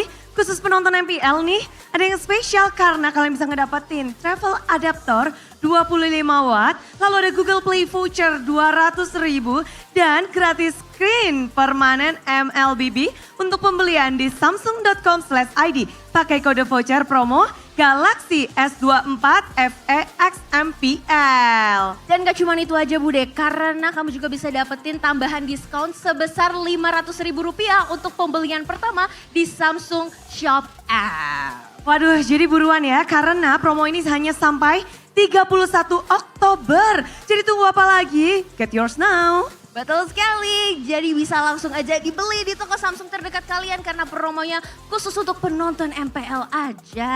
Benar, dan atau langsung ke toko Samsung terdekat. Betul, atau bisa juga langsung scan barcode di bawah ini atau di deskripsi. Jadi kalian bisa langsung gampang banget check out dan punya HP yang sama kayak aku dan Bude. Yeay, tapi gak hanya itu karena ada sesuatu yang spesial dari Samsung Galaxy juga nih. Karena ada Samsung Galaxy Quest. Buat kalian yang mau ngedapetin ini nih, bisa. Betul, caranya gampang banget karena Samsung Galaxy FE24 ini prosesornya sangat cepat juga dilengkapi dengan vapor chamber yang bakal dukung kamu untuk win streak seharian tapi HP kamu tetap adem. Jadi buat para gamers wajib banget untuk punya Samsung Galaxy S24 FE ini, ditambah lagi karena ada fitur Galaxy AI yang bisa bantu kamu jadi lebih kece pastinya. Iya, jadi kalian bisa ngedapetin ini secara gratis. Samsung Galaxy Phone gratis, mau? Gampang banget, kalian tinggal jawab aja pertanyaan yang akan Bude berikan. Pertanyaannya adalah, berapa kapasitas baterai Samsung Galaxy S24 FE? Yes. Berapa yuk, berapa? Langsung dicari tahu ya Bude, dan cara jawabnya gampang banget, tinggal langsung aja follow akun X dari Samsung ID. Pastikan juga akun X kamu tidak di private supaya kita bisa lihat jawaban kamu. Dan langsung ketik dan cari pertanyaannya di Google. Berapa kapasitas baterai Samsung Galaxy S24 FE. Lalu posting hasil pencarian kamu. Dan pastinya bisa berikan alasan kreatif kamu kenapa kamu harus menangin HP ini. Mungkin para gamers-gamers yang HP-nya aduh udah panas dan lemot banget ya kan. Dan tinggal langsung aja masukin hashtag Galaxy S24 FE, hashtag Galaxy AI, hashtag Fun Experience, dan jangan lupa buat mention 3 teman kamu. Dan tentu saja satu pemenang yang beruntung akan mendapatkan 1 unit Samsung Galaxy Phone. Syarat dan ketentuan berlaku. Yes, dan pastinya periode ini hanya berlaku dari tanggal 23 sampai 27 Oktober 2024 aja, dan pengumuman pemenangnya akan ada di X dari Samsung ID. Jadi buruan sekarang ke X, langsung follow dan jangan lupa untuk jawab pertanyaannya. Dan kita ngelihat kalau pertanyaan itu banyak banget ya untuk saat ini. Selain dari untuk ngedapetin Samsung Galaxy tadi, kita juga bertanya-tanya nih, kira-kira mana nih yang masih semangat dari para super fans untuk grand final kita? Boleh kita tes dulu kali ya Bude, aku mau dengar suara dari Kingdom, mana semangatnya? The Cavalry, jangan mau kalah, mana semangat untuk tim Liquid ID? Semuanya riuh pastinya karena kita akan menyaksikan Akankah ada raja yang akan mengambil kembali tahtanya atau akan ada juara baru di season 14? Jadi untuk melanjutkan permainan, sudah saatnya kita melihat bagaimana jalannya pertarungan untuk selanjutnya. So panelists, it's yours.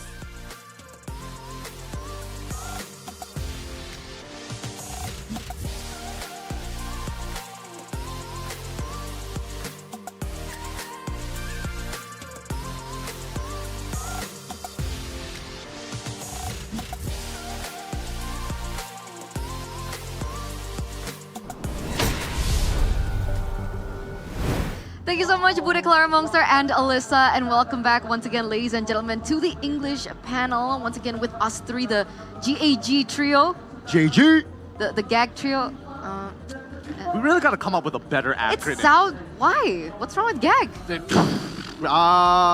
me think about it for a minute. Something wrong? Wait, that's You're why. gagging, yeah. That's why. That's the problem with it. Look, we're professionals here. We need to be at the top of our game, and I don't think gagging's part of that. But even so, I am starting to get a little worried for TLID because at this point, TLID have a lot of problems that RQ continue to pose to them. A lot of it has to do with the draft, and I think even in their gameplay, they made a couple of weird decisions in both Game 1 and as well as Game 2. I think right now, TLID are just looking for a way to kind of break out of the stalemate. It's a very good. Yeah, I think it's a very good challenge here, but I really want also to touch on TLID and RQ. They made it to M6. There will be new faces in M6 as well. Yeah, for the first time ever for M Series, we're gonna crown a new champion, right? From PH. Yeah, no AP Bren.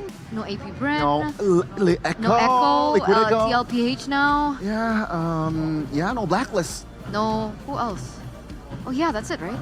Wait, how many M Series have we had? 5. Well, I mean, if you really want to go into EVOS. Exactly, Evo. Evo. M1, baby! M1!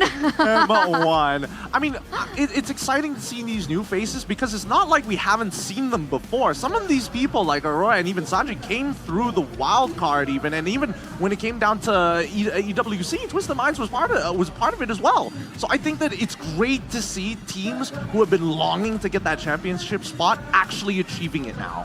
And especially now, it's going to be a Swiss round, right? Yeah. So the possibilities are endless. Speaking of endless possibilities, what did you guys think? If RRQ are now leading 2-1, how can TLID come back for game number 4?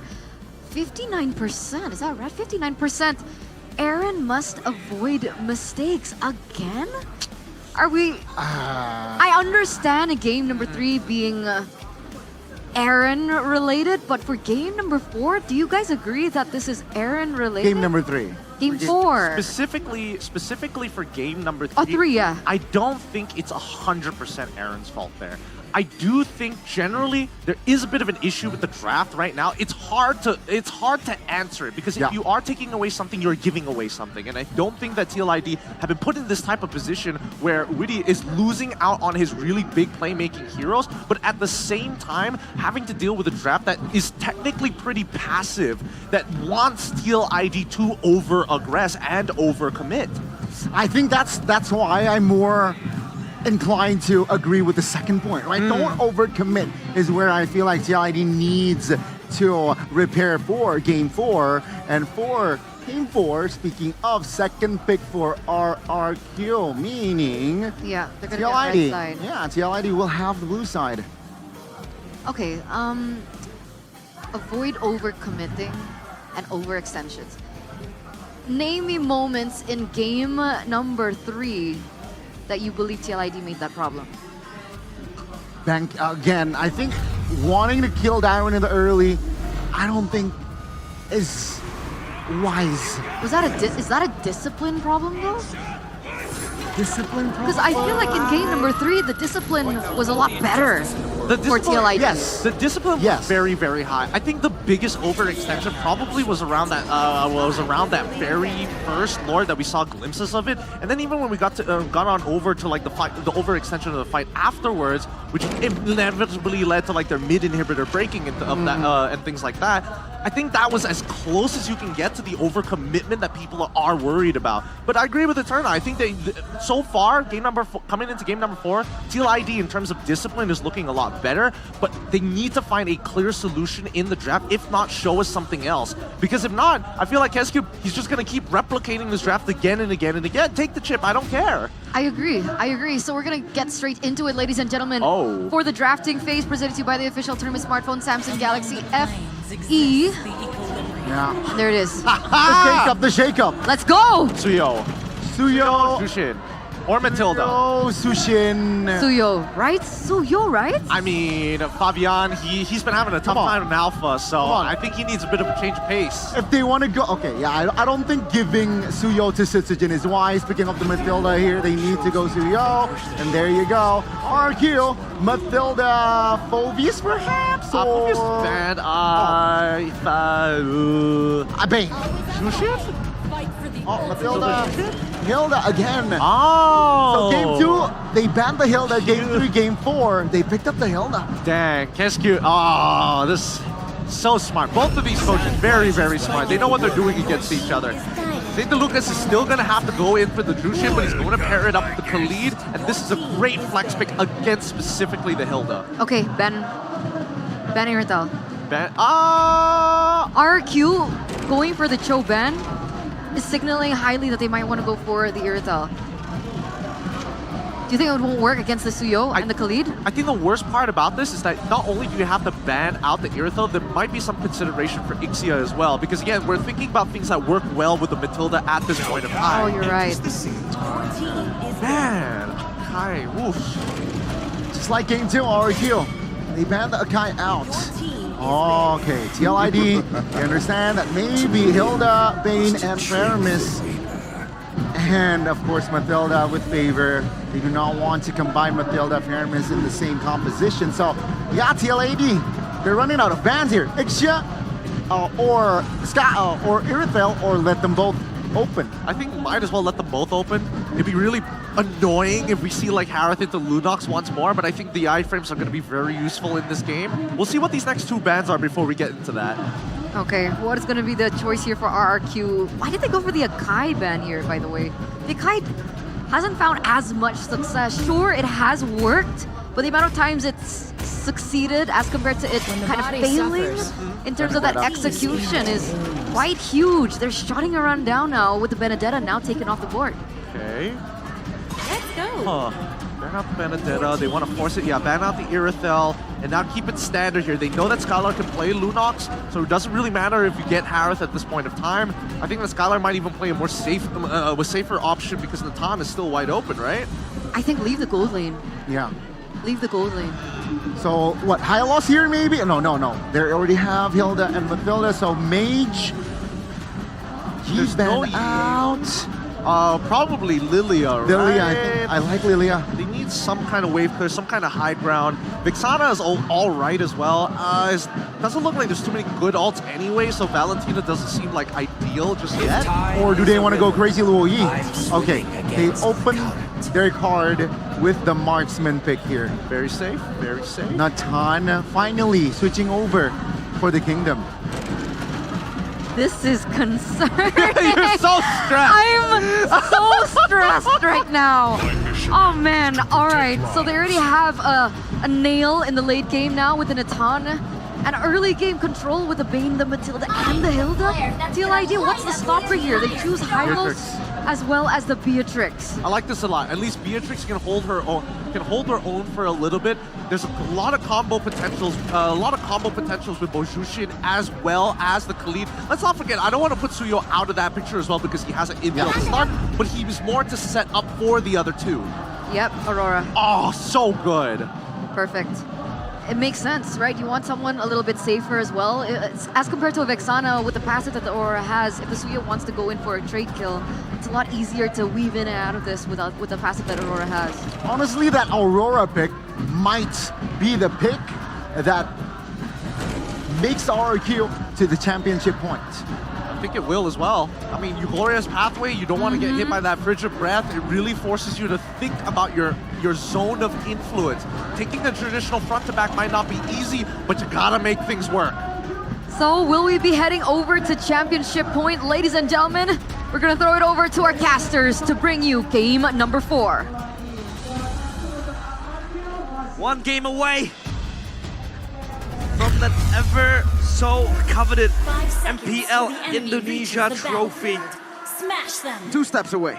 2 steps away. 2 steps away. 1 away from that elusive match point. There we go. Welcome to It's a battle for Mobile match Legends. point for RRQ. As we get into the land of dawn for game number 4. 2-1 right now for RRQ and TLID. They got their hands on a Suyo.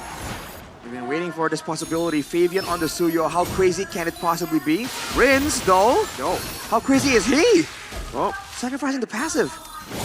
Whoa. Bottom lane. Getting ganked on the Hilda and the Fabian dash forward. First blood for Suyo. Well, we talked about the Hilda being the pick to kind of keep the Suyo in check, Not to like contain that. it. But what is it supposed to do in the situation now, Arashi? Well, that was the idea, right? Cut the wave, go into the jungle, be a nuisance while your lane opponent, Aran, is supposed to stay right next to the turret and kind of, you know, wait around. But look at Weedy do. Ooh, that's a roam. We thought it was going to be the Hylas, I think. I at least expected Weedy to be on the Hylas, but on the Khalid, we've seen it match up to even the likes of a Cho. So it's going to be a lot of damage in the early game for Team Liquid ID. But the poke, the AoE, definitely favors RRQ. Movement-wise though, Dyran with the Wilderness Blessing, they're going to be roaming around a lot more. And Skylar, despite being up against all the aggression, Bargain Hunter and the weakest Finder, but look at that damage! Forced out a flicker already. Yeah, that is going to be a very, very important resource because he has burnt the passive, he has burnt the flicker, and next up on the menu would probably be the turtle, so they have to be ready. As Widdy is there counter invading the jungle, Fabian has so much freedom on getting and plundering Sujin's resources down bottom in the jungle. The problem with Suyo now is, of course, he has level 4, he has level 5 even, and they're ready to take this turtle. Should be free, you know. RRQ don't really, or can't really go for the battle. With so much pressure on the hands of TLID, Fabian gets it, saves his retreat. Trying to go for a cheeky little steal, but knows that RRQ will have avenues to try to stop that from happening. Yeah, the early damage is what it is, man. I mean, it's the Sushin, it's the Khalid, it's the Beatrix. So many ways for Team Liquid ID to pressure. Just like Edok and Daiwan even, they're both kind of a bit more concerned about their survivability, unlike game number 2 earlier, where they can kind of do whatever they want because they were just too tanky with the Gatot and Hilda, but oh, look at Edok. Something, but won't be in much trouble. Of course, TLID, they have better rotations, I suppose, with the Khalid always on its toes. But Vanguard is to heal up, and Fabian has the Hunter Strike. But Dyran, good so far. All right, maybe not. Maybe you can't take that damage. What the heck? Suyo, very balanced. Dyran is punished now twice. What's the difference between previous game, Arashi? Maximum missing HP damage in the Suyo allows them to really burst down targets like Daiwan. They want to play with regen, but all things considered, the Natan really hasn't really been the recipient of a lot of big pressure items, and Edok is doing a great job just monitoring, shadowing Weedy, ensuring that not a lot of laners really fall behind. But from the jungle, from the farming difference alone, already a 2k gold lead in 3 minutes. Quite significant. Where did Sandstorm dodge from? Wow. Good dodge, Witty. Knocked out by the Circle Eagle, able to flicker out with the regen too. Gets a bit of HP. TLID will just respect this. Well played RRQ to escape from that. Well played Witty to escape from that too. They want to brawl out in the early stages of the game. Now still Dyran with the same scenario that it has been in previous game. 1v1 down bottom. So we get to see how much damage you can truly do on the Suyo. If you can burst a Hilda, that's a lot of damage. Revitalize even. There we go, power wall this. Now Yehezkiel should be able to lift him up. The stun connects and the execute should get him down. Turtle up top though, gonna be dealt with here by RRQ, held down. Good snipe over to Rins, now walking forward, throws it down. Frigid Glacier will lock him down. So Sujin with the help of the guided wind, not able to survive. Winning, just slashes him down. Rins cannot sustain from that damage, cannot take that damage. Lantern Flare, Aaron Shiki will gun Skylar down, and Edok will be forced back. The cavalry recharges their energy, and now they are ready for yet another revolt. Everything is going south for the kingdom. Wow. They have late game potential, but the early game is looking really, really rough. This approach from Team Liquid ID to just double down on that early game aggression. I mean, we talked about this a bit, Mirko. Hey, if the game never reaches the late game, because the fights keep happening, because both teams, you know, have it personal. They want to just win it out and show everyone they're better in these fights, in this early game. Then why even get these late game tools? But look at this, though. Circling Eagle on a run. Nothing available for RRQ to really realistically get. You're only trying to make sure that Syzygy doesn't fall too far behind, and Skylar at least gets some really good farm. It's gonna be okay. Ron pops the glorious pathway. Running through Ray Sandstorm on the Syzygy. Frigid Glacier able to stop the deadly catch as well, but now Faven comes in. A snipe from Aaron. Shiki down in the mid lane. Will be the end of Syzygy. 0-2-0 right now. Problematic for RRQ. We actually talked about how the Hilda is actually a very good pick against the Suyo, and the draft planned out by RRQ is way solid compared to the previous one. But it's now going so hard for them. What's the big problem here, Arashi? I think it's just Suyo damage. I mean, are you seeing how much damage Faven is doing? Oh my lord. I mean, even against Dairon, he's just shredding him down.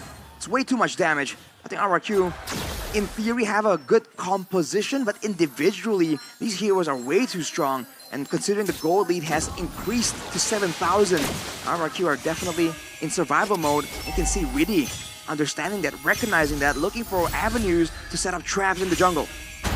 That's the execute. Fabian. Whoa, but he's taking him away. Skylar walking over the entropy. Now Frigid Glacier able to lock Fabian down, but no, it brings out the safety. Widdy zones Skylar away. And they will be able to steal away the orange buff here. Fabian takes it. Widdy trying to zone RRQ away from the tier 1 of the mid lane. Only a shot over to the Hilda. They can't take it. And it should be a perfect turtle take for Team Liquid ID. What's the call now for RRQ? What do they want to do? Back on late game again? They might have to really bank on that late game. Again, the Suyo in the end is still an assassin, but Skylar! Widdy walks up, they try to go for that shotgun for the Wesker on Skylar, but he has the entropy. It's a scary situation. Skylar also doesn't have the Purify, so Raging Sandstorm, the stun from the Suyo from Aran, there's danger everywhere, and Dairon zone away immediately, dude. These towers are falling down like dominoes.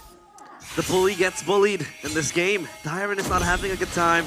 And you take a look at how much pressure, how much control TLID has circling Eagle. Ooh, quicker. So much respect. Knowing that if you do get knocked up there, Rince could just flicker forward and, you know, combo them together with the Aurora. So in theory, for the late game, they still have a good composition, but survival, right? Is that even possible with all the pressure? And Syzygy actually gets his purple, but man, Widdy is just relentless, dude. Always in the faces of RRQ, and that gives all the time. But look at his play, though. There he goes, though. Once you use the flicker, you are going to be susceptible to that.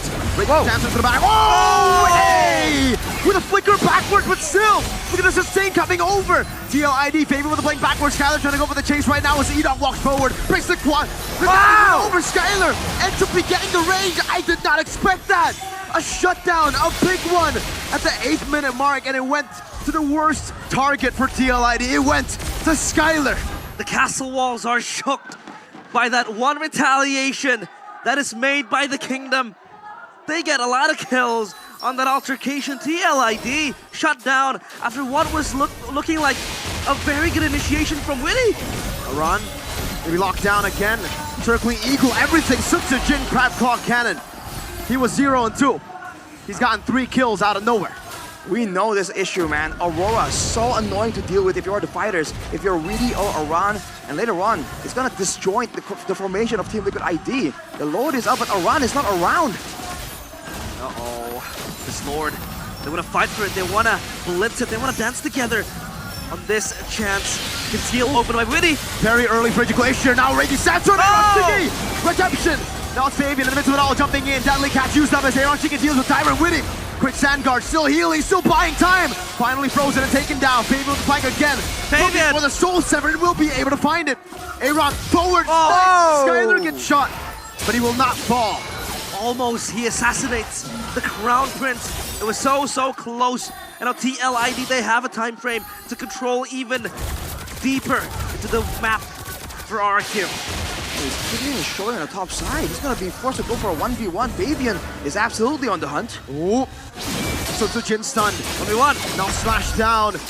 What is Bane gonna do? against Suyo. He's just gonna run. But even then, Suyo can chase. Glorious pathway in the bottom lane. It cuts them from the Lord.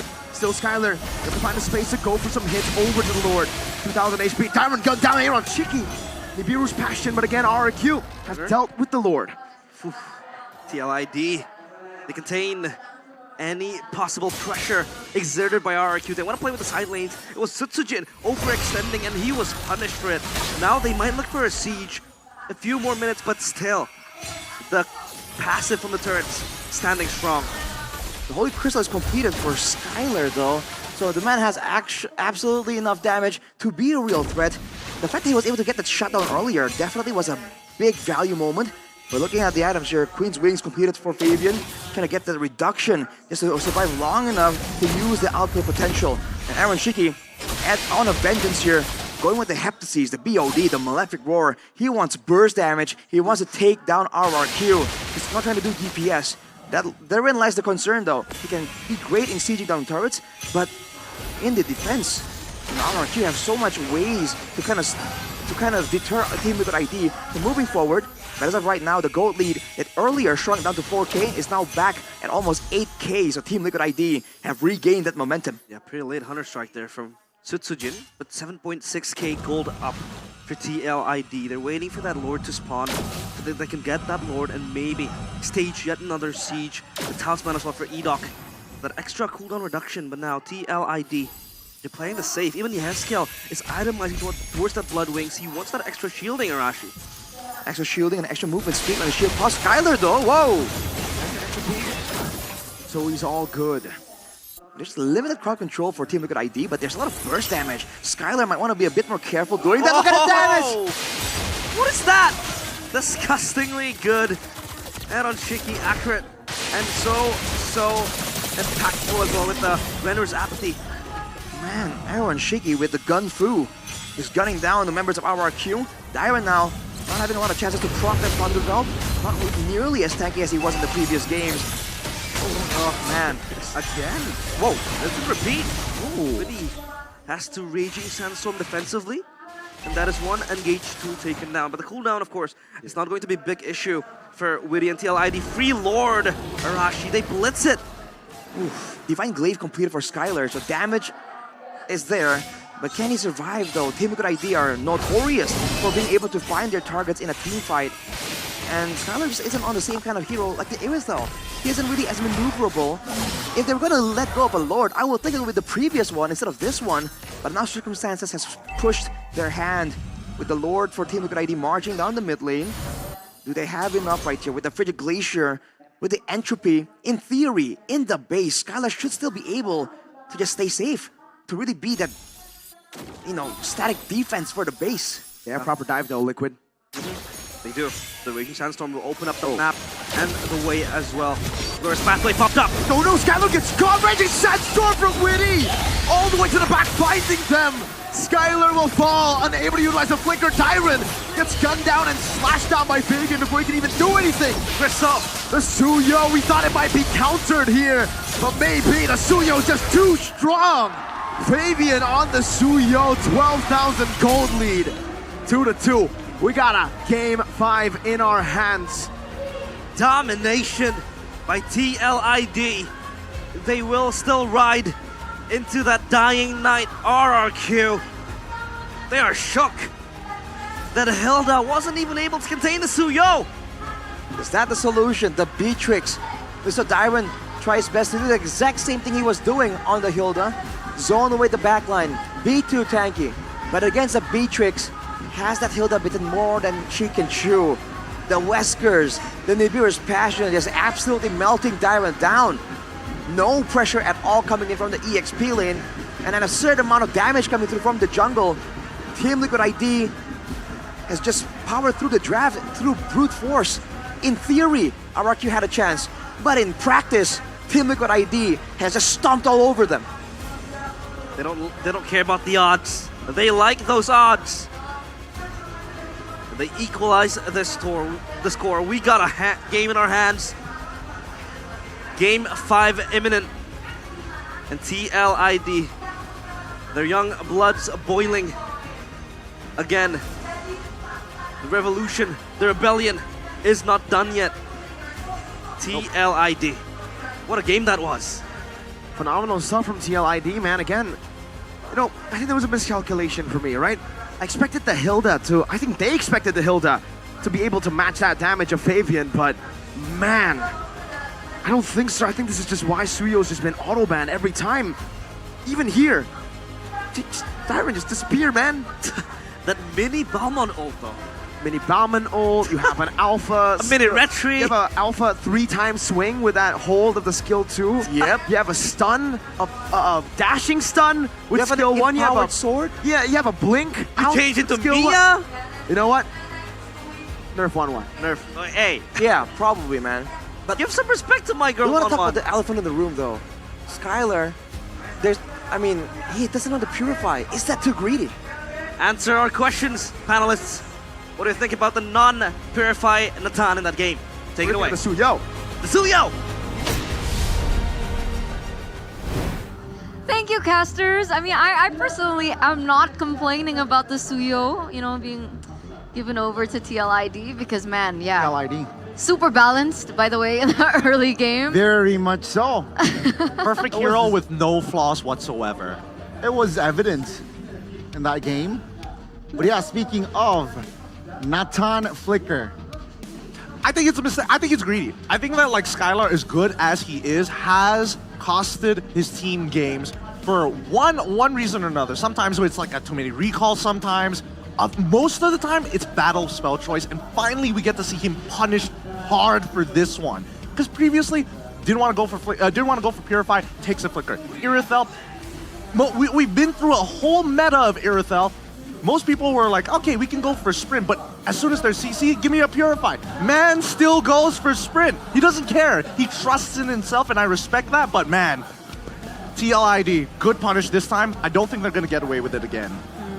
Okay, I mean, it did bring TLID now back to 2-2, so we're back square even, dead even between both of these teams as we take a look into the highlights again, right? And what I find interesting, we talked about it before, one of the highest amount of survey votes was the fact that TLID really need to be able to secure that early game. And this is just typical template TLID gameplay that we saw earlier on. Don't forget about the factor of that Khalid flex, right? I mean, I think 80% that Khalid we thought EXP, then yeah, you pick up the high loss. Maybe Skylar thought that Hylos was going roam. That's why he opted for that Flicker. But then the switch up, right? It's Weedy on the Khalid, game changer. He was so active, landing perfect moments as well with the Raging Sandstorm, and therefore he deserves the player of the game presented to you by the official tournament smartphone. I think Weedy is, honestly, Weedy had a really incredible early game, and I think that Rins unfortunately forgot what Khalid does. Losing losing Aurora passive level 1, absolutely unforgivable.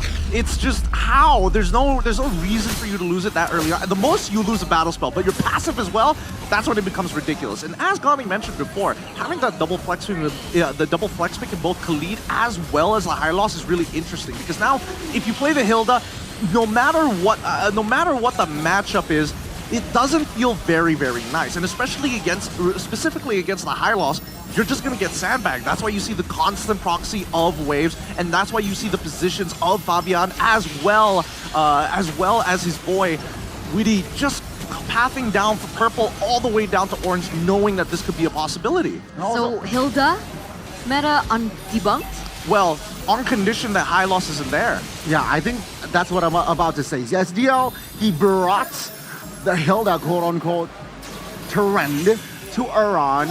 It seems like Keskut, he denied it twice already, and suddenly with the Khalid, it's an answer from SDL himself, right? He knows the kryptonite, and it shows in this game that, yeah, Darwin Game 3 was nowhere to be found in Game 4. Yep.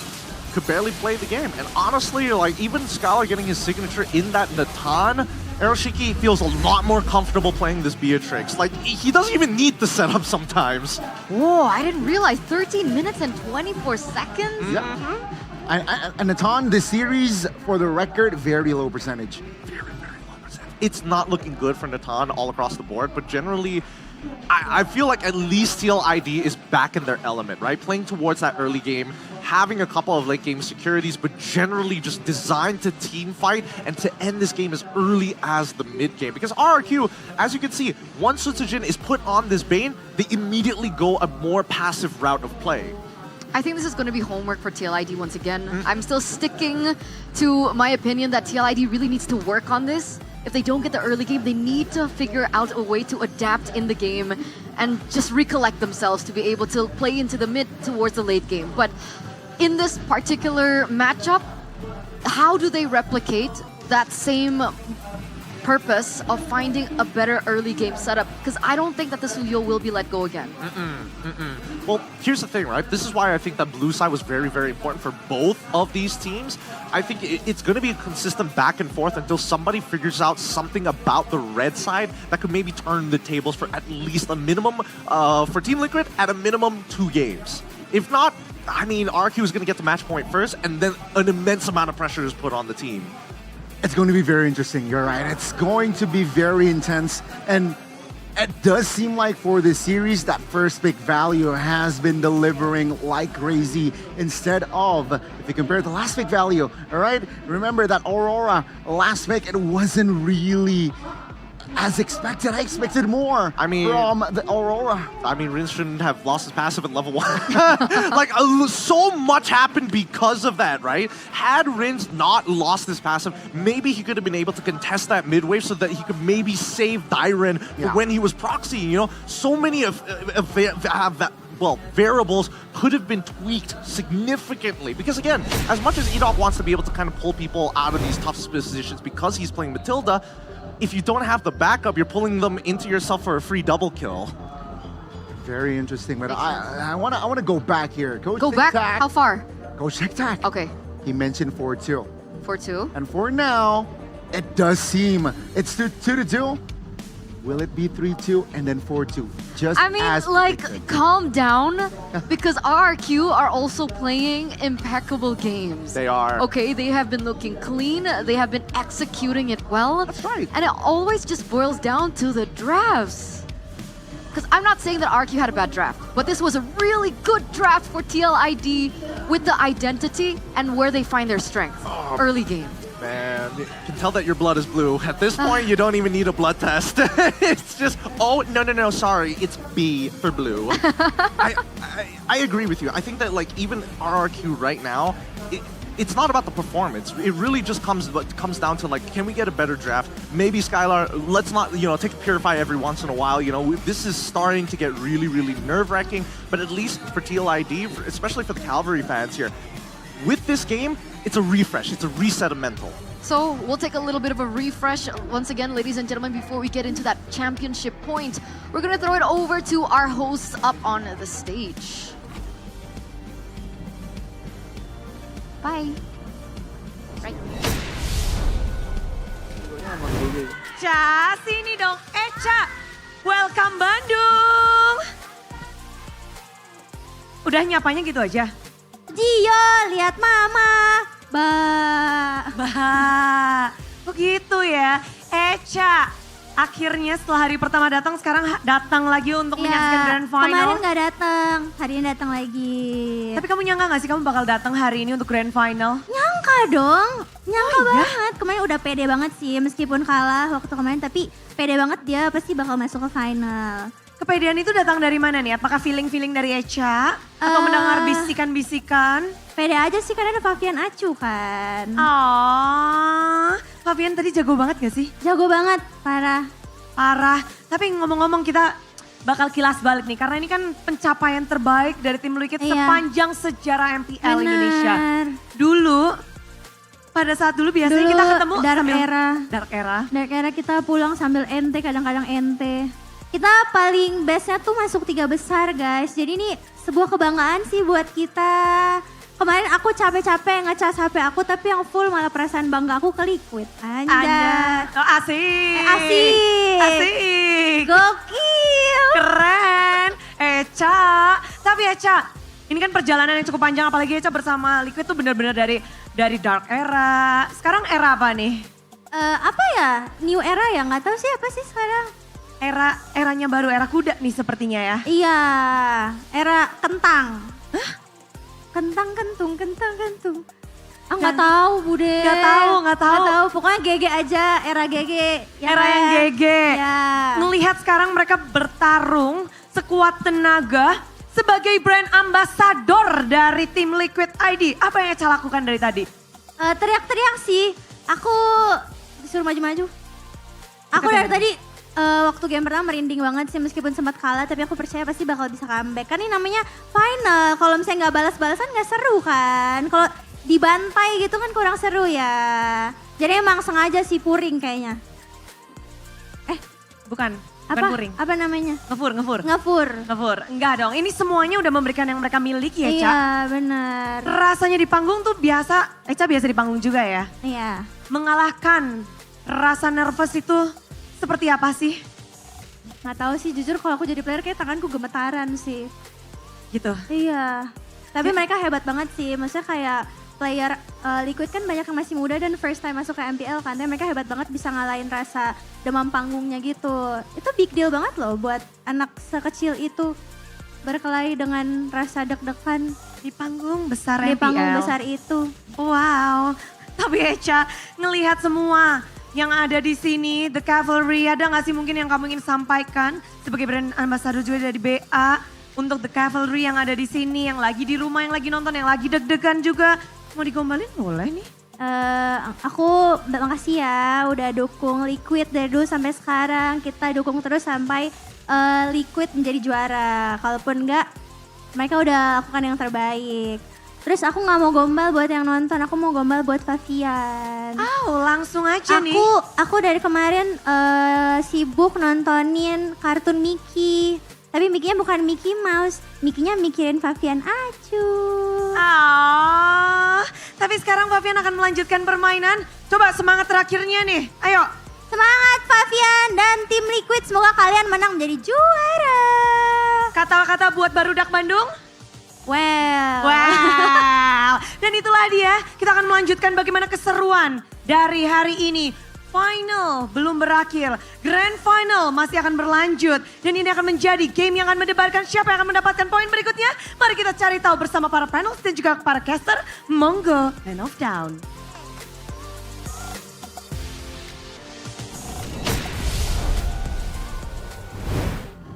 Thank you so much, Bude. Thank you so much, Echa Aura. She's actually, okay, she's not Echa Aura anymore. She's Echa TLID, sorry. There are differences. Get with the program. But yeah, we gotta get with the program here in the best of 7 because we're now down 2-2. We're going to the 5th game. And we could potentially be, well, not potentially, we are definitely going to be seeing championship point. But the question is, who will be able to get there first? Will it be RRQ or will it be TLID? So intense. I genuinely don't know anymore. As much as I've already predicted that it's going to be a 4-3, it could go either way. Right now, seeing RQ's performance is so spectacular and awesome, ladies and gentlemen. Hey, Eterna, what are you doing right now? Sorry, you know how... So TLID are going to M6, right? And, Yes. And I think I could be potentially going there as well. That is, okay. But I don't know how to ask Yao Yao. How do you, okay. There's... Just as friends, by the way. I just want to grab like... Yeah, totally. Like coffee or There's something. a feature there where you can actually ask the AI. Do you know that? Wait, the what? AI feature on a phone? Wait, what do I do? Oh, is it this? I mean, practically, ladies and gentlemen, the Galaxy S14 FE. For those of you who are looking for a phone, it's flagship performance, but also a very budget-friendly price. All right. How do I ask? That's an AI out feature. in M6 Malaysia. Oh my god. Okay, I'm using the AI feature. So I could choose whether to have a casual or professional response. What? Yeah. Okay. Okay. That's very convenient. What does that even mean? Like I'm if gonna it's be like like, a professional setting. Is casual good just be like, hey girl, how you Wait, I doing?" forgot to set it in English. Oh, no. Oh, that's kind of awkward. But for those of you who are curious about it, the Galaxy S24 FE is a perfect choice. Priced only at around I keep forgetting the Indonesian numbers are huge. 9 million IDR. Its gaming performance is 2 times faster than the previous version. Not only is it great for gaming, but the Galaxy S24 FE also has impressive Galaxy AI features that Eterna currently is exploring. And also one of my absolute favorite here, Gideon, the feature that is it's called Composer. All right, this feature helps you create chat messages, captions, emails, and more with the help of Galaxy AI. And it's also perfect for inviting your crush to play together. How it works, Eterna is showing how it works. Eterna, show the audience. Stop indulging in it. Eterna, Eterna, show the audience. Oh, right, sorry. Show it to the audience. I forgot. So basically, all you need to do is like open the keypad on whatever, chatting thing you use, guys. Super easy. And there's like under the chat box, under the chat box, there's the AI icon. Yeah. Oh. You just press it. Okay, I'm gonna press it now. It's very simple, by the way. Super simple to do. Yeah, I press it, and then all I need to do is write what I want. Ask away. Ask Yaoi, yeah. And then you can choose standard or not, casual or professional. You can also change the language, which I just did. I changed it to Tagalog. Okay, and then choice. And then it auto-generated it for me. Okay. Very simple. It auto-generated? That's how AI works, apparently, Gideon. Dude, I was thinking like small stuff. I was thinking about like, emails. I'm like, no problem. But now you can even open up to your crush like, that's the whole paragraph. There you go. And luckily, we can check it first. Okay. So it doesn't auto-send. That's we can tweak it here and there. I don't understand what this means. It even added emojis into it, right? Yes. What does this mean? Very, very interactive indeed. So you guys, what are you waiting for?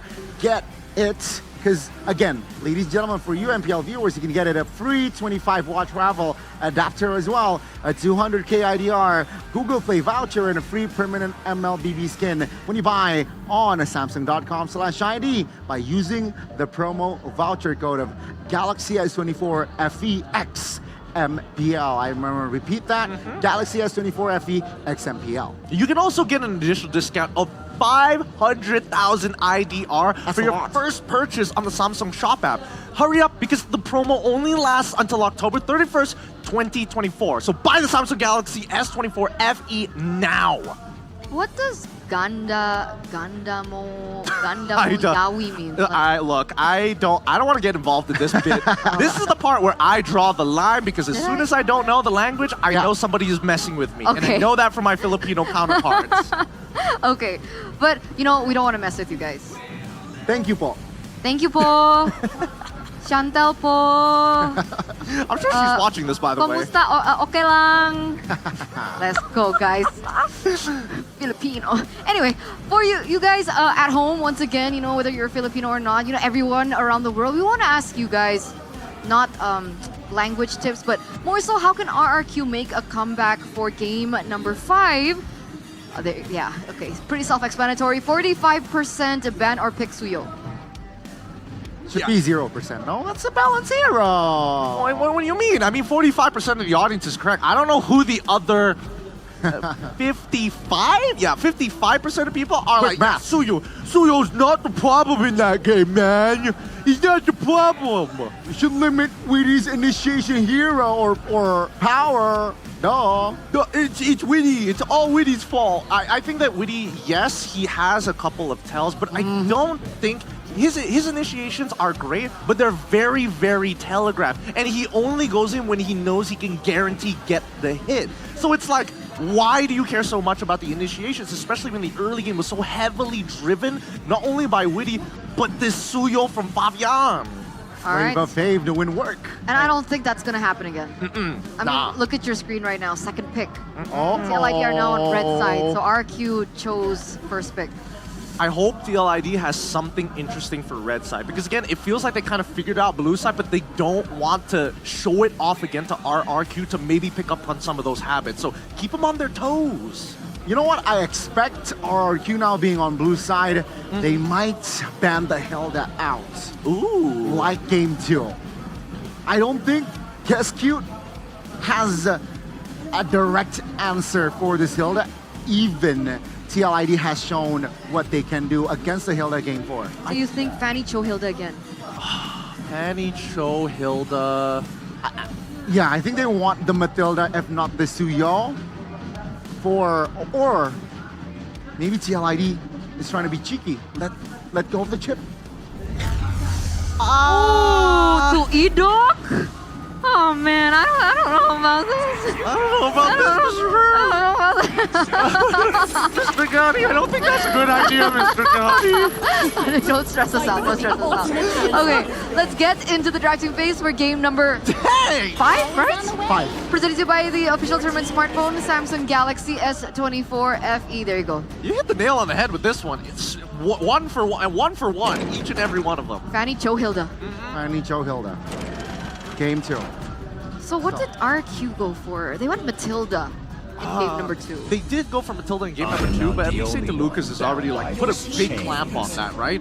They get rid of Matilda, they get rid of the Suyan as well as the chip. Now Phoveus is going to get first pick for the side of Cascute. We come back to St. Lucas. Let's see how he's going to manage this. Because again, I feel like Phoveus for certain teams are a hit or a miss. Yes, and based on game 3, I believe. Yeah, Dyron rocked the Phoveus like crazy. TLID, they should have the scenario, right? They should have the radar that Phoveus first pick. But it seems like they're taking their time here. Wait, do they go? Do you want Bane or do you want? Do they just go Angela Ling? Okay, sorry, that's crazy. I mean, it's a little tough. Because Bane and Alpha is Alpha. Yeah. I don't know. It feels like TLID always lean in, especially when they have that first option. Would rather the Alpha over the Bane 9 times out of 10. But Witty now getting access to the Khalid once more. Pretty big deterrent for RRQ. I mean, if we're talking about how Khalid is supposed to play in lane against the Phoveus, generally Khalid has a slight advantage pre-level 4, but then afterwards, Phoveus doesn't really care what the Khalid does at that point. He can tank for days, he can poke him out, and most importantly, he can break him out of the quicksand guard. What about the clear? The clear, Khalid is going to take out 90% of the time. So the Zushin and the Bane, okay. So RQ, it seems like they will not prioritize the Yve. It seems like Rins is more comfortable here on that Zushin as well. TLID, they will take the Yve. So it's a the theme is still as game 1 in this series. Yep. They basically kind of given what their main laners are going to be. 2 out of the 3 of their mid trio as well. Ooh, they get rid of Irithel. Yeah. So does that mean first pick Natan and then they kind of say, you know, whatever happens, happens? Beatrix, I think. I think now Skylar wants the Beatrix. With this Irithel ban. If not TLID, ban for that last Actually, boss. I think Kesku should ban out the Beatrix, to be fair. It's red side, and they've already got 2 enablers. They've already got the Raging Sandstorm, they also got RWM as well. If you pair that up with the Beatrix, you've basically got a death trap. But if they do that, what's to stop them from picking up something crazy like a Claude? Like a Claude? I prefer the Clint. If Beatrix banned from side of RRQ, I prefer TLID picking up the Clint. This is specific for RRQ, Claude. It is. Specific and against TLID that have picked up the Yve. Yes. No, that's a very good angle to look at it. But 2 things that I was worried about. Number 1 was Hylos, which got banned out here. The second one is Franco, and that also got banned out by TLID. Yeah, agree. Dang, they are on top of this draft. Woo! This is a tough one. Do they ban out the Beatrix? I feel like they should, because I feel like RRQ's, especially Skylar's hero pool, is deep enough to take advantage of it. Another body they are going for here. Terizla. One of the main factors. TLID, they will pick up the Natan early here. So they're not practically concerned in leaving a hero for Aaron Shiki last. Guys, this 1-1, but outranged by Yve. Yep. It could still be Beatrix, right? Beatrix. Even Kaja is an option.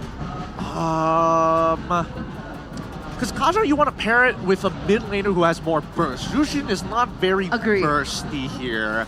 And I feel like unless they've got like some... I mean, it could technically work with Bane, but I think Bane still would need items first before he can do that. All right, there we go. The Beatrix comes through. Shawhead. Okay. Jeez. Oh, boy. Oh, I hope Aaron brings Purify. Owen, are you there? Owen? Akai is good here. TLID can pick up the Akai. RQ banned it out like twice last game and if not 2 games ago. Now I feel like Akai proper disengage tool, great pin down possibility, and Jawhead is going to be very annoyed against an Akai. How does it lane against the Phobius though? Because I don't think you can put the Akai in the roam. Actually, well, I think against Phobius it does pretty well in the early game, right? Because his base damages are actually deceptively high, and when you're dealing with the poke, you need to just worry about Phobius' second cast of his first ability. Okay, Implosion instead. So they're really doubling down on this big wombo combo. Want the big CC. Tigreal and Jawhead, both roamers first time in the series. Okay, how are we feeling about the drafts this time around? I think this is very snowball heavy for RRQ as well as TLID. I think First Blood is really going to matter between both of these teams. That first turtle is going to determine the next 2 minutes of the game. That's how devastating it's going to be. Let's not forget Natan Yves late game though for TLID. Huh? Let's not. So there you go, ladies and gentlemen. That's it from the panel. We're going to throw it over to the casters for championship point. 2-2. A ceasefire to be cancelled soon, as they will all battle it out again in the Land of Dawn in game number 5. It is still TLID against RQ Hoshi. Here it is, ladies and gentlemen, game number 5. The battle for match point, championship point. TLID able to equalize the scoreboard, and now it's another Alpha versus Bane in the jungle. It's not really that crazy anymore, huh, Rashi, from the regular season. But still, so far, both these junglers, it really depends on the early game. Whoever seems to get the early has always just dominated through.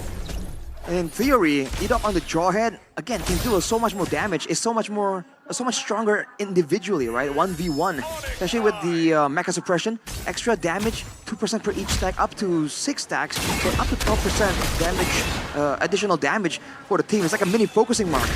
Emblems of Indie Home, though, show that it's full movement speed, agility, and Wilderness Blessing for Edok. He's playing full utility, whereas for Witty, he's always been more frontline heavy, going with the firmness for the extra bit of survivability, but the thrill on 3 members, they want to have that early game damage. With 3 agilities inside of RRQ, it's going to be an early game skirmish. It's only a matter of when. With Skylar having the weapon mastery, waiting for a kill. Whoa, good shove over. It's not the ejector threat. And for TLID, it's really just all about getting the Natan to a comfortable spot. It's not really the best of matchups against the Beatrix, so playing it safe is okay, as long as they go for the control over the neutral objective. We talked about the Akai, right, as the disengage tool against Jawhead, but then you see Witty in the Tigreal. Not one of his best heroes, of course. We haven't seen it that much. Yep. But we talk about the Sacred Hammer, right, that can really knock back the enemies from RRQ. Is that also a disengage tool to really just counter the Jawhead approaching? In theory, that some of force can't really be stopped like that, but, you know, if he gets a pushback, he might be in danger of being picked up himself. Look at this though, control for the team Liquid, but RRQ are ready to contest. Good shove from Witty. Good ejector! Failing to be locked down now, Demonic Force, oh, the sharks, Edok! Is the one who gets it with the smart missiles! Tyrant First Blood, there you have it. Rin's Crimson Beacon to the front, forcing Witty to flicker out. Fabian thrown it through the sharks, and he was stuck in the turtle pit. RRQ, they get that early game going. Iron Chicky, it's not gonna go for the kill. Darren has a level advantage. He's trying to bully Iran. Beat him up here while he has the advantage. Going for a bit of a play here. Uh-oh. Iran might be forced to use the Raging Sandstorm. Darren doesn't want to go for the dive. He's had enough. He got the dub. Witty, though, pressured by Rins and Skylar with the Beatrix. How is he going to fare in this lane, Arashi? In the lane, I think for Beatrix, it's about getting some poke in with the Renner, clearing the lane and rotating. And we've seen Edok. This be a big problem here for Team Liquid ID. If they're just waiting around, Edok doesn't really have to commit to really do damage with the smart missiles. He can just walk around and have that extra shield, and he'll just win the trade by default. But I think it's going to be a long wait till the next neutral objective here for both teams. So I got confirmation. Witty, this is the first time ever that we've seen a Tigreal pick from Witty. A debut pick, you would say, for Witty in the grand finals. Oof. Is that a card up his sleeve? Is it desperate times with desperate measures? Edok though, whoa! Real world inflation and the speed of Alpha. Ran walking forward. Edok, it got really low. Raging Sandstorm to take him down. Now Lancer Flare, Tyrant moving forward, Crimson Beacon. No Spear of Alpha means you're dead. Alpha down, around in the back of Heskin. Run! Jumped down by Tyrant under the turret. Witty getting the shot, but there is no way that they can go for any kills. There's no one alive to do so. Aran forced back RRQ with an early game win. They know they have the Phobias. They know the longer the game goes, the fight goes rather, Tyrant is just gonna pop off, dude. As long as it's a front to back, as long as Team Liquid ID are kind of corralled together for safety, it's fine. But look at Witty though. Whoa! Oh, with the shove back again. Aran into the front. Whoa! Good knockup with the Fabian Spear of Alpha. Grins, no Crimson Beacon. Big resources spent earlier. Fabian, no Spear of Alpha. Triangle, they want to fight this Aran run. Raging Sandstorm out of 2. Retreat on point from Fabian. Gets out. Deadly catch from Sutsujin will not find them. Great trade there. Aran sacrificing himself to get the turtle, and Tyrant actually comes in to try and flicker in, disrupt the turtle take. A bit too late though, but RRQ setting up for something on the top side. There's gonna be surprise coming in from Fabian and Weedy though. Oof, they invade TLID's jungle. They have control over this, and Weedy getting tossed upon. That's the ejector for you. Whenever you're in these bushes, opening up is always scary. There's a lot of abilities that could just mimic the movements of TLID, and they can jump into the backline of TLID as well. Talking about the Phobius jump and then Edoc with the Unstoppable Force. Does this mean the only tool that can keep them in place is the trigger ult? It might actually, maybe the Real Manipulation and the Raging Sandstorm, those two, this can all be comboed together in theory. So RRQ for sure needs to be a bit more careful. Not for now. I mean, RRQ with this control, they can use the Jawhead even more efficiently. But look at this dive though. Very aggressive on the Sutsujin. Aran also walking up, concussive blast. Ready, Sutsujin will be taking down Fabian. Then will be traded back. Dyron, Rins is the guy that Dyron has given the kill over to. At this point, man, Dyron is just absolute menace, but Implosion from Witty. A shove. Skylar, no Purify on the Beatrix. And that's why they picked the Tigreal. They know Skylar will be vulnerable. This is a very good kill that also cements the lead up top. They get the turret going down. And this might be the chance, but it's, of course, Mr. Ade. Is that an RRQ jersey? Yeah, it is. Hey, Rachi, I'm just saying, man. I've been watching this guy's streams, or at least his clips. And whenever he wears someone's jersey, they lose, man. I've used Pikachu's jersey, man, you know, so. I want to see him flex his M1 medal. He did that in the regular season, right? I don't think he'll do it twice. Maybe Edoc will do it twice. Ejector again onto. Whoa! Good dodge with the Spear of Alpha. Away from the Bennett's Rage. And we have Ade acknowledging that he's been featured here. Hey, cool. Just like RRQ when they're engages, conceal play. Shove over into the real room ablation. Witty looking for an implosion. Raging Sandstorm combo with the implosion. 2 members, but Rins. Demonic force from Dyran. Onto the back. Aaron Shiki disappears. It's a shot over, trying to find them. Haskill still gets out, but it's a big win for the Kings of Kings. Dude, RRQ, they're just getting so much more value due to the clumping nature of Team Liquid ID. They've been trying to corral together for safety, but it's really working against them, especially when Dyron is just so out of control, dude. 3, 1, and 4, getting shut down there, but having so much pressure. Compare his impact here to Aran. All Aran has been able to do is zone people away and get big card control AoEs. But for Dyron, he's doing everything. He's sustaining, he's doing damage, he's knocking people up left and right. It's just so good right now. His damage, he's actually the highest gold difference from both teams. As an XP. As an XP leader. Insane. Yeah, so good from Dyron. Has been able to get the targeting going on as the Phobies as well. Jumping into the backline, TLID, they have nothing that can protect them unless either Aran lands a healing Raging Sandstorm or maybe an implosion also going on. As RRQ, they want to take control of top side, and Aran is there just to safeguard the players of TLID. But now for TLID, what's their winning condition, Arashi? The win condition is to get Arashiki on curve and get a combo, right? If they can actually land a massive combo and catch 3 members of RRQ, it could be a big moment. Oh, Witty! Whoa, they go on to Witty. Implosion used up already. Demonic Force now. Dyron in for the pursuit into Aaron Shiki. Good Spear of Alpha from Fabian, but Dyron just flickers out. Meanwhile, Witty will be dealt with by Sutsujin. Rins picks Haskill up. Fabian has been isolated by RRQ. Usually you see the cavalry run people down.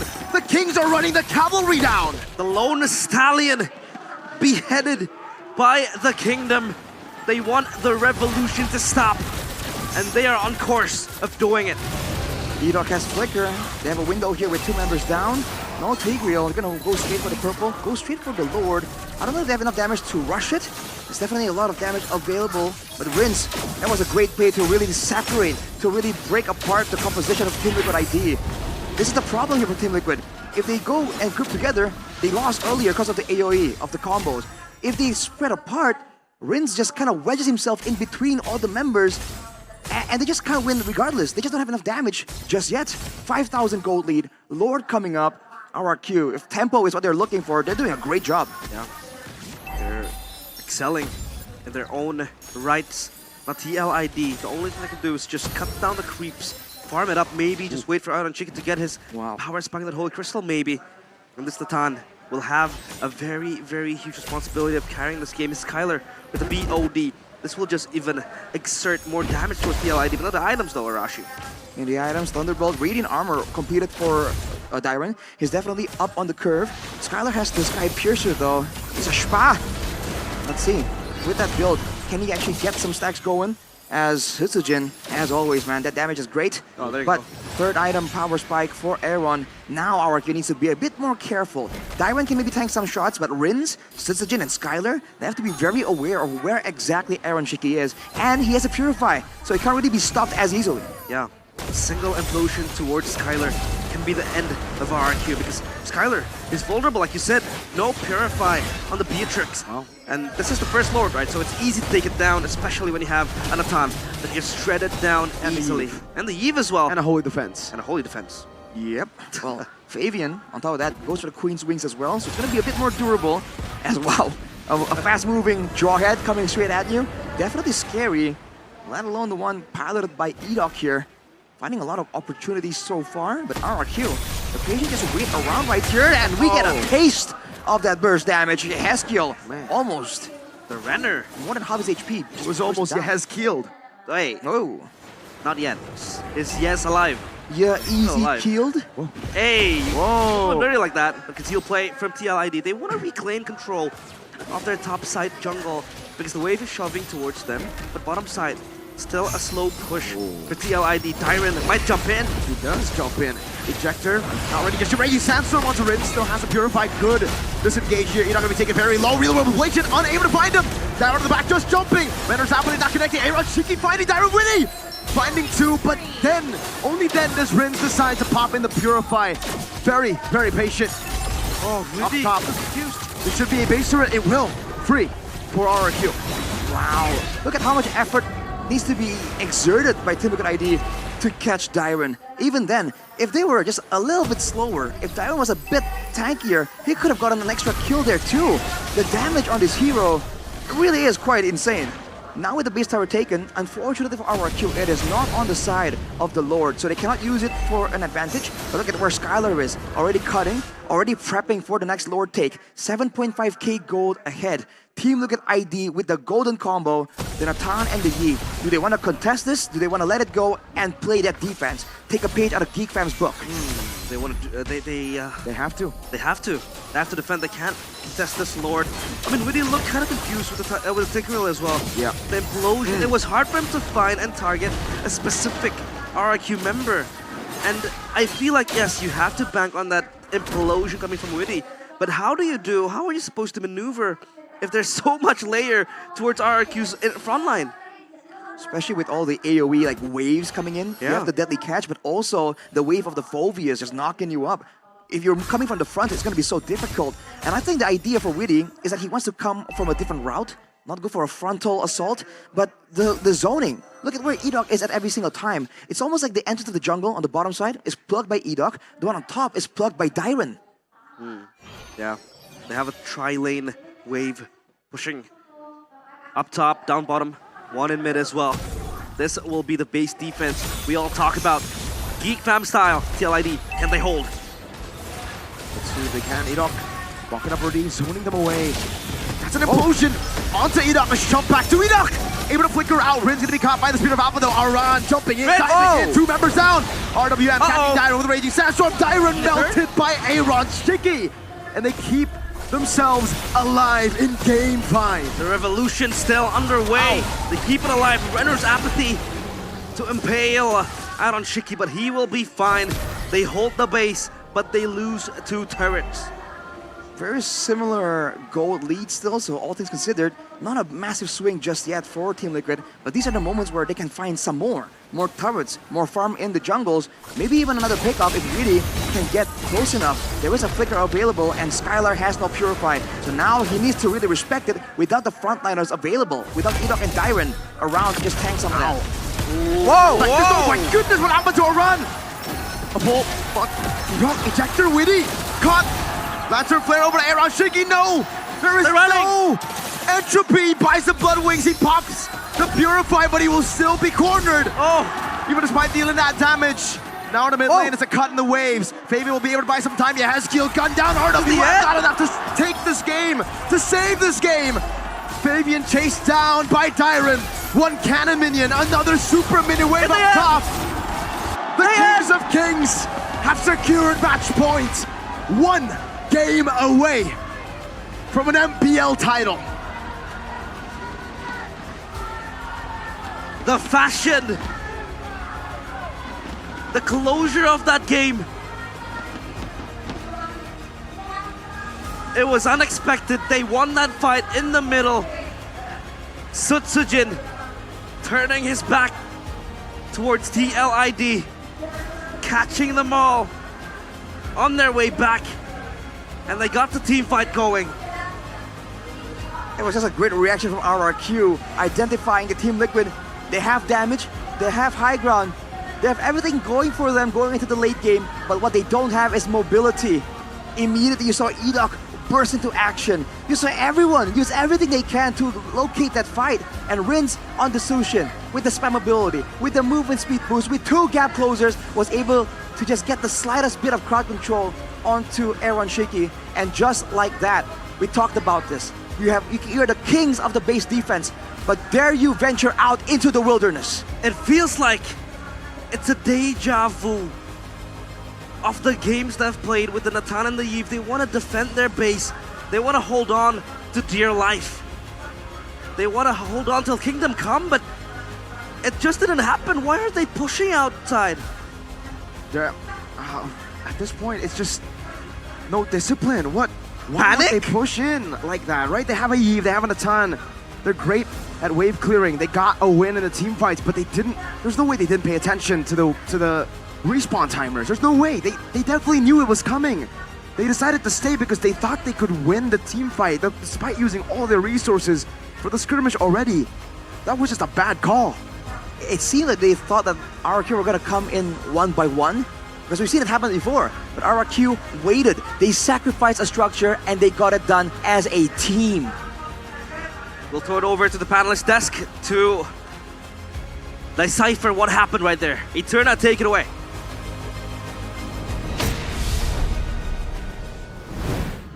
Thank you so much, casters, for that game. Game number 5, and we're finally at championship point. RRQ just need 1 more game to be able to win the Raja Galaxy title for Season 14. Everything has led up to this point, and what a game by RRQ. Very clean. They held control from the early portion of the game, and it felt like TLID had absolutely no answer to that.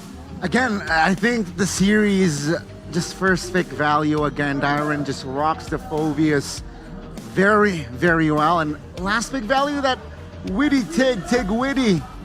Yeah, that ain't it, man. That ain't it. I ain't feeling Witty on that Tig. And yeah, unfortunately, he was, his implosions wasn't really game-changing implosion in that game. Yeah, it wasn't, but I also think that they needed to focus a little more on an answer to particularly Jawhead, and I think they needed a better way to kind of get around the map. And as Arashi mentioned, yes, they don't have the mobility, but they have if they execute well enough in these fights, it's basically impossible for RRQ to have any kind of callback to it, especially when it boils down to resources. This is a war of attrition between these two teams. Nobody wants to pull that trigger first, but TLID is more inclined to do so, because if they're able to take at least one member out, the whole fight suddenly shifts into their favor.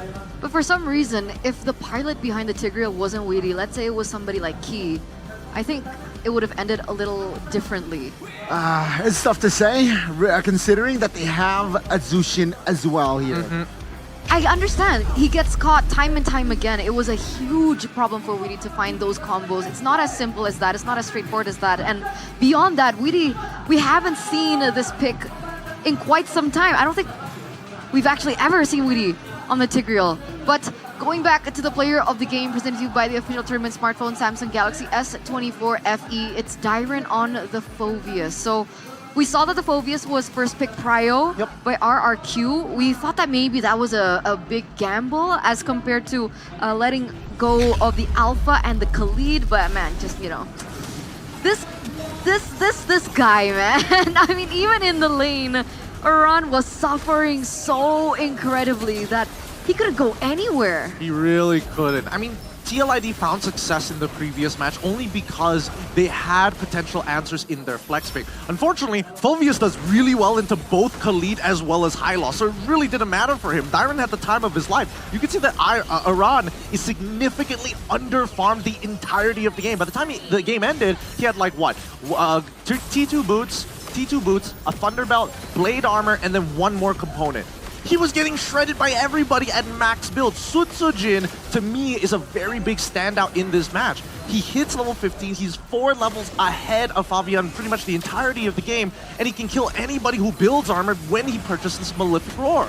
Oh, it's so disgusting. It really shows as well how Keskut is always the one step ahead on the draft. And of course, execution, there is no doubt. RRQ is definitely up there. Dyron, take a look also this last sequence here.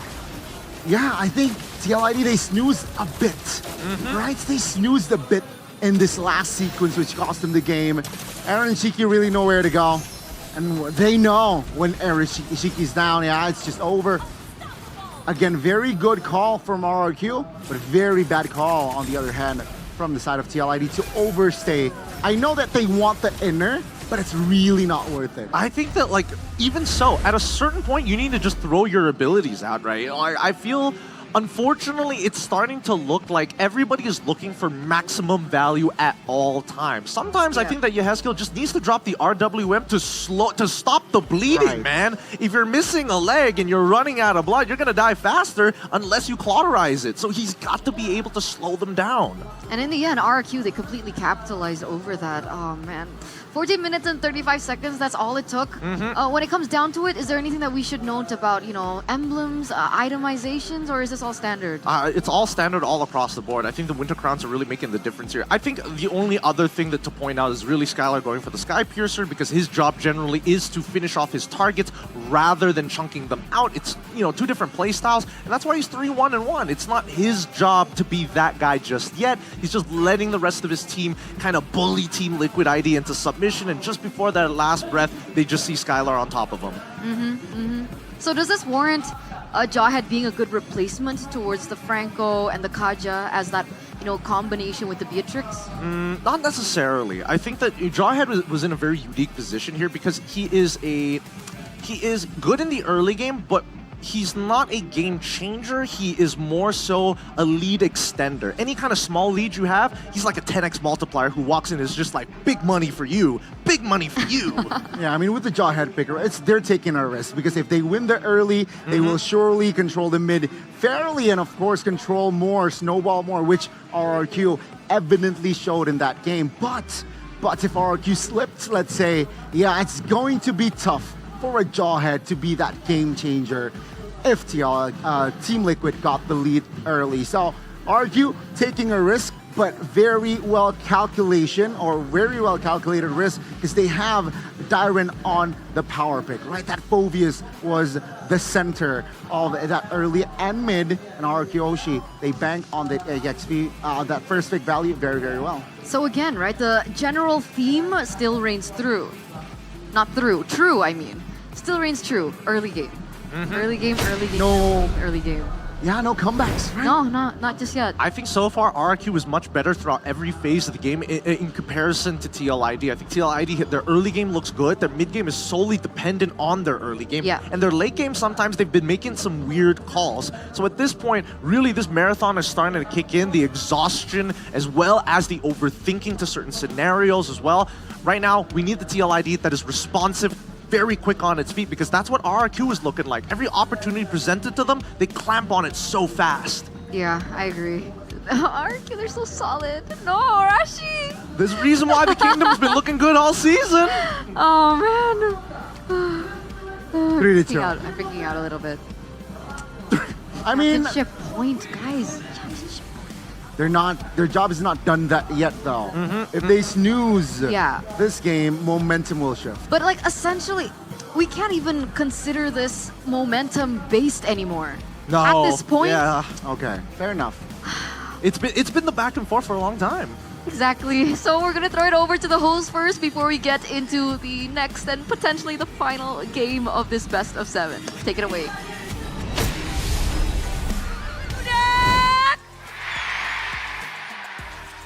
Superfans, mana suaranya? Ramai banget pastinya karena kita melihat Grand Final nggak hanya yang ada di dalam Eldorado Dome aja yang benar-benar penuh. Di MPL Festival juga sampai membludak. Membludak Bude sampai parkiran tadi aku lihat dari jendela mobil nonton Bude buat nonton Grand Final MPL Season 14. Seru banget pastinya. Gimana? Seru nggak? Kalau seru tepuk tangan semua. Memang apalagi sekarang poinnya lagi kejar-kejaran banget. Dan RRQ memimpin dengan 1 poin. Betul sekali, 3-2 nggak dikasih kendor baik dari tim Liquid Indonesia maupun dari tim RRQ Hoshi. Tapi ya Bude, karena kita sudah sampai di MPL Festival, kayaknya nggak lengkap kalau kita nggak kasih challenge buat penonton. Betul, Bude akan challenge semua yang ada di sini, kita bikin wave. Asik, tahu kan yang wah, siap nggak? Pakai tangan aja ya, jangan berdiri, nanti kesundul. Sundul Bude nih, kita dari arah sana dulu, dari kiri Bude. Nanti akan dilanjutkan untuk wave di MPL Festival. Dari kiri ke kanan, siap nangkep? Siap semuanya. Oke, kita cek ombak dulu sebelah kiri apakah sudah siap? Tengah siap? Kanan siap? Yang belakang siap? Oke Bude, Mantap. langsung aja kita hitung pakai bahasa Sunda ya Bude. Monggo, ayo. Oke. Mangga, ayo. Mangga. Kita coba. Tilu, 2, 1.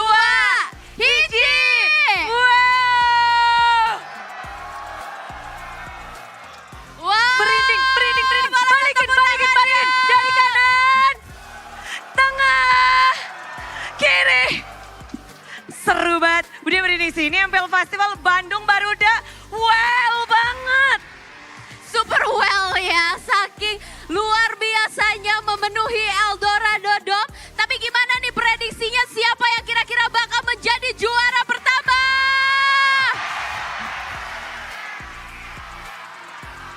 Rame nih, rame. Semuanya berbeda nih. Siapa? Wow, oke. Di MPL Festival, memang semuanya itu lagi nunggu-nunggu tim favorit mereka untuk juara. Yang RRQ rame banget, yang tim Liquid juga rame banget. Semuanya menantikan kalau di sini semuanya rame untuk menunggu nih. Akankah tim RRQ bisa mengambil kembali tahtanya?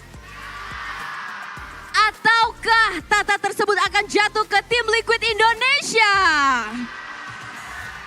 Bisa ada juara baru, kita nggak akan tahu bagaimana pertempuran Best of 7.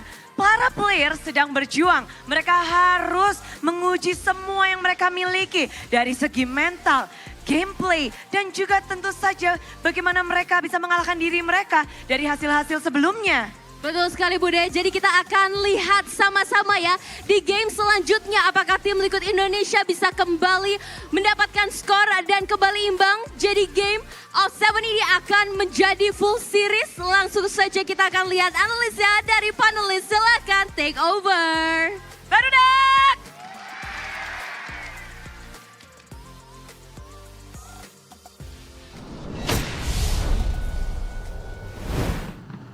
Thank you so much to our wonderful hosts, Clara as well as Alyssa. And we're back on the English panel. for potentially the final game in this best of 7 if TLID can't work themselves a way to come back from this 3-2. I mean, earlier on I was like, to Arashi, but he's like, I'm like, okay. I mean, it's very possible at this point. I mean, your feud with Arashi is back and forth just like this game. So far, I was pretty surprised. I thought maybe that, TLID, based on how playoffs has been going, it's just been like, oh, first 2 games, no problem, and then after that, a bit of a coin toss. What about you?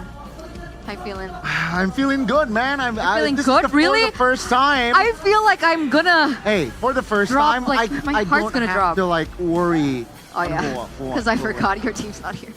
History of finals MVP though, Hey. right? This is potentially the last game. So now we got a little bit more of a taste as to the performances of all these 10 players. So let's say RRQ are able to go 4-2 with this. Who do you think is arguably someone that could potentially get the finals MVP? From RRQ, I'm looking towards Sutsujin. However, I think he needs that one, especially in this grand finals, he just needs that one big play to send him over the top for me. Very interesting, right? I see the vision, I see your point, but he has been playing the Banes. Not, again, I'm giving not enough credit perhaps, but I feel like Dyron has potential to be the finals MVP, being very, very calm and collected, being that X factor, especially if we're talking about the series, that early game, which is very, very crucial. And Dyron really allowed RRQ to really have a great foundation in that early game. And if he did, or if he do spectacularly in this last game, potentially, I see Dyron being the finals MVP. Here's the thing, right? For finals MVP, are we looking at someone that has spectacular moments here and there? Or are we looking at somebody that has stayed consistent throughout the entirety of this best of 7? Because it's different. I like consistency better. I'm going to say big play. I'm going to say big play because right now in the meta, I feel like a lot of things are streamlined. And as consistent as a team gets right now, and I think the level of MLBB competition across the globe has increased to a level where it's like consistency has already been hit. The question is, how do you get that extra 5-10% over your opponent? And that's with the big play. There's a reason why it's called most valuable player, and I'm not talking about valuable in terms of like, oh yeah, you have a positive KED8. No, you could be 0-9, but you make that one 5-man implosion like Keyboy did on a world stage, you get it straight away. Interesting. Impact. Interesting. I don't know. I'm not saying like consistent like Rins is being consistent. I'm saying somebody that has always remained consistent in a matchup that maybe isn't favorable to them. What I'm hinting at is more to Skylar, honestly. Oh, I mean, Skylar. I feel like he's too easy of an answer. Because to be fair, he's got a long history in professional play, and there's a good reason why that RRQ keeps on trusting him with not only leadership, and to guide the next generation, but to also hard carry the team if necessary. Yeah, so I think if it were to be Skylar, it will have a better story, right, in that sense. But let's see here, right? I mean, I think, sorry to cut you, but when we saw the earlier poster, it wasn't even Skylar getting the finals MVP for RQ season 8, right? It was Clay. It was Clay. It was Clay. So technically, he has never gotten a finals MVP. To be fair, season 8 Clay getting the MVP, it was pretty neck and neck between the two. Oh, season 9. It was pretty neck and neck between the two, honestly. Season 9, yeah. Ah, feels bad. The reminiscence. Guys, it won't feel bad if you have a Samsung Galaxy, because you guys can sit over at the Team Galaxy Zone, with all the brand ambassadors, the talents, just everyone. And not just that, you guys actually get front row seats to one of the most intense best of 7s that we've had in quite some time. Like, I hope it goes all the way, so you guys also still have time to head on over here. Because, who wouldn't want front row tickets? Yeah. Front row seats? And don't forget to bring ear protection because you still have the entire kingdom behind you. Every time they say the Viva RQ and start with the air batons, you know that the first 10 rows is just all RRQ. And even in the game, just like a single kill or they get like a turret. Little Wanderer, yeah! Oh my god, that's so true. Passionate, man. And yeah, on the camera you see the brand ambassadors as well as the talents from TLID. And guys, you know, Your friends. imagine sitting behind them right now. Starstruck. At least you don't have to wear ear protection. Hey, they're allowed too. What do you mean? They are allowed. They are allowed to be fair. Whoa! Yeah, they're wearing protection of their own. They're using Head and Shoulders over there. Oh my goodness, that is some lush hair. Beautiful. Beautiful hair, right? One solution, Head and Shoulders. That sounds like a very guy thing. It's just like one solution, hair, body, conditioner, no problem. But Head and Shoulders got you guys covered, especially if you got dandruff issues. One-stop shop to saying clean, beautiful hair. Guys, I'm so sorry, but I just realized why it's called Head and Shoulders. Don't you dare. Because dandruff, it falls on your shoulders. Oh my, where That's why it's called Head and have Shoulders. you been, Oh my god, Eterna? guys! Oh, wow. Why do you think? I am today years old. Have you heard of their sister product for psoriasis that I use all the time? What is it? Knees and toes. Are you making a joke or is that for real? Don't worry about it. Don't worry about it. Oh man. Hey, look, a lower third. Oh yeah, what is that? Match point for RRQ. How can TLID win in Game 6? Just play. I'm kidding. Audience topic voting. Let's see the answers. Natan is not the power. I love so funny. I love almost every like lower thirds for TLID is just Aaron Cheeky. Is it? Aaron Cheeky, Oh my not God. making a mistake. Aaron Cheeky. You're actually right. Yeah, Natan is not the power, Aaron Cheeky. Huh. Interesting. Well, yeah, the Natan. The Natan has been a little bit of a curse, not gonna lie. It hasn't been looking too great. Even Skylar has, taken an L on his Natan as well. Because the problem is with the Natan, you need a little bit more time to scale, and so far, we haven't really seen the Natan get to that point, right? The early game being the #1 theme so far. Yeah, and I think, both times. Well, then again, I feel like RRQ, as much as we expect them to actually drag it out to the late game, feels like TLID really opened themselves up wide for the end game scenario for them, even when they're behind. So I feel like it's more on TLID than RRQ. Wow. Sorry, I'm blanking here. Second pick. I'm blanking. Second pick. Okay. If you're a TLID fan, I think they have a chance because first pick selection has been rocking the win rates here this series. It really has. It really has. Let's jump into the drafting phase here. I'm excited to see whether or not we're going to see something different, something new, innovative, because right now blue side has been crushing it despite teams picking red on purpose. Go big or go home at this point. Can we see finally? Oh, could we potentially be seeing an assassin battle in the jungle for the first time here in this best of 7? Please. As we get into the drafts, ladies and gentlemen, presented to you by the official tournament smartphone Samsung Galaxy S14 FE. Alpha being banned out. And the Bane! Let's go! Oh, got your wish. Right? Okay.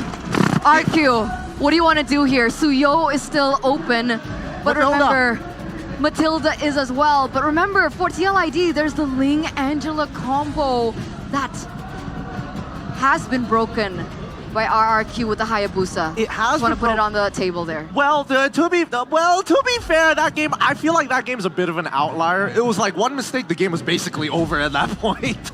I mean, when you're 4-0 at 3 minutes into the game, you know you're not having a good time. Yeah, that's the thing. Okay, RRQ, they learned from game 30, I believe, right? Yes. Suyo banned out here. And first pick. TLID neglecting the Matilda. They went for Phobia's understanding that Dairon was too power. They denied this hero from Dairon. Okay. So if they do decide to take Matilda, we've seen teams have two opinions about Matilda into the Phobias matchup. One being, yes, I am building up his passive. What are you going to do about it? It's still good because I can heal you. Or B, we better not touch it because now 2 people are going to get affected by Phobias. But the big question is, if they pick out the Matilda here, who are they going to combo it with? Bane Alpha banned out, Suyo off the table. That's actually a good point. I mean, I definitely think B or even, That's dirty. Oh. That's dirty. Rats. making a comeback. Guys, Barat's where though? EXP most or likely. jungle? Yeah, I mean, yeah, it's usually it's Right? the It's dirty! this current patch with Angela Ling. So this draft is TLID did this draft, Phoveus Angeling combo yesterday against RQ in the upper brackets. Yeah, they did. I'm just going to assume that this Barat is going to go into the EXP lane. Barat actually has some pretty decent odds against Phoveus on account that Barat gets his stacks first. That is the big thing. If he doesn't have his stacks, he's just like any other hero, if not weaker. Okay, and now we're going to the second phase, and the band's starting to make sense, right? Ruby gets eliminated by RRQ. TLID, by the way, guys, you know, first glance, RRQ's composition right now, does it not look like a Blacklist composition? Barat till the end of Pyramid. Maybe a little bit, I'm not gonna lie. It does reflect it quite a lot. Shout outs to Blacklist, man. Oh. But, you know, we're taking a look at this asset as well, right? A little of data. Hero pool, RQ right now with 60 unique picks. Wow. What else do they have under their sleeves? Let's see. A little too much. A little too much. I feel like they've been hiding a lot of stuff from the longest of times, and now that we're at match point, I think that RQ have nothing left to lose, right? I think so far TLID with the Bruno ban makes sense. They generally want to maintain this early game, especially if Skylar is going to try and win and dominate that lane. But at the same time, it's like we don't really see where what jungle would be effective here for the side of RRQ. I would argue that it's probably going to be the Hayabusa, because at least you have iframes to work with. Xborg possibility. Xborg I think is also good, but then where does the Barats go, right? Do you throw the Barats into the jungle at that point? Do you put the Xborg in the jungle just so that you don't die against the Ling Angela combo? Yeah, it's tough. It's tough. Let's see here. TLID seems like they commit to Skylar man here. Bruno and the Natan. RQ, will they show their card with this composition? I see a possibility Clint might make to the composition of RQ. I think, I mean, with the Matilda, it could be, this is risky, but Irrital, I know it's against the Ling. We have a Brody possibility against the Ling as well. We've seen Skylar utilize it against an Assassin. Oh, okay. Julian gets picked up for Sutsujin. So the Barat should be going to the EXP lane now for sure. And there's also a possibility of Moskov for RRQ. I don't know if RQ really want to play Moskov here. I think if they are locking in that Moskov, they just want the global presence and the potential to knock Ling away, maybe even Phoveus, because again, you're just stacking up this Phoveus at the end of the day. But I guess they're really confident that Barat is going to make sure that he doesn't go any further. No, Ruby's banned. Oh, Ruby's banned. Lunox. Beautiful. Great iframes, and they need an AoE. All right, so there you go. All right, Khalid Rome, Angela mid. Angela, yes, Giel will be the choice. Last pick for RRQ. Oh, it's really tough. They can't go Ixia. I think Brody's okay. Moskov would be very, very safe. You're up against the Lunox as well, so you don't have that many great matchups. Maybe the Beatrix, but even then it doesn't feel that great. Not a lot of setup other than the Barat and Julia. Okay, Irithel. Yeah. Doubling down on Irithel. It's a risk, but I mean, it's Skylar. It is Skylar, and it's also the Matilda as well for Edok. Yeah. We saw that combination earlier before. Guys, championship point. Tell us what you think. I think that right now Skylar needs to absolutely smurf on TLID. Take sprint, you have to win your lane, you have to skill as fast as possible, because generally RRQ, their team fighting is nasty, but they're going to lack damage. I think Lunox will be the hero that will take us to Game 7. Game 7? We'll see, ladies and gentlemen, championship point. We're gonna throw it over to our casters. Take it away. One game away from the trophy. One game away from glory. One game away until the kingdom finally rejoices. It is game number 6, match point for RQ Hoshi against Team Liquid ID. The cavalry will not have it. They will not have it without a fight. Fabian on the lane. The usurper wants the throne. He wants the crown. Ladies and gentlemen, in the land of Dawn we go for a possible final game in the series, for a possible comeback to equalize on the board. from the cavalry. A signature strategy from the cavalry. Great macro presence, great dive in the team fights. And look at that, even in the lane. This Lunox pick certainly is a curveball. RRQ, can they withstand it? Can they find ways to kite back far enough? Skylar! That's the guy with Whitney! Flickers forward, finds first blood. Will be taken down. But that is a wave, that is a cannon minion that he will lose on top of his life. Oh, Skylar gets assassinated. Yaskiel burns his flicker. And this lane, the Airtel against the Lunox. Talk to me about that lane, Arashi. The Airtel against the Lunox, there's so much more sustain built into the Lunox, more burst damage too. So the traits that usually the Airtel can win by being more maneuverable, by just having a lot more burst in the kit, can't really be exploited to the same degree. But look at this! So the Jin on the Julian, knocked out by Fabian, slain by Fabian. The mercenary down, the usurper will take that kill. Now Tyron trying to stop the farm from being taken, but again for Fabian, it's like taking candy from a baby. You can just take it away. Tyron, Dobon, Witty will try to tank it up. Tyron low, Aran tanking it up. Fabian just needs one more shot. Defiant Blade to take him down.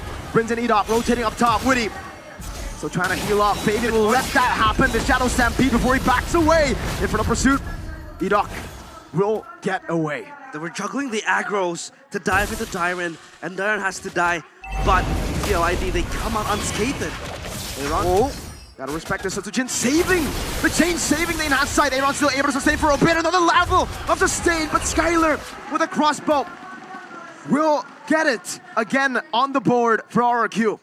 Great move by Jin to just be patient with the usage of the skills there, ensuring that he has it guaranteed.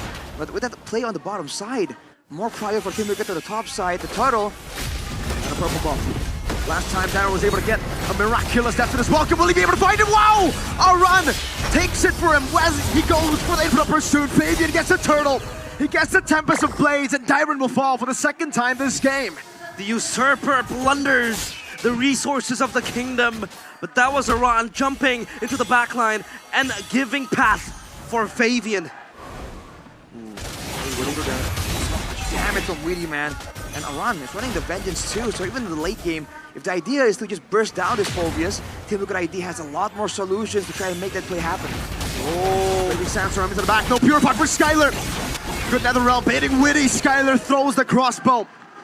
Up top and down below, that is Witty again, taken out. That was almost a kill and a half for Witty. He was able to Raging Sandstorm forward. Thankfully, Rims was close by, nearby in the block, and he pops the Netherrealm.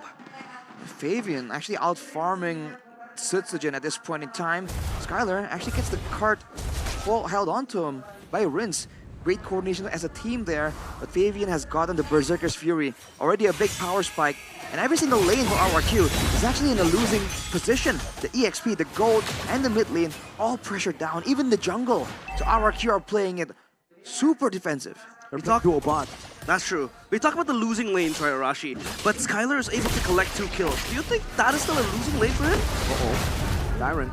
It's gonna be the engage. That's his welcome coming down. Aran trying to tank up the turrets. Fabian does get picked up. It doesn't find the wall. Fabian gets another kill without the purple buff. And it's still off. Take a look at this. He's delaying the purple uptake so that he has it for the turtle. Good brilliance to escape. You're not gonna be taken low. Aaron Shiki will go for it. Finds the kill. Hard guard over. Flicker. Aaron Shiki wants the cavalry to keep fighting. Wants the cavalry to keep charging. Chaos Shiki with the double kill. He's able to stampede on the kingdom.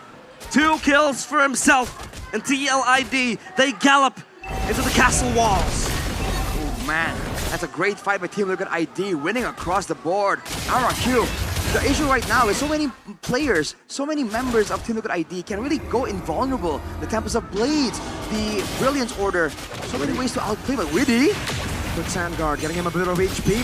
That's a Flicker Shadow Stampede to pull him back, but Witty was able to get the Raging Sandstorm. Now Aaron put some damage back. Skylar, that heavy crossbow starting to hurt now, but Aaron will be able to respect it, will be able to get the healing from Yehezkiel, who has rotated bottom lane. 3 of the 4 kills only onto Witty though. Definitely far from ideal for RRQ. The gold lead, however, was at 3,000 more or less. Now it's down to 2,000.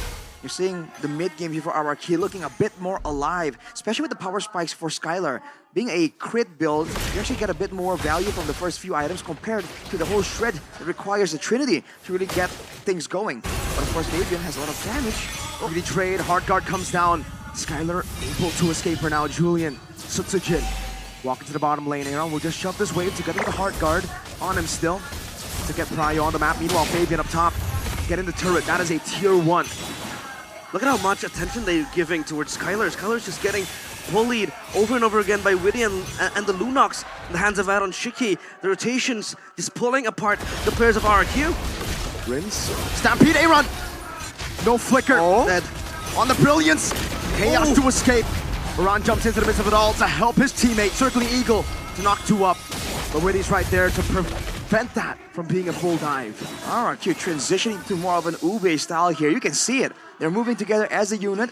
It almost seems like right now, the deciding factor is whether or not Rins can make the right call. If he follows the movements of Team Liquid ID and identifies which lane is going to be under aggression from the cavalry, then he can use that Netherrealm to negate that whole outcome and keep the game going just that much longer into that mid-game that RRQ can use. When we talk about the DLID composition, they're more of a dive composition, but you talk about how Aran is there to become the front line. You have the peel as well from Witty. How is the Julian supposed to access the backline? What happens? Enhanced sword trying to run away. Netherrealm already baited out now. Comes the blades on the Sutsujin, who will fall. The mercenary down. Skylar very low. Fabian leaving the blades again as it put up push through. The demonic force procs are eternal. Aran will continue to zone him away, but a stampede brings him back. Aran will jump in. If you're gonna kill me, it'll be on my terms. Just relentless aggression. That is the way the Phobias operates. That's gonna be a neutral objective. Some turrets as well for Team Liquid ID. Extending that goal lead to 4K. RRQ making maneuvers happen, trying their best to read into Team Liquid ID, but there's just so many tools to kind of keep your eyes on. The Raging Sandstorm, the Tempest of Blades, now Susujin. Oh, purple buff stolen. Fabian stealing it away. This time Aaron has the flicker, so RRQ will not continue that chase. Sutsujin pulverized, torn apart by the cavalry. He hasn't been able to come online. 0-3 on the Julian. If the Julian is this beaten into a pulp, how effective it is going to be as the time progresses, Arashi? Fortunately for the Julian, you can kind of still operate as a card control tool technically with the enhanced chain. But ideally for Susujin, he still wants some more damage. But Skylar face checks! Raging Sandstorm over to Skylar, has a heavy crossbow, has this Shadow Stampede to help him as well. Zeta walks forward, Witty will actually be threatened there. Now able to heal back up. Aaron, that's a big power spike. Second item, Holy Crystal. Talk to me about this, Arashi. Just more scaling, right? More numbers to really add damage to your kit. And for now, there's not really a lot of magic damage, especially in the 1v1 against Skylar, and magic defense, I mean. So Iron can really abuse this. And he's been playing very aggressively because he knows he has an invulnerability tool to get out of the ganks of RRQ. They don't have a lot of repeated engagements, but look at that. Witty. Stampede, Witty. And half chain finding him. Witty will not try to commit any of his resources. Heck, he doesn't have any resources to spend, but Fabian, on the other hand, Usurper will stay busy. Flava Fave with a tier 2 traded for the Roamer's life. Dyron unable to get that cheeky Decimus welcome. The flicker was not up. He's turbo farming his items, right? 3 item power spiked, BOD completed. And now the question becomes, how is RRQ going to match that side lane pressure the TLID will constantly have in the hands of Fabian? I don't think they have any easy way of doing so. The best they can do is use Mathilda to kind of elevate their movement around the map. But even then, the way that RRQ is playing this Ube against this Assassin, it just makes it so difficult for them to actually get any winning circumstances. And keep in mind, later on with the Vengeance, Aran can last a lot longer in the front line. So it really feels like RRQ have to bait out some spells and then make their way back in. Use the Mathilda Guiding Wind to just allow themselves to bait out some of the resources. Because in a full-on 5v5, I don't see them coming out on top. Run in a 1v3 so far, not even. Yeah, they're all running away for dear lives, and look at that. The Lord Free conceded by RRQ. They can't really pressure back TLI. Ooh, Skylar. Good poke. That's an ultimate down though. Lord is still pushing on the top side, and the purple buff always, Team Liquid ID. Playing classic. The right way to just shut down your opposing jungler. Just keep going for these invades, knowing that you have the frontline advantage, you have the damage advantage, you have the macro advantage even. There's not much that RRQ can do here without really making a lot of sacrifices elsewhere. They have total control of the second half of the map. The Lord even wanting to siege towards the turret. Aaron shaking with the Ruby DD combo. Darren taking very low. NetherRealms is safe in the Vengeance pot. They're in for a run. Comes the blade from Fabian. Darren trying to go for that as well. Will not be able to find a Fabian now. No! Darren, did he find Fabian? And the Usurper shall fall in the hands of the Mercenary. Skylar on the chase for Yehezkiel. But TLID, they back away. They think it's worth it to trade Fabian for the base turret. And I think they were right to make that call. Again, the soldiers of the kingdom, they hug the Crown Prince, protected with their palm of the hands, and Fabian, he falls down in that altercation. That is a bold move from Team Liquid ID to go for a dive under a turret against a Faramis, against a Julian. Wow, they just kept going for it. And I really believe, obviously, that the plan wasn't to really trade Fabian for that pickup. But hey, a familiar face. LJ! Of course, MPL IDX streamer presented to you by our coffee. Good day. He's out there. He's out there, man, just lingering, just watching. There you go. Oh, revelation. He realizes. There you go. Woo! W-man. Oh, what the heck was that? Where did Enoch go, Fabian? Wants to dive in, over the rings this time. Comes the blaze used up, Darren. NetherRealm cancelled. And there you go, Raging Sandstorm on the 2. Darren still has immortality, but now it's gonna be Aran with Infernal Pursuit in towards the base. No minions, they will lose Aran. But they've taken Edok and Darren down. Oh, they're knocking on the doorsteps of the castle that the kingdom has been able to build. But I feel like no, they don't want to exert even more pressure. They will back away. Discipline, as they've learned from their mistakes. There's nothing to get right now on the map anyways. I think what that was is Team Liquid ID making a statement to RRQ. Hey, you wanna walk out of your base, you have to remember that we are danger. And we will punish you if you just overstep your limits. Purple buff secured by Syzygy though. And you're seeing level 15 for both junglers. RRQ slowly but surely trying to catch up with the farm. But man, when it comes to pressure, nothing they can do right here. Darren taking so much damage only with a handful of spells. Is there a scenario where RRQ is able to match TLID in a 5v5 lord take? The longer the game goes, in theory with the NetherRealm, it is possible. But the problem is, Team Liquid ID don't have to go for that.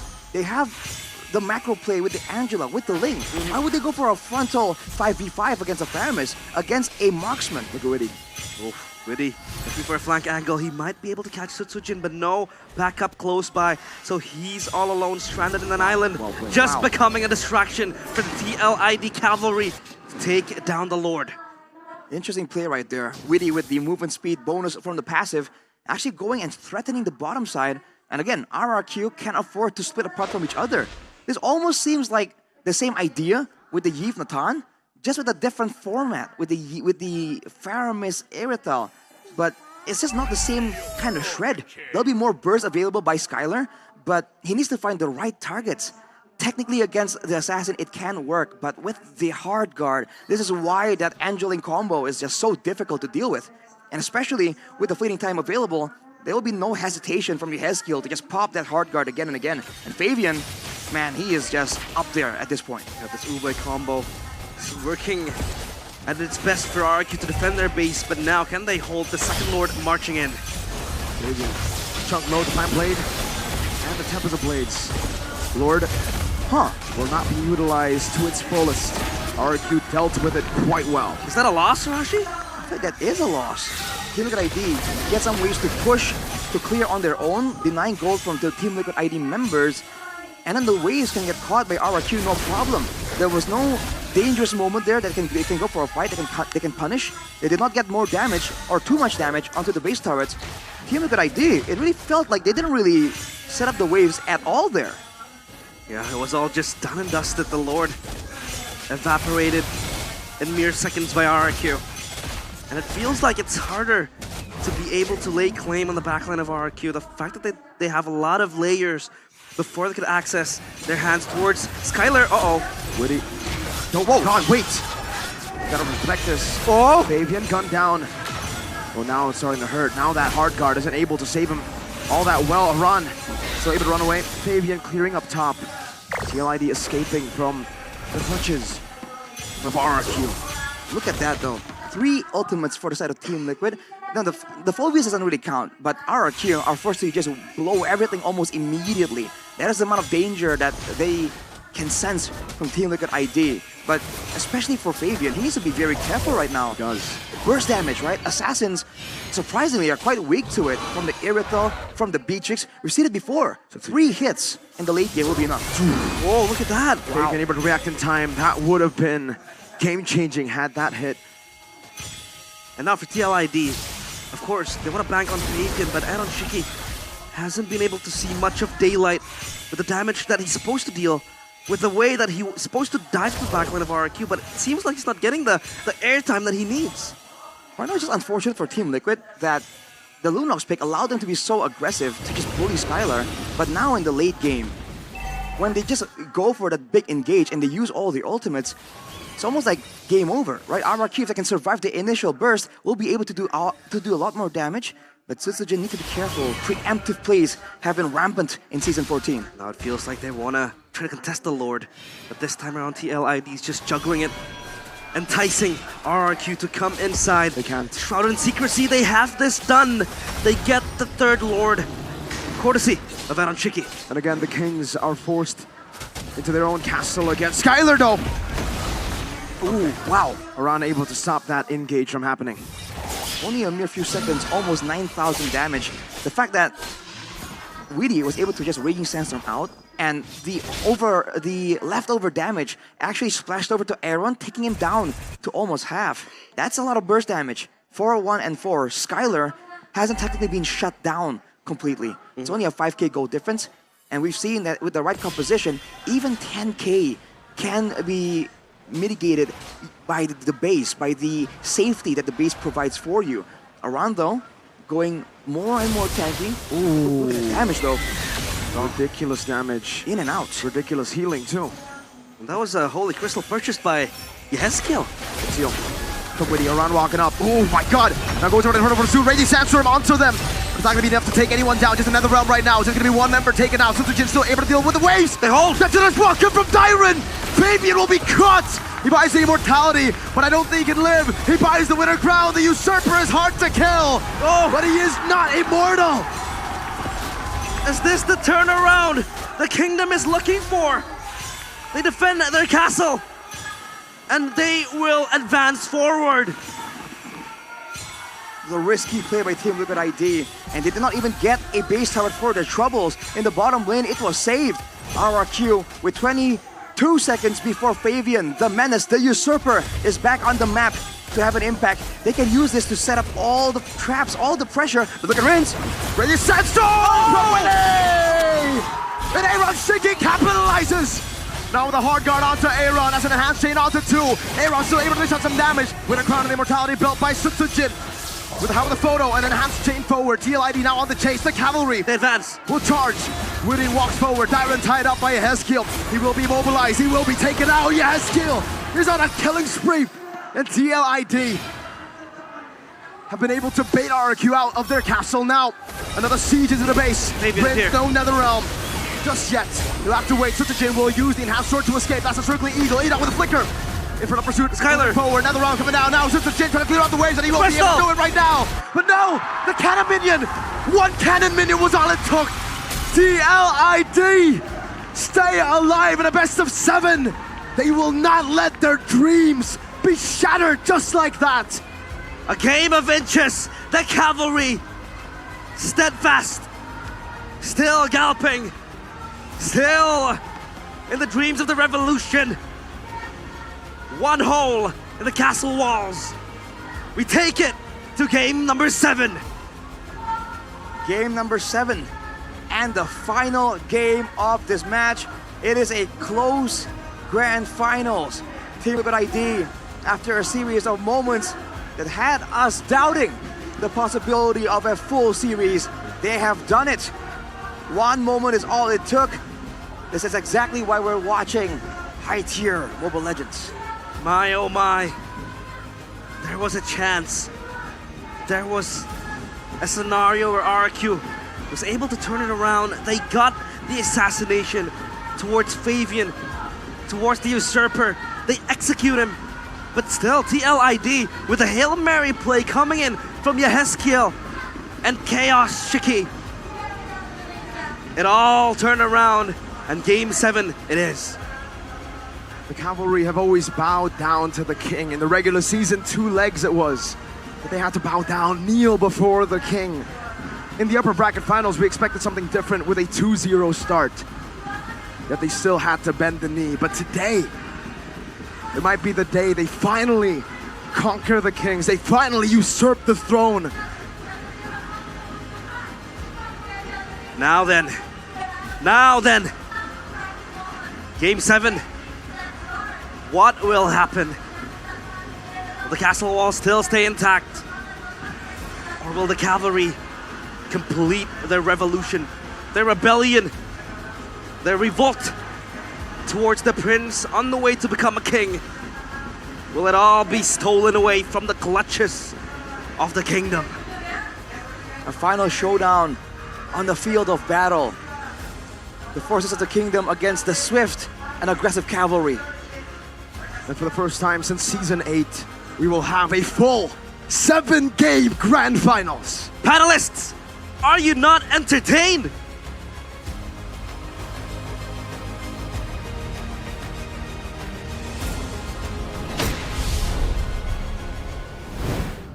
This is one of those rare moments that I'm pretty sure everyone around the globe watching right now and everyone at the venue they're getting goosebumps, right? We're going all the way to a best of 7, and we spoke about this in the beginning that this is going to be the battle of the ages, and we truly are seeing it.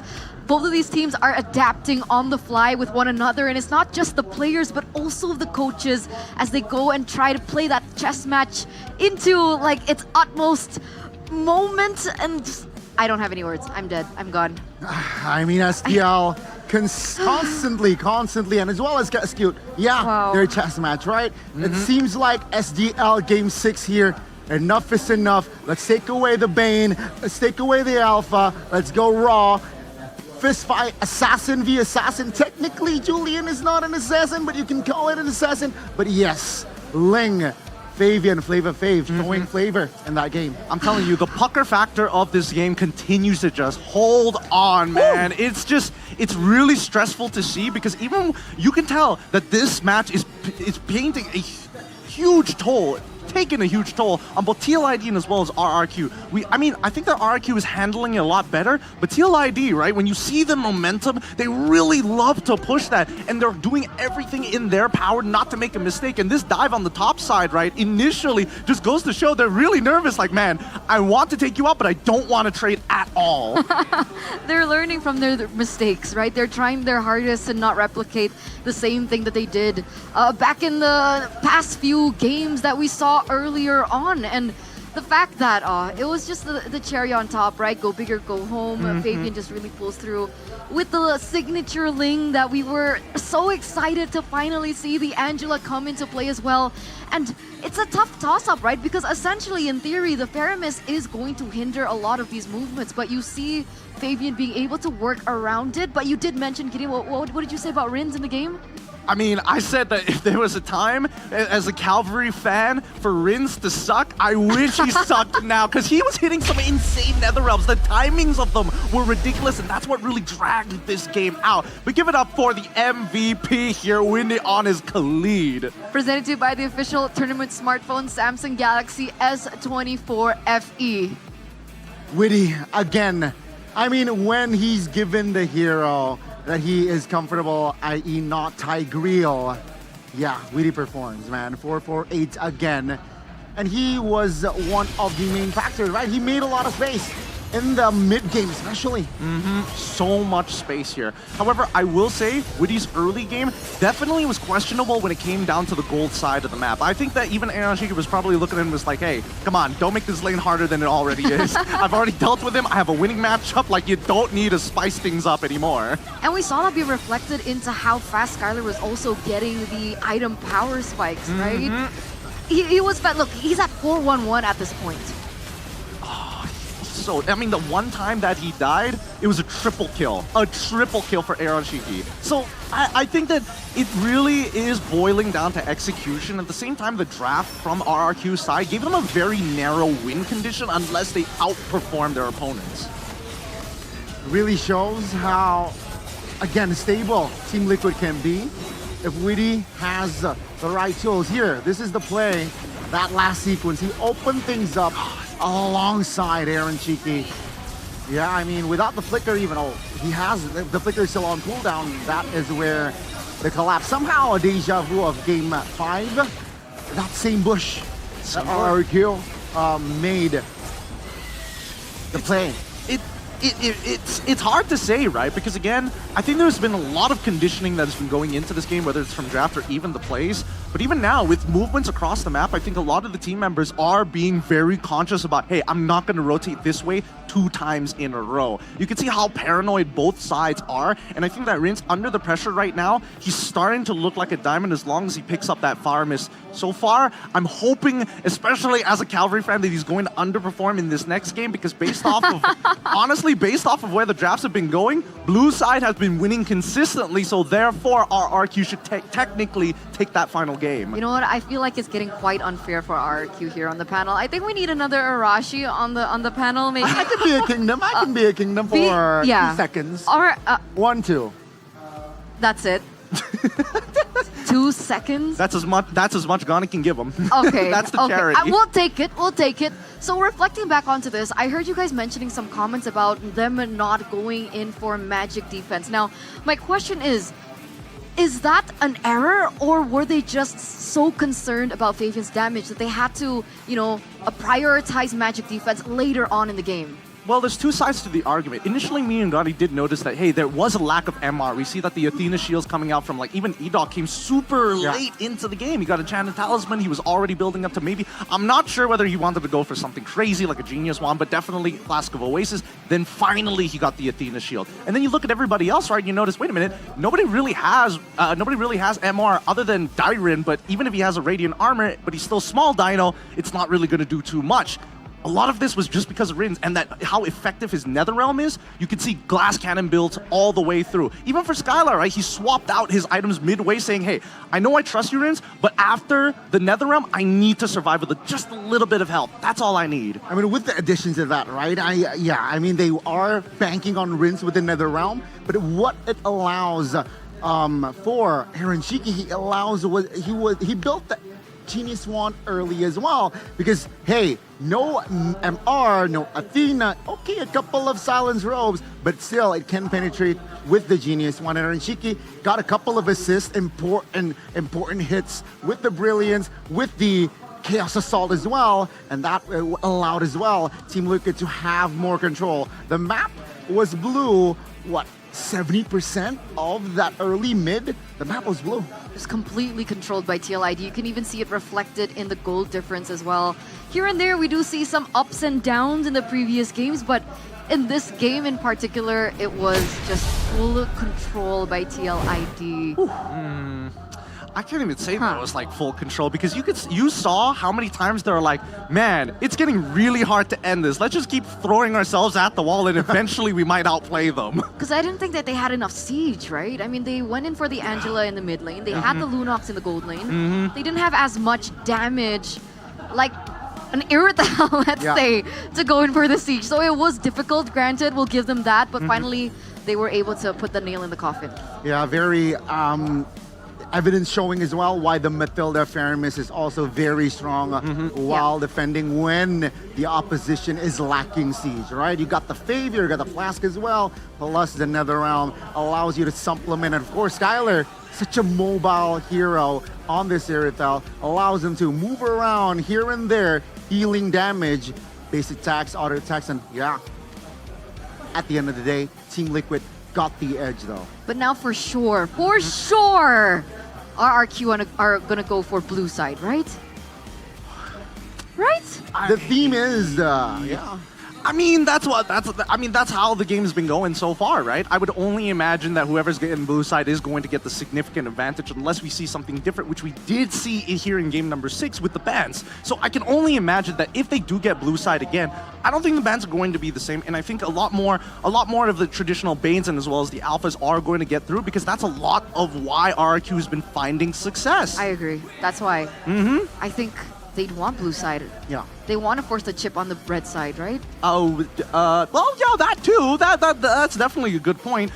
But even so, it's a 50-50 here. I mean, good luck to both of these teams. Oh, okay.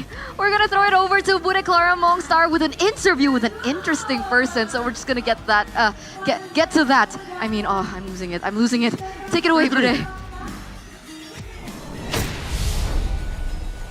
Spesial.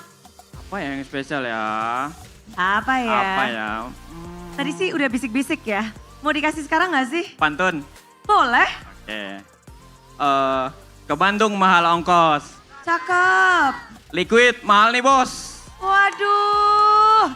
Gugun memang ya di sini banyak banget yang rindu tentunya. Tapi Gugun, kita melihat di sini bahwa kamu adalah salah satu orang yang punya sejarah di season lalu, memiliki title Rookie of the Season. Tapi Gugun, gimana sih kamu ngelihat rookie-rookie sekarang yang banyak banget bertebaran di Grand Final, tapi mereka bisa berperform sangat kuat gini nih? Kalau aku ngelihatnya ya rookie-rookie yang ada di Grand Final ini mereka lebih spesial sih. Kayak mereka punya mekanik yang lebih jago, terus punya mental gitu sih, punya mental lah. Wow, mental itu paling penting pastinya ya. Mental paling penting buat main di MPL. Mental paling penting, tapi ngeliat Grand Final ini, Best of 7, kamu nyangka nggak sih bakal seberat ini untuk kedua tim? Nyangka sih, karena mereka sama-sama jago, terus mereka sama-sama punya mekanik, sama-sama pinter juga sih. Dua tim yang kuat lah season ini. Apakah ini yang spesial dimiliki oleh para rookie yang ada di Grand Final ini yang tidak dimiliki oleh rookie-rookie lain? Iya, karena aku lihat sih mereka gameplaynya juga jago banget sih. Jago banget? Jago banget, pakai banget. Pakai banget. Karena kita tahu sendiri kalau Gugun sendiri dia itu sempat satu tim bersama dengan Rins dan juga Idok. Gimana kamu melihat sekarang mereka berperform di Grand Final ini bersama dengan tim RRQ? Aku ngelihat mereka jauh lebih improve daripada di MDL dulu sih. Kayak mereka tuh punya hero masing-masing yang lebih banyak lah sekarang daripada yang dulu. Terus mekaniknya juga jauh lebih jago daripada yang dulu. Berkembang banget nih, jadi Jauh. pada saat bersamamu dahulu sama sekarang udah kayak peng. Ya kayak melambung tinggi lah. Melambung tinggi. Pernah berjuang bersama, kali ini mereka juga harus berjuang untuk Grand Final. Tapi gimana kalau halnya dengan tim Liquid nih? Ada juga Pavian, ada Aaron, ada Widi. Pavian Acu ya. Pavian Acu sih jago banget ya, apalagi tadi main link kan, bantai-bantai. Oh, jadi memang dari hero-nya masing-masing tuh kedua tim ini punya yang spesial ya? Ya. Dan untuk satu game terakhir, menurutmu apa sih yang harus terpenting nih untuk kedua tim ini? Kalau udah game terakhir sih biasanya mental sih yang penting, mental. Ada nggak mungkin tips untuk memperkuat mental untuk para player? Apa ya, mungkin semangat aja sih, semangat terus ya mungkin have fun aja sih, nothing tulus aja sih. Have fun and nothing to lose, itu yang harus mereka miliki. Kita memiliki dua tim yang ada di Grand Final ini, mereka memang sedang berjuang untuk menjadi juara, tapi kedua tim udah punya slot untuk M6. Nyangka nggak dua tim ini yang bakal mewakili Indonesia? Nyangka sih, aku ngeliat mereka dari regular season mereka konsisten, terus tiap minggunya juga mereka improve sih, nggak nge-stuck. King Gugun, ngelihat betapa improve-nya dari kedua tim ini, gimana halnya mereka berjuang untuk nama Indonesia di kancah internasional, Gun? Kita bisa melangkah jauh nggak sih? Kalau aku ngelihatnya sih bisa sih. Paling hambatannya tuh paling dari tim PH sih. Kalau aku ngelihatnya tim Onyx doang sih. Onyx PH. Berarti sejauh mana nih kira-kira nih? Mungkin Grand Final harusnya bisa sih. Grand Final? Wah, memang menjadi salah satu tujuan kita karena ini adalah di Aksiata lagi, kembali lagi. Kita ingin meramaikan Grand Final. Namun untuk kontender sekarang kamu pasti ngeliat dong region-region lain. Bagaimana sih kamu ngeliat mungkin dari perbedaan setiap regionnya dan mana nih yang bakal menjadi region terberat kita yang akan kita lawan? Kalau menurut aku sih, kalau buat season sekarang sih PH sih. Dari Onyx sama Aurora sih. Karena mereka tim baru juga kan di internasional kan. Masih menjadi PH. Philippines menjadi lawan yang akan berat. Wow, kalau dari sekarang sendiri di Grand Final ini, di game yang ke-7 kita akan menyaksikan banyak sekali aksi-aksi di internasional pun juga. Apa nih harapan yang mungkin Gugun ingin sampaikan kepada dua perwakilan Indonesia kita yang akan berjuang di M6? Harapannya sih semoga lebih konsisten sama lebih improve lah. Semoga kalian bisa kalahin tim PH. Dan bawa pulang piala M6. Mantap, amin semuanya. Dan hari ini akan menjadi penentuan siapa yang akan mengangkat piala untuk MPL Indonesia Season 14. Kita akan bersama-sama masuk ke dalam Grand Final. Game penentuan, game yang akan bisa menjadi satu gong untuk tim. Akankah RRQ Hosi atau tim Liquid ID? Mari kita sambut bersama dengan panelis. Monggo. Mangga. Thank you Gugun. Thank you Bude.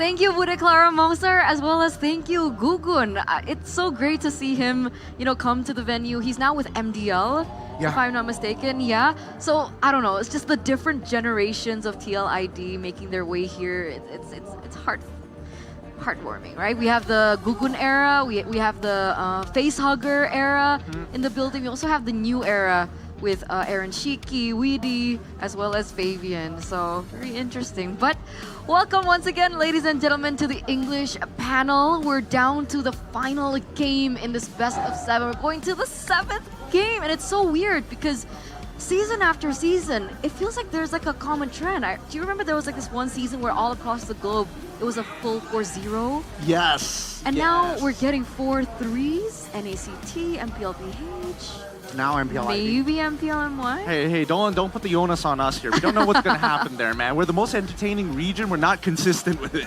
But what's consistent is GoPay, right? GoPay has just been so consistent, especially for us gamers, because it's the go-to wallet for gamers with huge damage. You guys can grab diamonds while GoPay Games treats you with up to a 15,000 cash back. And you might wonder, what does that mean? It means that when you top up diamonds on GoPay Games, you'll get up to 15,000 of your balance back. Can you imagine that?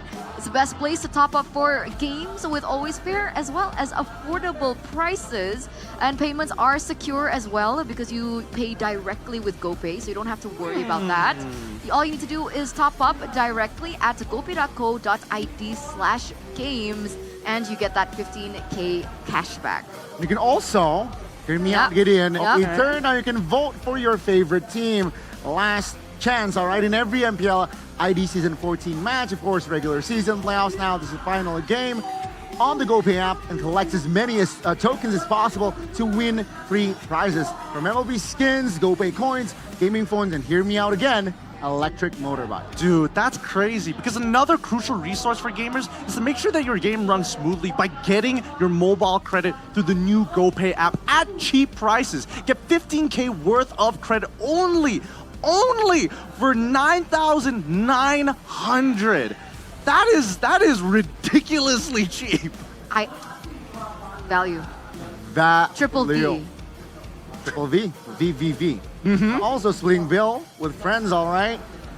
Very easy, very convenient because there's a feature, split bill feature. Just take a photo of the receipt and the GoPay will do it all for you. Sorry, could you repeat that?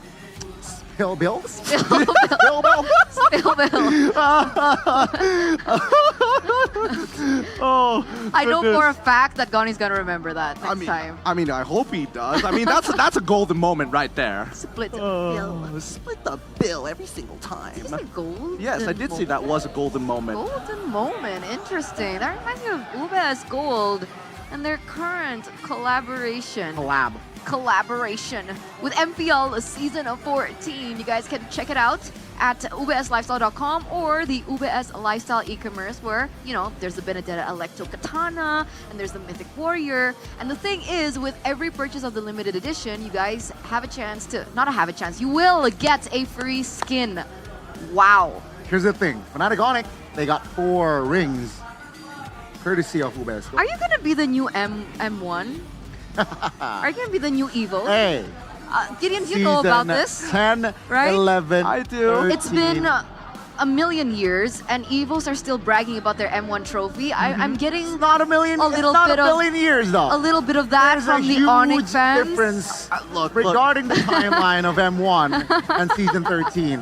Yeah, well, if we're talking about like overall dominance, like how far are we going back here? It's just like, oh, we were MSC champions once, you know? You pull it even further. We won MSC champions twice, technically. You pull it even further back. I mean, yeah, you want a couple of MPLs, but at the end of the day, I think people need to understand that the next generation is here. They are here. They landed. They landed. What's wrong with me saying they landed? You're making them sound like babies come from pelicans. They just drop from the sky. They don't. Yes, as I watched it in a movie. That's not how it works. a Christian man. That into this. But Gideon, you know, you've been here for quite some time. Have Very you got long. the chance to enjoy a Tropicana ice cream? You mean the Tropicana double crunch? Double, not single, double. Not single. One tier. Just one tier. From all our single gamers out there. This is the only time. Okay. You have us. Yes, ladies and gentlemen, because Campina, of course, is the ice cream for gamers to boost your energy to not just mid-tier, to not just high-tier, to God-tier level. Caramel ice cream with double chocolate for double the crunch. And also, you can feel the excitement of snacking on Tropicana Double Crunch while gaming. Grab yours now at the Campina booth. Or, you know, I'll just grab one for you. Oh, that'd be great. Specifically for you. Thank you. I appreciate it, guys. We need to take care of our guests. Yeah, of course. Remember, double the crunch. God-tier level. Why you gotta roll those You know, R's, we man? need to release the tension. Yeah. 3-3. Phrasing. Okay. I mean, it is high stakes here right now.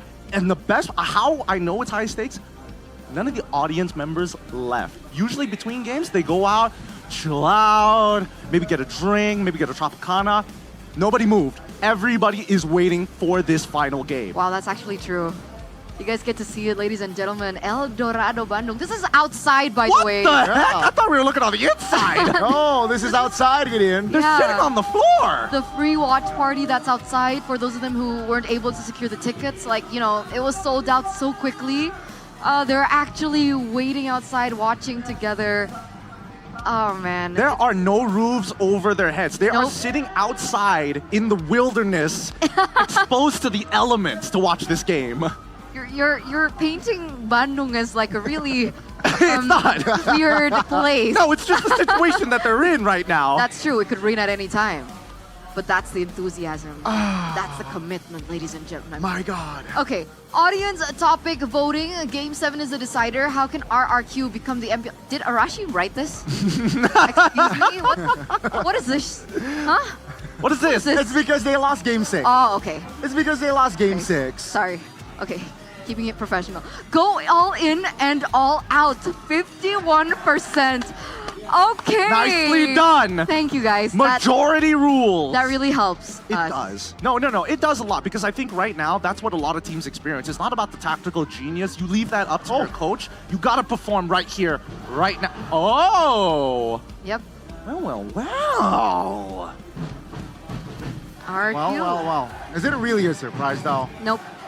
The theme is first pick. I think it was only TL dropped the game when they were blue side. Yeah, once in the game series. 3, I believe. Yes. Yep. They were trying to figure out this new strat that RRQ deployed against them, and I think now they've adapted to it. Yeah. But now RRQ, it's their turn because they have the initiative to determine what's going to come in that draft. Boy, oh boy. Ooh. One less hurrah. One last hurrah. This is it, ladies and gentlemen, for this trophy that you see on screen. Both of these teams have been fighting with their sweat, blood, and tears up until this point. We've had so many full series from the regular season, full best of threes, full best of fives when we made it to the playoffs, and now are you not entertained? A full best of 7 for the grand finals as we welcome the final drafting phase, presented to you by the official tournament smartphone Samsung Galaxy S24 FE as RRQ begin with the fanny ban. All right, getting the standards out of the way. The chip is going to get banned out here, and I'm expecting Suyo to also end up in that ban list in this first phase. But keep in mind, Saito Lucas decided to get rid of both the Alpha and the Bane in the previous match, but he doesn't have that many slots this time round on red side. That's the thing. That's the thing. RQ keeping the pattern after game 1 as well. Hilda seems like the hero that Iran really is powerful with in this playoff. So yeah, RQ sticking with the theme. Let's ban the Hilda out as expected. Suyo following next. TLID though, what will they ban for last? Depends, what do RQ ban here? Khalid. Wait, they're willing to give up Cho. This is the first time where we might actually see Cho make it through the draft. Is that a bait though? I don't know, unless RQ takes it first pick, because now in terms of like raw first picks, there's not too many good ones. You could, I mean, Cho is a super safe one, but even Phoveus is a good counter that too. Matilda, Phoveus, Dyren. Dyren? Power, Phoveus. Oh, I thought ban Dyren. I mean, I agree. Get him at the ankle. Oh my okay. God. Okay. TLID with the final ban, and now they they have to make a decision. Oh, okay. They're gonna trade. Jushin being banned out here. RRQ, guys, there's a lot of picks available. Bane, Matilda, Phoveus, Alpha, Yves, Joe. For Witty. I mean, the fact that they let Cho through, I think that RQ might, it's a good flex pick. It does pretty well. It does pretty well in the EXP, even against the Phoveus. At least you have ways to mitigate his damage and poke. It can be flexed into the side, but they decide to go Matilda instead. I wonder. There's still so many open picks here. Okay. Speaking of red side, blue side though, earlier, red side win rate is MPL ID 51% third if you compare it to the 5 regions of MPL. It's interesting that it's still a 50-50, right? Because so far we've been seeing teams find a lot more success in the playoffs, specifically on blue side. We're seeing very similar numbers as well across the regions, but we're going back into the game here. This is important now. Cho and Angela for TLID. Oh boy. Now Kescute has to answer the question, do I pick up Ling? Or do I just maybe go Bane, maybe just go pick up the Phoveus plus the Bane? There's so many ways to actually answer this. I think... Oh, true, Bane. Yeah, I mean, TLID, they're not going to use a flex card. Putting things up here, he has skill with the Angela, most likely. Alpha Fermis or Rins. Yeah, I mean, without the Jushin, Rins, you mentioned how the Fermis was clutch last game, and this pick might be the game changer for RQ. It could just be it. This third pick, I'm thinking maybe a jungler here because it's going to get pinched in that second phase. We could look for another just big flex. At the same time, they could just lock in their mid laner or something with high AoE to stop Netherrealm. I think Fabian's role is too important. Yeah. No way. It's going to be the Ling. Yeah. Angel Ling online again, ladies and gentlemen. Will this combo, will this combination bring them their first trophy? Second phase, here we go. Oh, dude, I can't. With the chance, it's making me nervous thinking about this draft, man. Me too. Oh my goodness. I'm feeling it. Okay.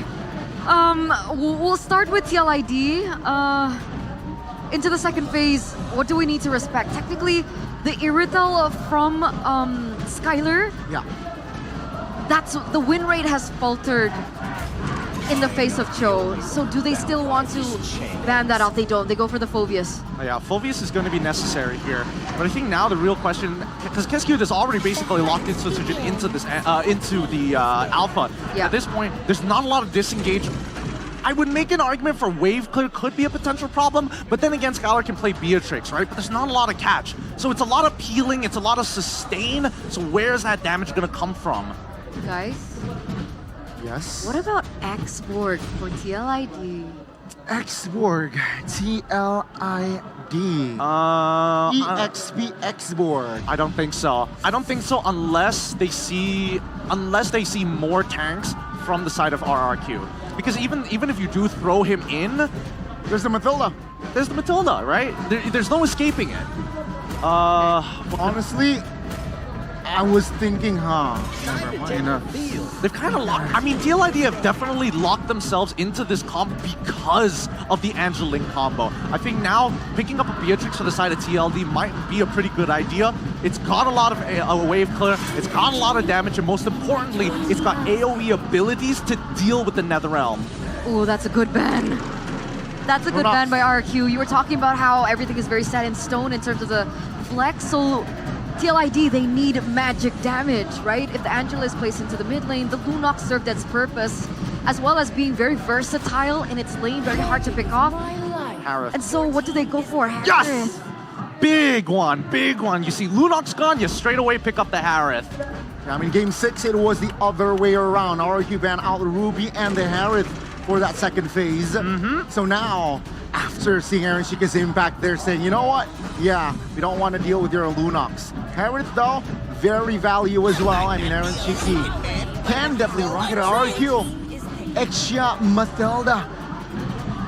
A combination what TLID did to Bigatron yesterday. Gatot. Gatot Gacha is still up and available. I'm telling you, Gatot will be kind of insane here. I mean, then again, it really just depends on the performance of Edok in tandem with Skylar, because there's so many ways that you can play with the Guiding Wind, right? Open up with Ixia's ult, maybe even save his boy in the jungle whenever he dives too far. That's why I think that if TLID go for the Gatot, it might be good, but no. Instead, they're just gonna leave Cho in his own zone, and Terizla, just a hard way to maybe get a cancel, maybe force an ult from the Faramis. Yeah, very conventional way in dealing against an Alpha as well, during the neutral objective flicker. Penalty zone will be the answer. Will that hero be the hero that delivered them the crown? For the first time in Aura plus TLID history, the crown. But remember, if RQ picked this up, it's been a while. It's been quite some time. It has been. It really has been so far. It might be the 5th time. So we're gonna throw it over to the casters for the final game. Boys, deliver it with brilliance. Showdown for the silverware. One last game to ascend to the galaxies. Who will be the kings of the galaxy? Who will be the MPL ID Season 14 champions? It is Team Liquid ID against RRQ Hoshi. Ladies and gentlemen, welcome to the land of Dawn for game number 7. It has now come to this, the final game in the match. And we're seeing familiar picks and unfamiliar picks as well. Skylar on the Ixia with the war cry against an assassin. A bold move, a desperate time for Keskute. We'll see how this plays out, man. The Cho in the hands of Witty will definitely be a big problem for the side of RRQ. We've seen it happen before. But along with that, with 2 Purifies, RRQ have a lot more safety built in. But Team Liquid ID will have the initiative. They picked the Ixia and Matilda. Yesterday it was picked up by TLID, but now it's an RRQ. What are the differences for this pick against yesterday, Arashi? Ooh, hang on a second. Get clear. Ooh, scary stuff. What's the difference? I feel like this time they're up against an assassin with a lot of mobility. Actually, they're up against a composition with a lot of mobility in general. Harith, Ling, Cho can actually use on 3 members because they know they require that extra bit of survivability. They're going to be playing on the back foot, trying to actually survive initially, but in the early game, they're gonna try and use this Alpha Matilda combo as leverage. But look at Fabian. Trying to clear the wave as fast as possible. Witty. Shun 2 out. Having the blades onto Edok. That's a Purify, but Fabian will be able to dodge away! The Usurper! This is not how they wanted it to go. Citizen saving the Spear of Alpha for the right moment, but Fabian able to dodge out of it. A great win already early on for Team Liquid ID. 2 kills, 1,000 gold ahead. A game fact by the new application GoPay, Fabian with his Ling in Game 6 became the second fastest farmer in MPL ID Season 14, reaching level 5 at 9 minutes and 6 seconds. Penalty zone into the back line. Sutsujin still able to collect the retribution. The hard guard on Aran. Purple buff still being taken right now as Randishan is out. A bit of damage, but another realm will be sustained over. That's in his welcome, and the flicker. Dyron finds the head kill. A chomp from Dyron locks down and sets in stone RRQ. They fight back. Wow, interesting situation there. RRQ going straight for the... Oh, hang on a minute. Full barrage. And a flicker, too. Witty, not level 4. We'll have to respect Edok. Right, what I was about to say is that they weren't level 4 yet. They forced that fight pre-level 4, got the turtle that got them to level 4, and then they pushed the tempo and went straight for Team Liquid ID. It's like they knew the timers on Fabian getting his purple buff right there, knowing that he would most likely want to get that first before going into the fight. Now it's back to equal grounds, and Witty is level 4. Fabian pull back. Sutsujin goes in for the Spear of Alpha, but Fabian is able to get the Finch poise to escape.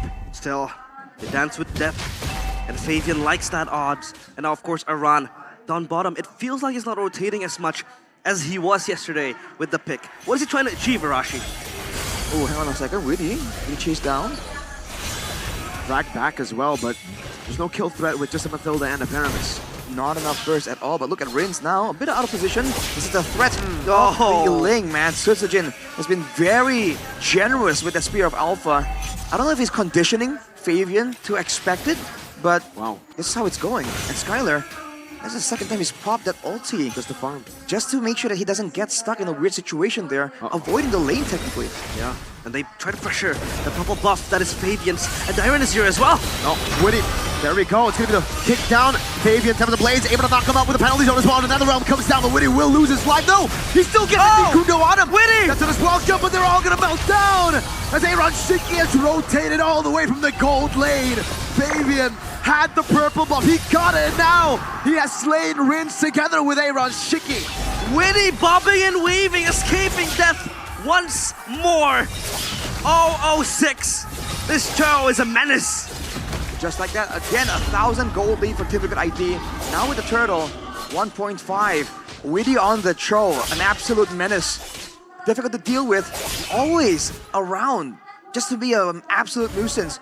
RRQ, with all the prior picks that they have, this Alpha so far hasn't been able to find any success. We'll take a look at the combo hero stat. 2 wins and 0 losses so far. The Mathilda and the Ixia was picked yesterday by Team Liquid ID when they took down Bigatron Alpha. And it was first picked by Kezcute. Not this season, it was last season with Bigatron Alpha, Ixia and Mathilda. This season it was them too, but did you remember if yesterday Aaron Shiki went for the Warcry? Because I don't think it was Warcry for Aaron yesterday. I don't think it was either.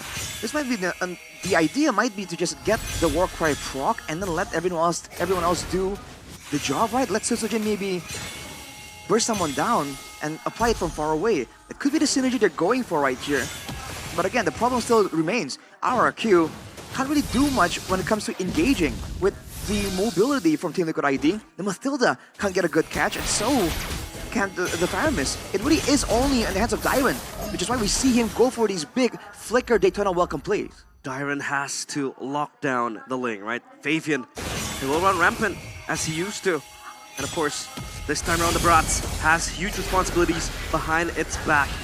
Now, of course, Aran going to accompany that mid laner of TLID, but Witty, again, just ever so enthusiastically opens up the map like that. Edok procs the Circle Eagle trying to get something, but look at this, Aaron. Ooh, almost cornered by Dyron, but look at the duel on the top side, man. Whoa! 2v1 on Sutsujin. With a threat 3 out, Sutsujin. We're going to use the Spear of Alpha. Fabian with a very ambitious dive.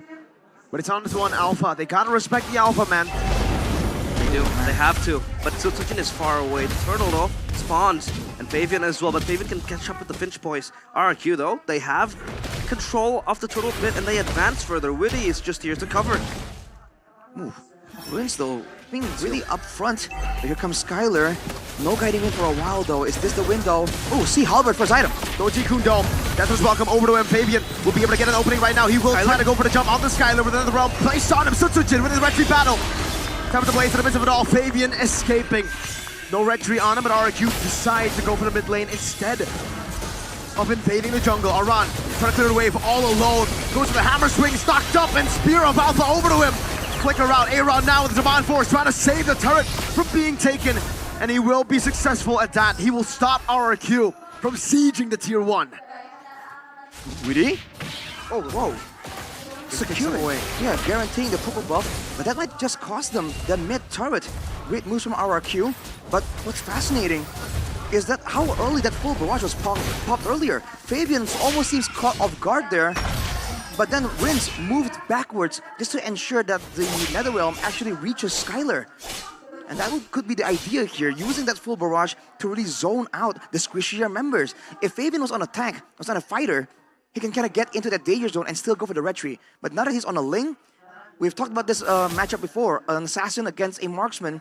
If the Ling can't really one-shot the marksman, the damage can't really be tanked up by something like a Ling. Yeah, Fabian was thinking about it, right? In that turtle fight, he was about to jump towards Skylar, but Edok, with a great cover, just hides him. Fabian might look for this steal. We got it! He gets it! Wow! You thief in the night! Crazy Fabian, Flavor Fave! Stealing it away from an Alpha. Now that's quite impressive. Sneaking his way. Like you said, realize a thief in the night. A total plunder there. But look at the pressure here immediately. Wins once more being the frontliner. Feeling confident with the Purify. Fabian going for a split now, having the purple buff, but the bottom tower shall fall. So both teams kind of equal, but hang on a second. Aaron popping the full barrage. Flicker from Aaron Shiki, respecting the full barrage potential. But that's a hard guard too. It's a big resource, man. 2 big resources. Yeah, Aaron Shiki hasn't been able to find much success with the Harith. This playoffs was overstanding a lot. Winnie with the kick. Onto Skylar. There's no follow-up here, but there's no full barrage either. Aaron Shiki doesn't have this Demand Force, but will be able to dish out some damage. Now Rins forcing the Purify and another realm of dive. Fabian! Tap as a blade. Skylar fallen! Fabian! And now Edok is next. Sutsujin in the midst of it all, trying to get some damage down. Winnie's still able to escape. Sutsujin goes in for a desperate Spear of Alpha, but gets caught by Flavor Fave. It's a triple kill for Fabian. The castle walls crumbling down slowly. TLID. They charge even faster. Yes, Gil gets Tyron. The Dino chased down by a Hezkill. Tyron will fall. They will not have control over the Lord. It will be TLIDs to take. Dangerous preparation for RRQ. They sent Dyron to the top side. They know that Fabian was free to rotate around, but they don't respect the speed of the rotation. In the bottom lane, overextending, even with the guiding wind, even with the circling eagle, RRQ were just too far up, and they had nothing left to deal with Fabian. And you cannot do that. You have to ration everything perfectly to try and deal with the Cho, with the Ling, even with the Harith to a degree. RRQ suffered the price. 4k gold behind. It's only the first Lord, but it's not looking that good. But they do have a very solid high ground. Yeah, and let's rewind a little bit, right? That fight down bottom. Vince popped the Netherrealm, but Skylar was out of range, so he had no cover behind that Netherrealm. And Fabian just dived into the backline, dived and ate Skylar alive. So this Ling will possibly be a problem again. We were talking about this in the draft. How will you escape from the Ling? Assassinated before the Netherrealm even comes through. Around with the penalty zone. Fabian is going wild. And he dives under the turret. He will fall, but he is already bursted. He is already wasted resources away from the Kings.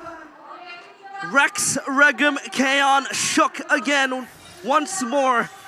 TLID, they advance even further. The Lord on the top side still. Team Liquid ID.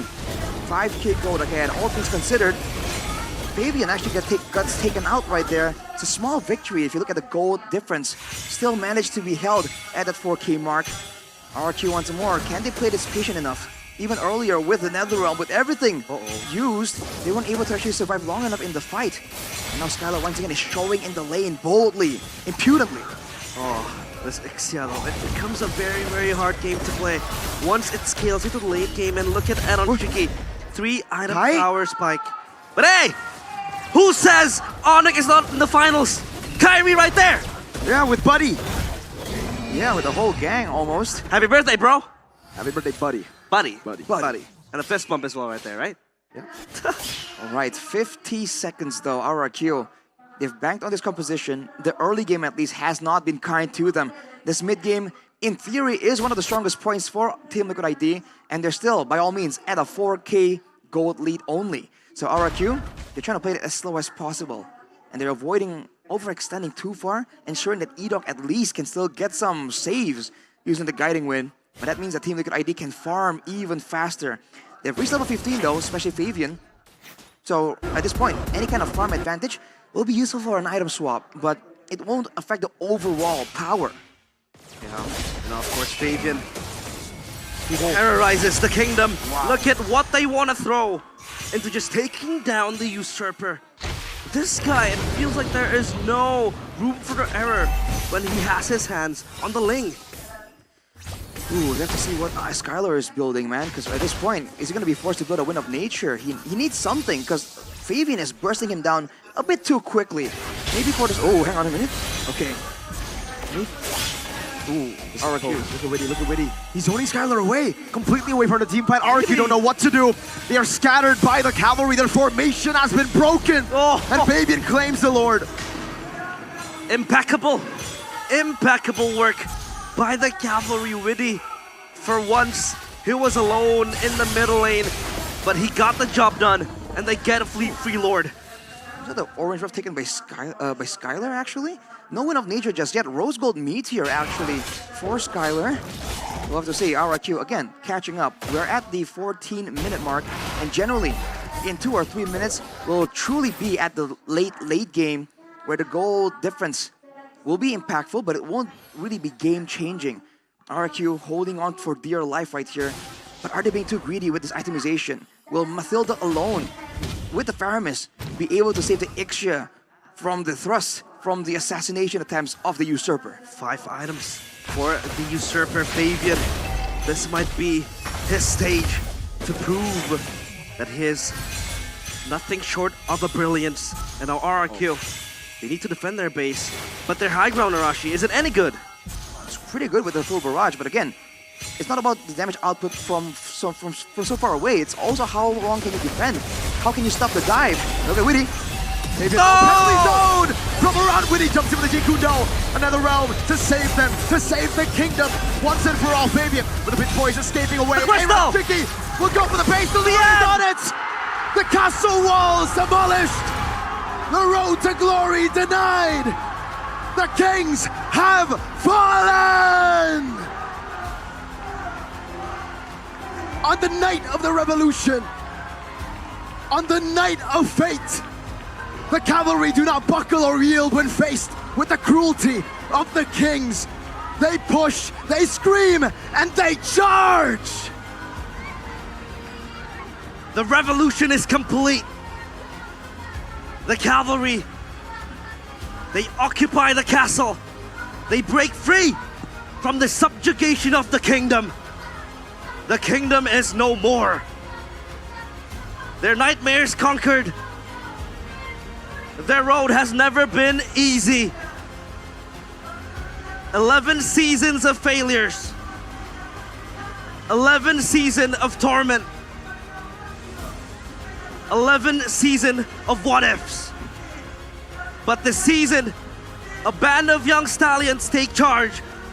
And for the first time in the organization's history, they have their hands on their first ever MPL ID trophy.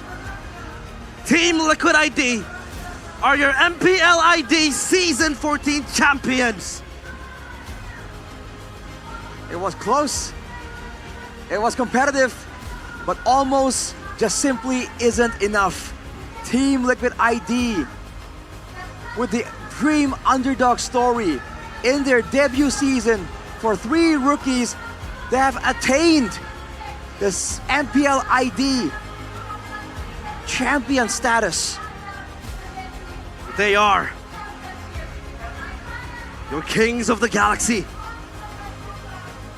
What a journey it has been.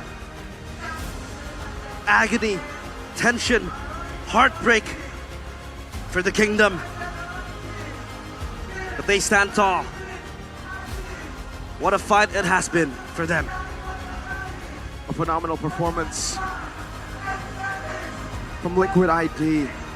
A phenomenal run from Liquid ID. A team that started all the way in the bottom, 0-2 in the first week. A team that was already taken out of the playoffs, taken out of the season in the first week. Everybody thought it was over. They promoted 4 players from the MDL, 4 nobodies from the MDL. And the man you see on your screen, Aaron Shiki, in the 4th week of the regular season, he said in the comms, we're here to prove to everyone that we deserve to be here. And they surely deserve it. The champions of Indonesia. The first one in 2 years. We have a new champion and it is Liquid ID. Out of all the teams possible, out of all the challengers set to be able to take down the Sky Kings, Team Liquid ID, against everyone's expectations, especially before the regular season, have done it. And that's a great moment for them. They were not able to beat RRQ, but still, our appreciations, salutations to the kingdom, of course, as they take their bows. What a grand finals it has been. But of course, for the cavalry, they were not able to topple down RRQ for most of season 14. But when it mattered the most, but when they were hanging on a tight rope, they were able to pull it all. And rightfully they are your kings of the galaxy. And once again, we'll have them charge to the middle of the stage to lift the trophy that they have worked so hard to claim, a trophy that they had to take away from the Kings of Kings, the team that made them bow to them. Ladies and gentlemen, your season 14 champions, Liquid ID!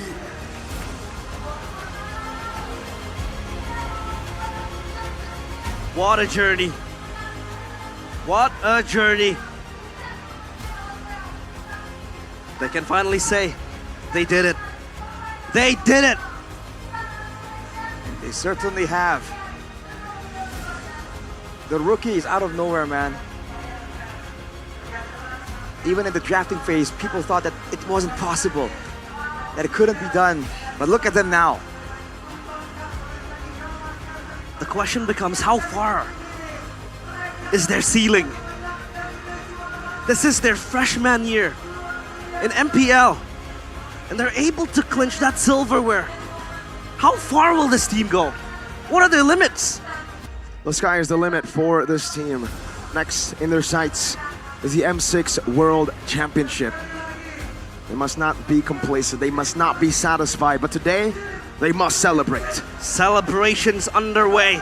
But of course, it has been an honor to cast the grand finals for you. It's Arashi, Mirko, and Realize signing out. To the panelists, we go. Take it away.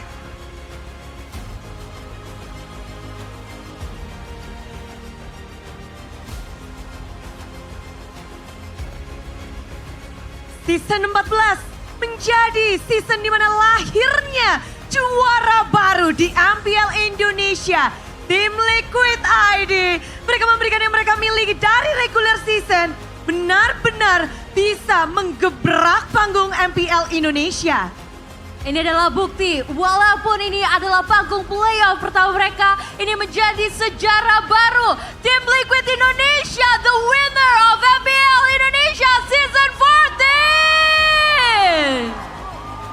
Dan tentu saja kerja keras mereka telah berbuah manis Dan mereka pun akan mendapatkan banyak sekali untuk juara ini. Betul sekali, dan kita akan langsung memberikan hadiah kepada sang juara kita. Maka dari itu kita akan mengundang kepada Pak Michael Yahya selaku Creative Director of UBS Gold untuk memberikan UBS Medallion and Ring. Karena kita melihat bahwa mereka belum punya cincin nih. Cincin pertama yang akan disematkan untuk player-player, untuk jajaran dari tim Liquid ID. Inilah dia. Di mana ini akan menjadi sebuah pertanda bahwa tim Liquid ID telah bekerja keras. Mereka akan langsung saja, inilah dia. Aran, the EXP laner, medali telah disematkan.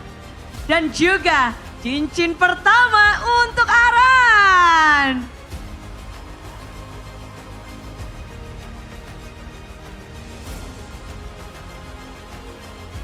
Dan Widi menjadi next player yang akan dikalungkan. The Wise Man, Widi, roamer yang terus-menerus bisa mempelajari musuh dan siap menghantam semua lawan mereka nanti di M6. Dan inilah dia, satu player yang paling ditunggu-tunggu juga. Dengan ucapannya, dengan kespiciannya, dengan permainannya. Aaron Siki, the gold laner. Dan selanjutnya ini dia, Yeskiel, our mid laner. Yang juga telah berkontribusi atas kemenangan tim Liquid Indonesia dengan begitu luar biasa bermain untuk tim Liquid Indonesia. Dan siapa dia? Fabian Acu bisa mendapatkan langsung medali pertamanya di playoff pertama mereka. Ditambah dengan cincin yang telah disematkan. The Jungler from tim Liquid ID. Miwing dulu. Dan Kabuki pun dia memulai membuka setelah sekian lama berjuang bersama dengan tim Liquid ID. Inilah dia Kabuki dan juga jajaran semua para player yang terus berjuang bersama di depan layar, di belakang layar pun. Dan juga ada James di sini yang mendapatkan medali dari UBS Gold ditambah dengan cincin pertama di Indonesia. Season pertama yang begitu naik turun untuk tim Liquid ID. Dan Yawi pun turut serta. Di atas panggung ini mereka adalah satu. Mereka terus berjuang bersama, memberikan ilmu dan segala yang mereka miliki untuk menjadi sang juara. Yawi telah mendapatkan cincin dan juga medali, namun jajaran coaching staff dari tim Liquid ID tidak bisa kita lupakan. Facehugger, dia berjuang dari season ke season, namun season ini bisa dibilang mereka memiliki strategi yang luar biasa. Ditambah dengan cara mereka menyatukan para player. Tak lupa, inilah dia, Sende Lucas dengan medali yang telah dia sematkan. Terbayar penuh semua usaha yang dia berikan kepada para playernya. Cincin pun kacing-kacing. 2 cincinnya nih. Tapi 1 cincin yang telah didapatkan, cincin pertama. Dan kita juga harus turut mengapresiasi dari manajer pula yang terus menerus kita bisa dengarkan dukungan dan support yang mereka berikan dari belakang layar. Dan Kodan berseason-season pada akhirnya terbayarkan. Palevi sudah dapat, Kodan sudah dapat. Boom! 1 medali terakhir telah disematkan. Jajaran manajemen, merekalah yang memperkuat tim Liquid ID dari balik layar. Ini adalah kemenangan bersama, ini adalah kemenangan tim. Dan kita akan berfoto bersama dengan Pak Michael Yahya. Dipersilakan untuk merapat. Pamerkan cincin kalian, pamerkan medali kalian. Karena kalian pantas untuk berselebrasi bersama dengan UBS Gold. Dan ini dia Cavalry, sambutlah juara kalian di MPL Season 14.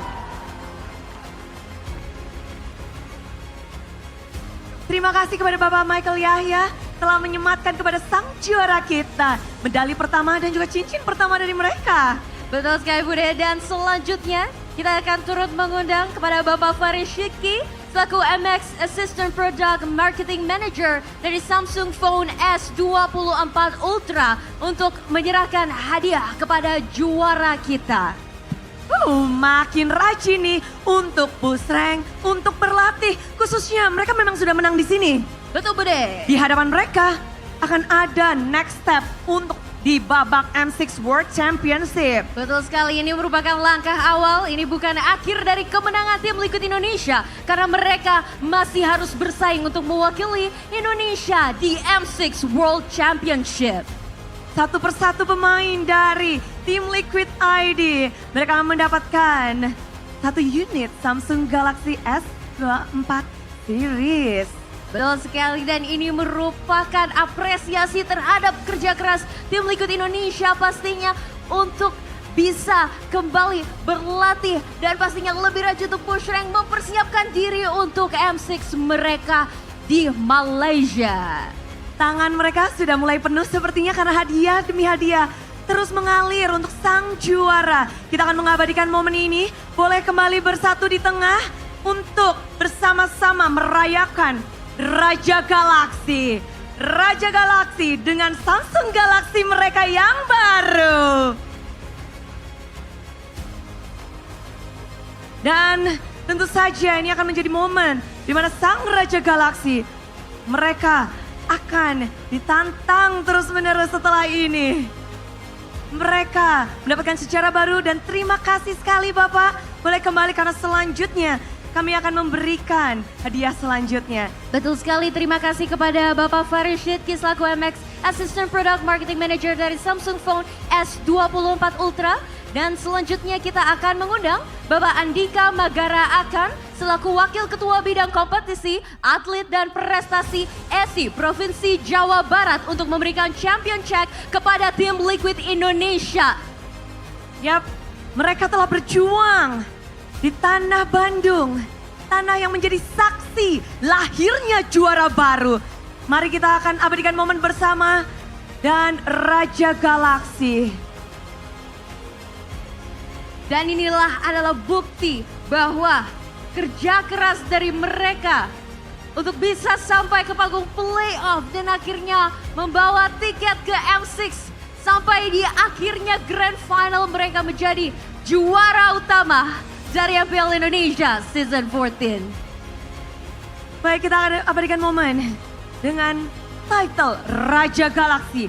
Title baru untuk penunggang kuda handal tim Liquid ID yang sedang menjadi Raja Galaxy. Terima kasih sekali untuk Bapak, dipersilahkan untuk kembali ke tempatnya karena kita sudah mengabadikan momen ini Bapak Andika. Dan selanjutnya Bude, kita akan mengundang Ibu Stephanie selaku Head of Marketing dari PT Popmart Indonesia untuk memberikan hadiah kepada tim Liquid Indonesia. Berikut ini adalah hadiah cek dari Popmart sebesar 30 juta ribu rupiah. Mendapatkan banyak sekali hadiah. Hari ini tim Liquid ID benar-benar merasakan kebahagiaan yang telah mereka nantikan. Tiap season mereka berjuang, tapi season 14 menjadi momen yang patut untuk kita kenang. Kita akan mengabadikan momen ini bersama-sama. Dan inilah dia momen bersama Popmart. Terima kasih untuk Ibu Stephanie yang telah memberikan hadiah kepada tim Liquid Indonesia. Dan selanjutnya Bude, kita masih punya pengumuman yaitu untuk Final MVP. Waduh, siapa nih? Siapa yang bakal menjadi Final MVP? Ini, coba tebak-tebak. Siapa? Oke, kayak kita sudah mendengar beberapa nama di sini Bude, tapi langsung saja kita akan mengumumkan our final MVP for MPL Indonesia Season 14 adalah Widih!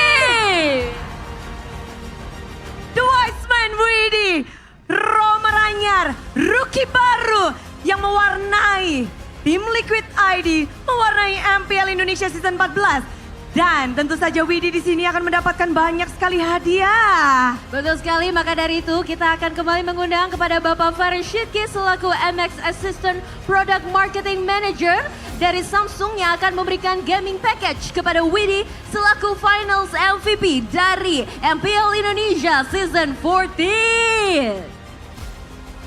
Widi, kerja keras di season 14, terbayar. Pria yang terlihat misterius, namun bisa menghunus semua lawannya. Semua yang telah dia dedikasikan untuk season 14 terbayarkan. Dengan membaca patch, dengan mencoba untuk selalu membaca pergerakan dari lawannya.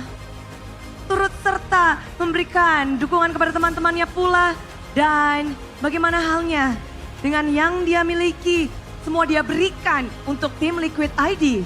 Baik, dan selanjutnya kita juga akan mengundang kepada Pak Michael Yahya selaku Creative Director of UBS Gold untuk memberikan Golden Thumb by UBS.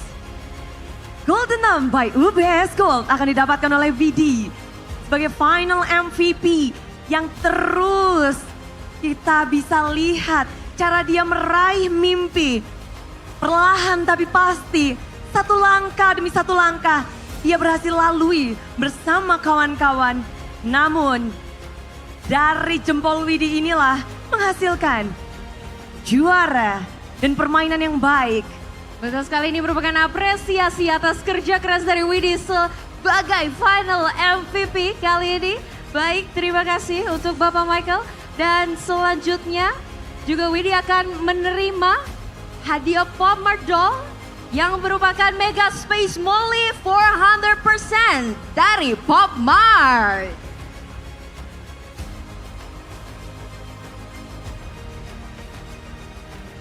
Dan para champions di sini mendapatkan Samsung Galaxy S24 Ultra sebagai hadiah kepada sang juara. Dan kita akan langsung mengundang saja Bapak Faris Shidki selaku MX Assistant Product Marketing Manager untuk kembali ke atas panggung untuk memberikan satu unit Samsung Galaxy S24 Ultra.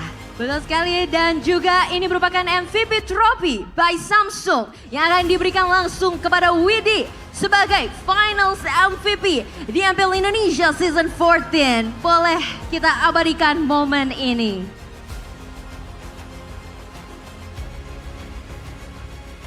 MVP Trophy telah diberikan dari Pak Faris Shidki.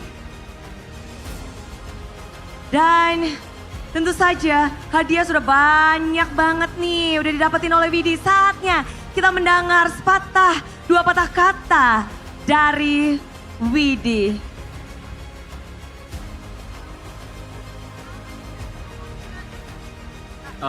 Terima kasih buat dukungannya semuanya. Untuk para The Calvaries pertama, terima kasih untuk bantu support aku, bantu nyemangatin aku. Apapun yang udah terjadi di reguler kemarin sampai saat ini, terima kasih banget. Karena kalian, aku bisa di titik ini. Dan kemudian terima kasih juga buat rekan-rekan satu tim, dari coach, dari player, semuanya, dari jajaran atasan juga, Mas Reja dan Ko Dansan. Terima kasih udah percaya buat naikin aku, meskipun banyak yang ngeraguin, ya mungkin ini hasil yang terbaik. Terima kasih. Terima kasih banyak Widi sebagai Finals MVP dari MPL Indonesia Season 14. Dan sekali lagi persembahan hadiah ini diberikan dari Samsung, dari UBS Gold, dan juga pastinya Pop Mart yang akan memberikan Mega Space Molly 400%. Iya, tapi tentunya belum lengkap kalau kita belum mendengar sepatah dua patah kata dari keluarga tim Liquid ID. Silahkan jika ada yang mau disampaikan dari The Cavalry, ingin banget nih dengerin sepatah dua patah dari kalian. Assalamualaikum warahmatullahi wabarakatuh. Assalamualaikum Bandung.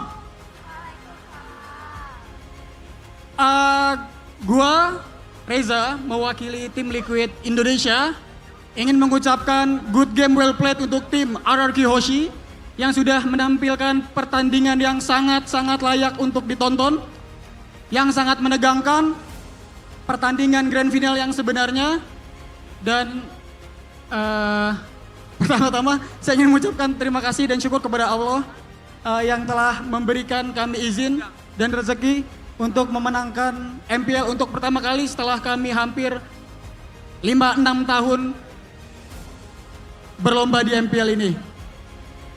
Dan kami juga ingin berterima kasih kepada Cavalry seluruh di dunia dan di Indonesia yang gak pernah henti-hentinya mendukung kami, yang hujan-hujan jauh-jauh dari Jakarta dan kota-kota lain, mau kami dari 014 sampai kami ada di titik ini.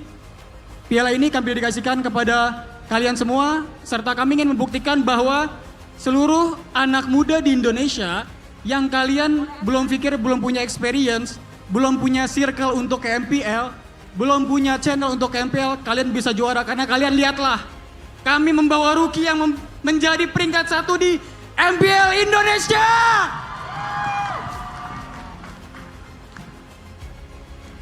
Sekian dari saya. Let's go Liquid! Dan itulah dia dari Reza Palevi yang telah berjuang begitu banyak. Mungkin ada yang mau ditambahkan? Ada lagi? Juara ini berarti sudah saatnya kita akan mengangkat sekali lagi trofi bersama-sama. Maju, boleh maju? Boleh maju bersama semuanya? Karena kita akan menunjukkan kepada dunia siapa yang menjadi Raja Galaksi di season 14 yang telah berjuang bersama-sama. Pada akhirnya 7 game mereka lalui dan merekalah yang telah mendapatkan gelar baru Raja Galaksi season 14. Inilah dia tim Liquid ID.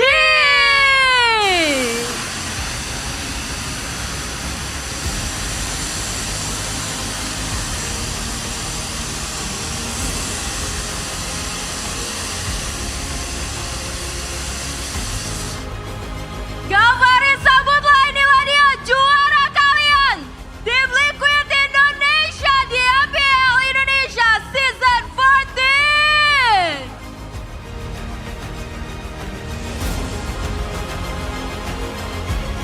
Mereka akan mendapatkan banyak sekali perhatian dari seluruh dunia. Menggebrak panggung MPL Indonesia dari babak regular season. Mereka benar-benar menjadi tim yang sangat berani tanpa takut untuk menunjukkan kelas dari tiap playernya. Betul sekali Bude, dan melihat sepak terjang dari tim Liquid Indonesia sendiri, perjalanan mereka bukanlah perjalanan yang mulus. Kita dapat melihat ini adalah panggung playoff pertama mereka. Ini adalah grand final pertama mereka. Mereka berhasil menduduki upper bracket hingga akhirnya hari ini sejarah baru diukir dan tim Liquid Indonesia menjadi juara dari MPL Indonesia Season 14. Semuanya telah bekerja keras. Semuanya benar-benar telah memberikan segalanya menjadi Raja Galaksi. Panelis, silahkan.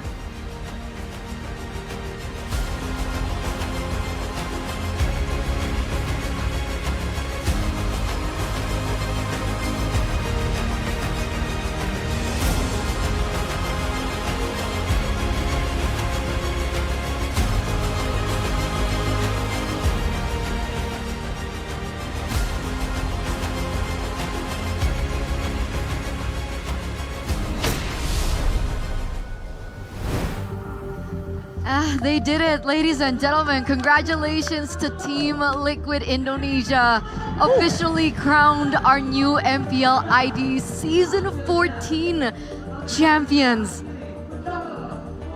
I can't believe I just said that. I can't believe I just said that, and I can't believe that it's true.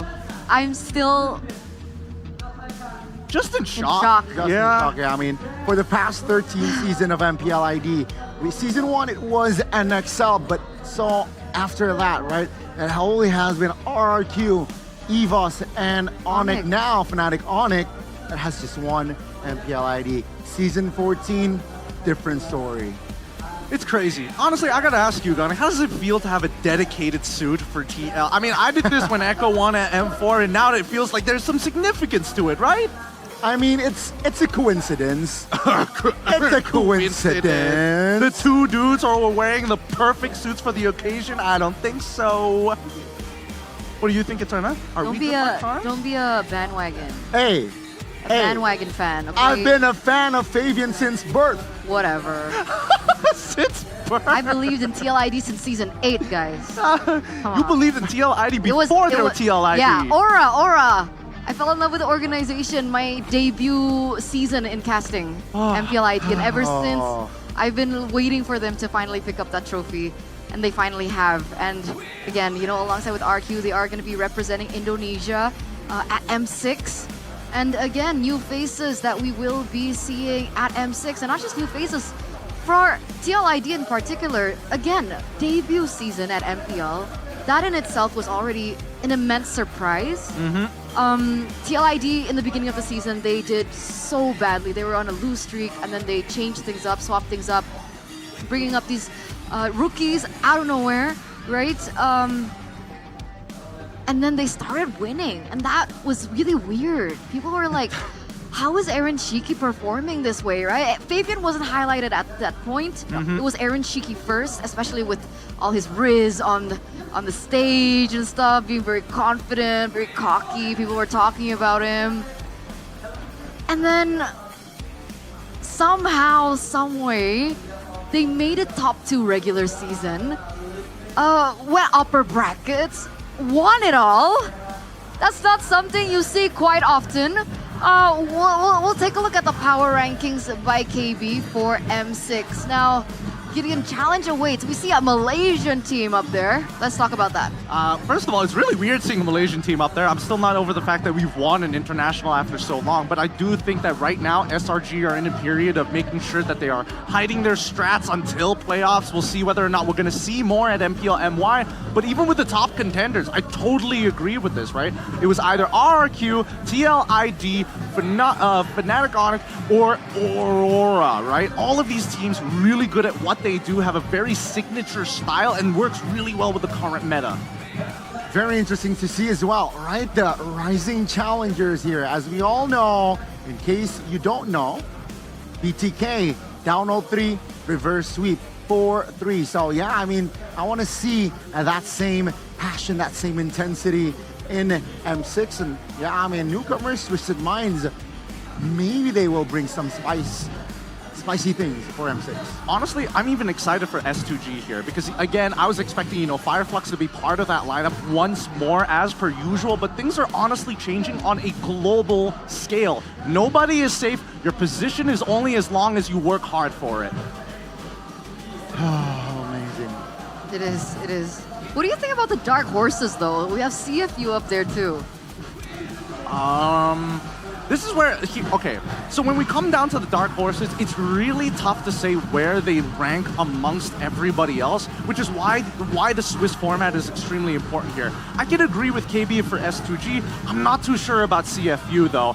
I think that CFU, yes, they are looking good, but once you get into that international stage and once people put them under a microscope, I feel like they will find more weaknesses than strengths. Oh, okay. Very interesting point. What about you, Gani? From the power rankings, is there anything that you would change personally? Honestly, after the grand finals, just a small tweak. TLID should be first if that was the particular order, right? I think TLID should be first in top contenders. Then I would put Fnatic Onyx PH second, RRQ third, Aurora fourth, but very close. Interesting. You put TLID above Fnatic Onyx PH. As of now. Can you elaborate on that? Why is that? Well, I believe TLID, they are a very volatile team in a sense where you can't really expect where they come from. They have templates, farming patterns, but more every now and then I think they shake things up from the draft as well, and also their patterns, right? They don't necessarily always go to that certain direction per game. I think that's a fair point overall. If it was my top contenders, I would say that Fnatic Onyx PH would be right at the top, then TLID, and then Aurora and RRQ basically within the same standings, right? I feel like both Aurora and as well as RRQ currently are suffering from the same issue whereby you want to be fluid, but you also have some level of structure to your gameplay. And from regular seasons of both Aurora as well as RRQ, the structure is extremely clear and it's very abusable to high ceiling teams like TLID or even SRG for that matter. But I think coming into the Swiss stage, that might get a little bit tricky, right? Because I essentially agree. you don't really know who you're going to be playing up against next. Yep, you just roll the dice and pray. So maybe for teams that are a little bit more structured like that, a little bit more template than that, it's a little bit more forgiving in the early parts of the Swiss stage especially. Totally agree. Totally agree. But that's why these oddballs are a little scary. I'm looking at NIP Flash in particular. I know that everyone's like, oh, you know, they're from Singapore, but being a Malaysian, already having a deep hatred for Singaporeans, I'm just kidding. We know we're close.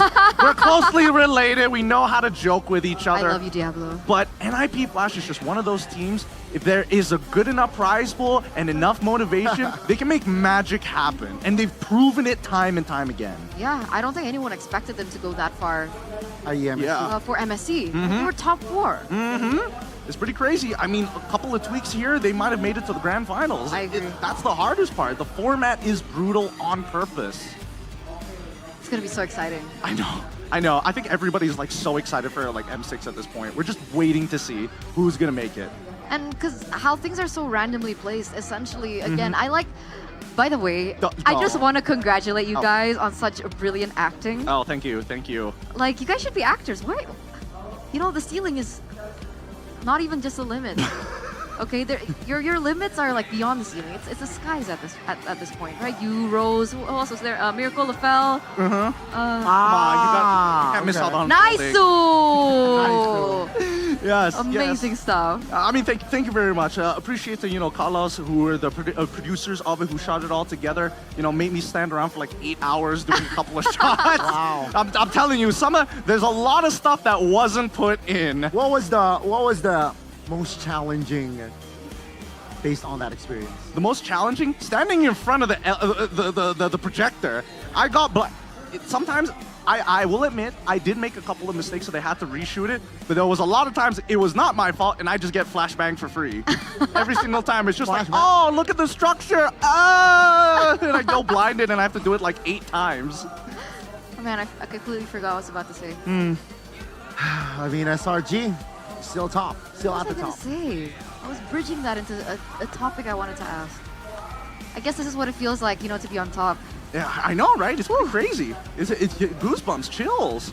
It's the same feeling up for MSC when the SRG won. It's just you walk out of that and it's like, whoa, we did it. That's different. That's like next level scale. I mean, sure, it is next level, but at the same time, MPL ID has really difficult competition. For some of these lower teams, they never even see like grand finals ever. So for TLID to push all the way to this point, I understand that feeling. It's a huge sigh of relief, but now it's like, man, how far can we go at an international? That's the next thought. Also, I mean, to add to that, right? This is their first playoffs for TLID Aura, right? Also, Fabian, Aaron Cheeky, TL Academy, they were never tested playoffs-wise and whatnot. This is their first time, and they have that type of performance. Yeah. What a final. That's how we can go flashback into when you debuted on the panel here, right? You mentioned about TLID. Oh. What was the exact statement you made? Because I guess it's true. What was the exact thing you said? The harshest environment creates the hardest people. I said a lot of weird stuff. Okay. I can keep going down the list. I don't know how many of these are going to get censored. That's true. But more so like the young fire that was necessary. Yes, the next generation. The next generation of players, and I mean, even in their final speech, they're already talking about, hey, despite them being extremely young, Indonesian has a really good populace who want to play this game. They just need the right direction, maybe the right organization. I'm just throwing that out there, but also pure motivation to get to an international. It's no longer about local pride. I'm starting to feel for MPL ID. It's just MSC, M6 every single time. Yeah, I agree. I mean, technically, your region actually kind of started that, right? I mean, not to Right. brag. I mean, we have to. Right. That was the first team that picked up rookies. Yeah. And then you guys won MSC. I mean, technically, Echo also did it as well, but not like a full roster. Yeah. It's a good mix of the Okay, two. true. Yeah, so I mean, it really comes full circle. And I mean, considering the story of TLID, these players weren't first choice initially once the organization took over. No, they weren't. True. Think about that. Being second pick and then just dumpstering the rest of the competition. Oh, that adjustment right in week one. After week one, they took a risk, and now it really paid off. They really did. Oh, I'm so happy for them. Facehugger's been there for so long. Palevi, season after season, he's been. No, because Palevi is a spokesperson. Every season he has to say sorry. Yes. Apologize to the fans. Yeah, it's pretty, I'm not gonna lie, it's pretty heartbreaking. It really is. The last time I came over from SBS and I got the Aura jacket, the last time before they turned it to TLID, same exact thing. It's pretty rough to watch. It is. Yeah, I got a whisper from the producer. I hope you can repeat that. Just one more time, producer, what did you ask for? I'm sure that Zipper will give that information to you. Oh, okay. You want to see Gideon dance on stage? What? Okay, yeah, That we is can not make what he that happen. Hey. I'm just kidding. Okay, what message do you guys have for these teams who are going to be flying out to M6 for RQ as well as TLID? I think Liquid and as well as RQ, just do your best, no pressure. Your first time grand finals win. Hopefully you can still just do your best and we'll be proud. Don't stop being motivated, continue on, be the next generation, and then pass it on so that Indonesia will still stay relevant in this space. But maybe not as good as, whoever represents you guys. Not better. But ladies and gentlemen, there it is. We are gonna come to a close. Thank you so much for tuning in with us on this wonderful journey. It's been me, Eterna, as your desk host with Johnny and Gideon. It's been a pleasure. We'll see you next season, or maybe at M6. MPL ID Season 14. We own this. So weird for you to say that.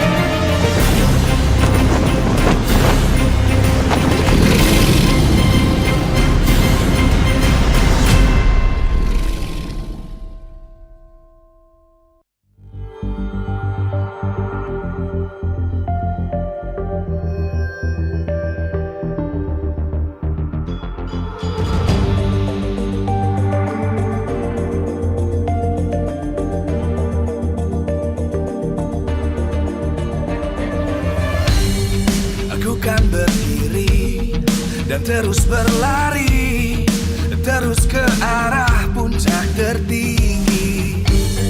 Ku takkan berhenti, hanya sampai di sini.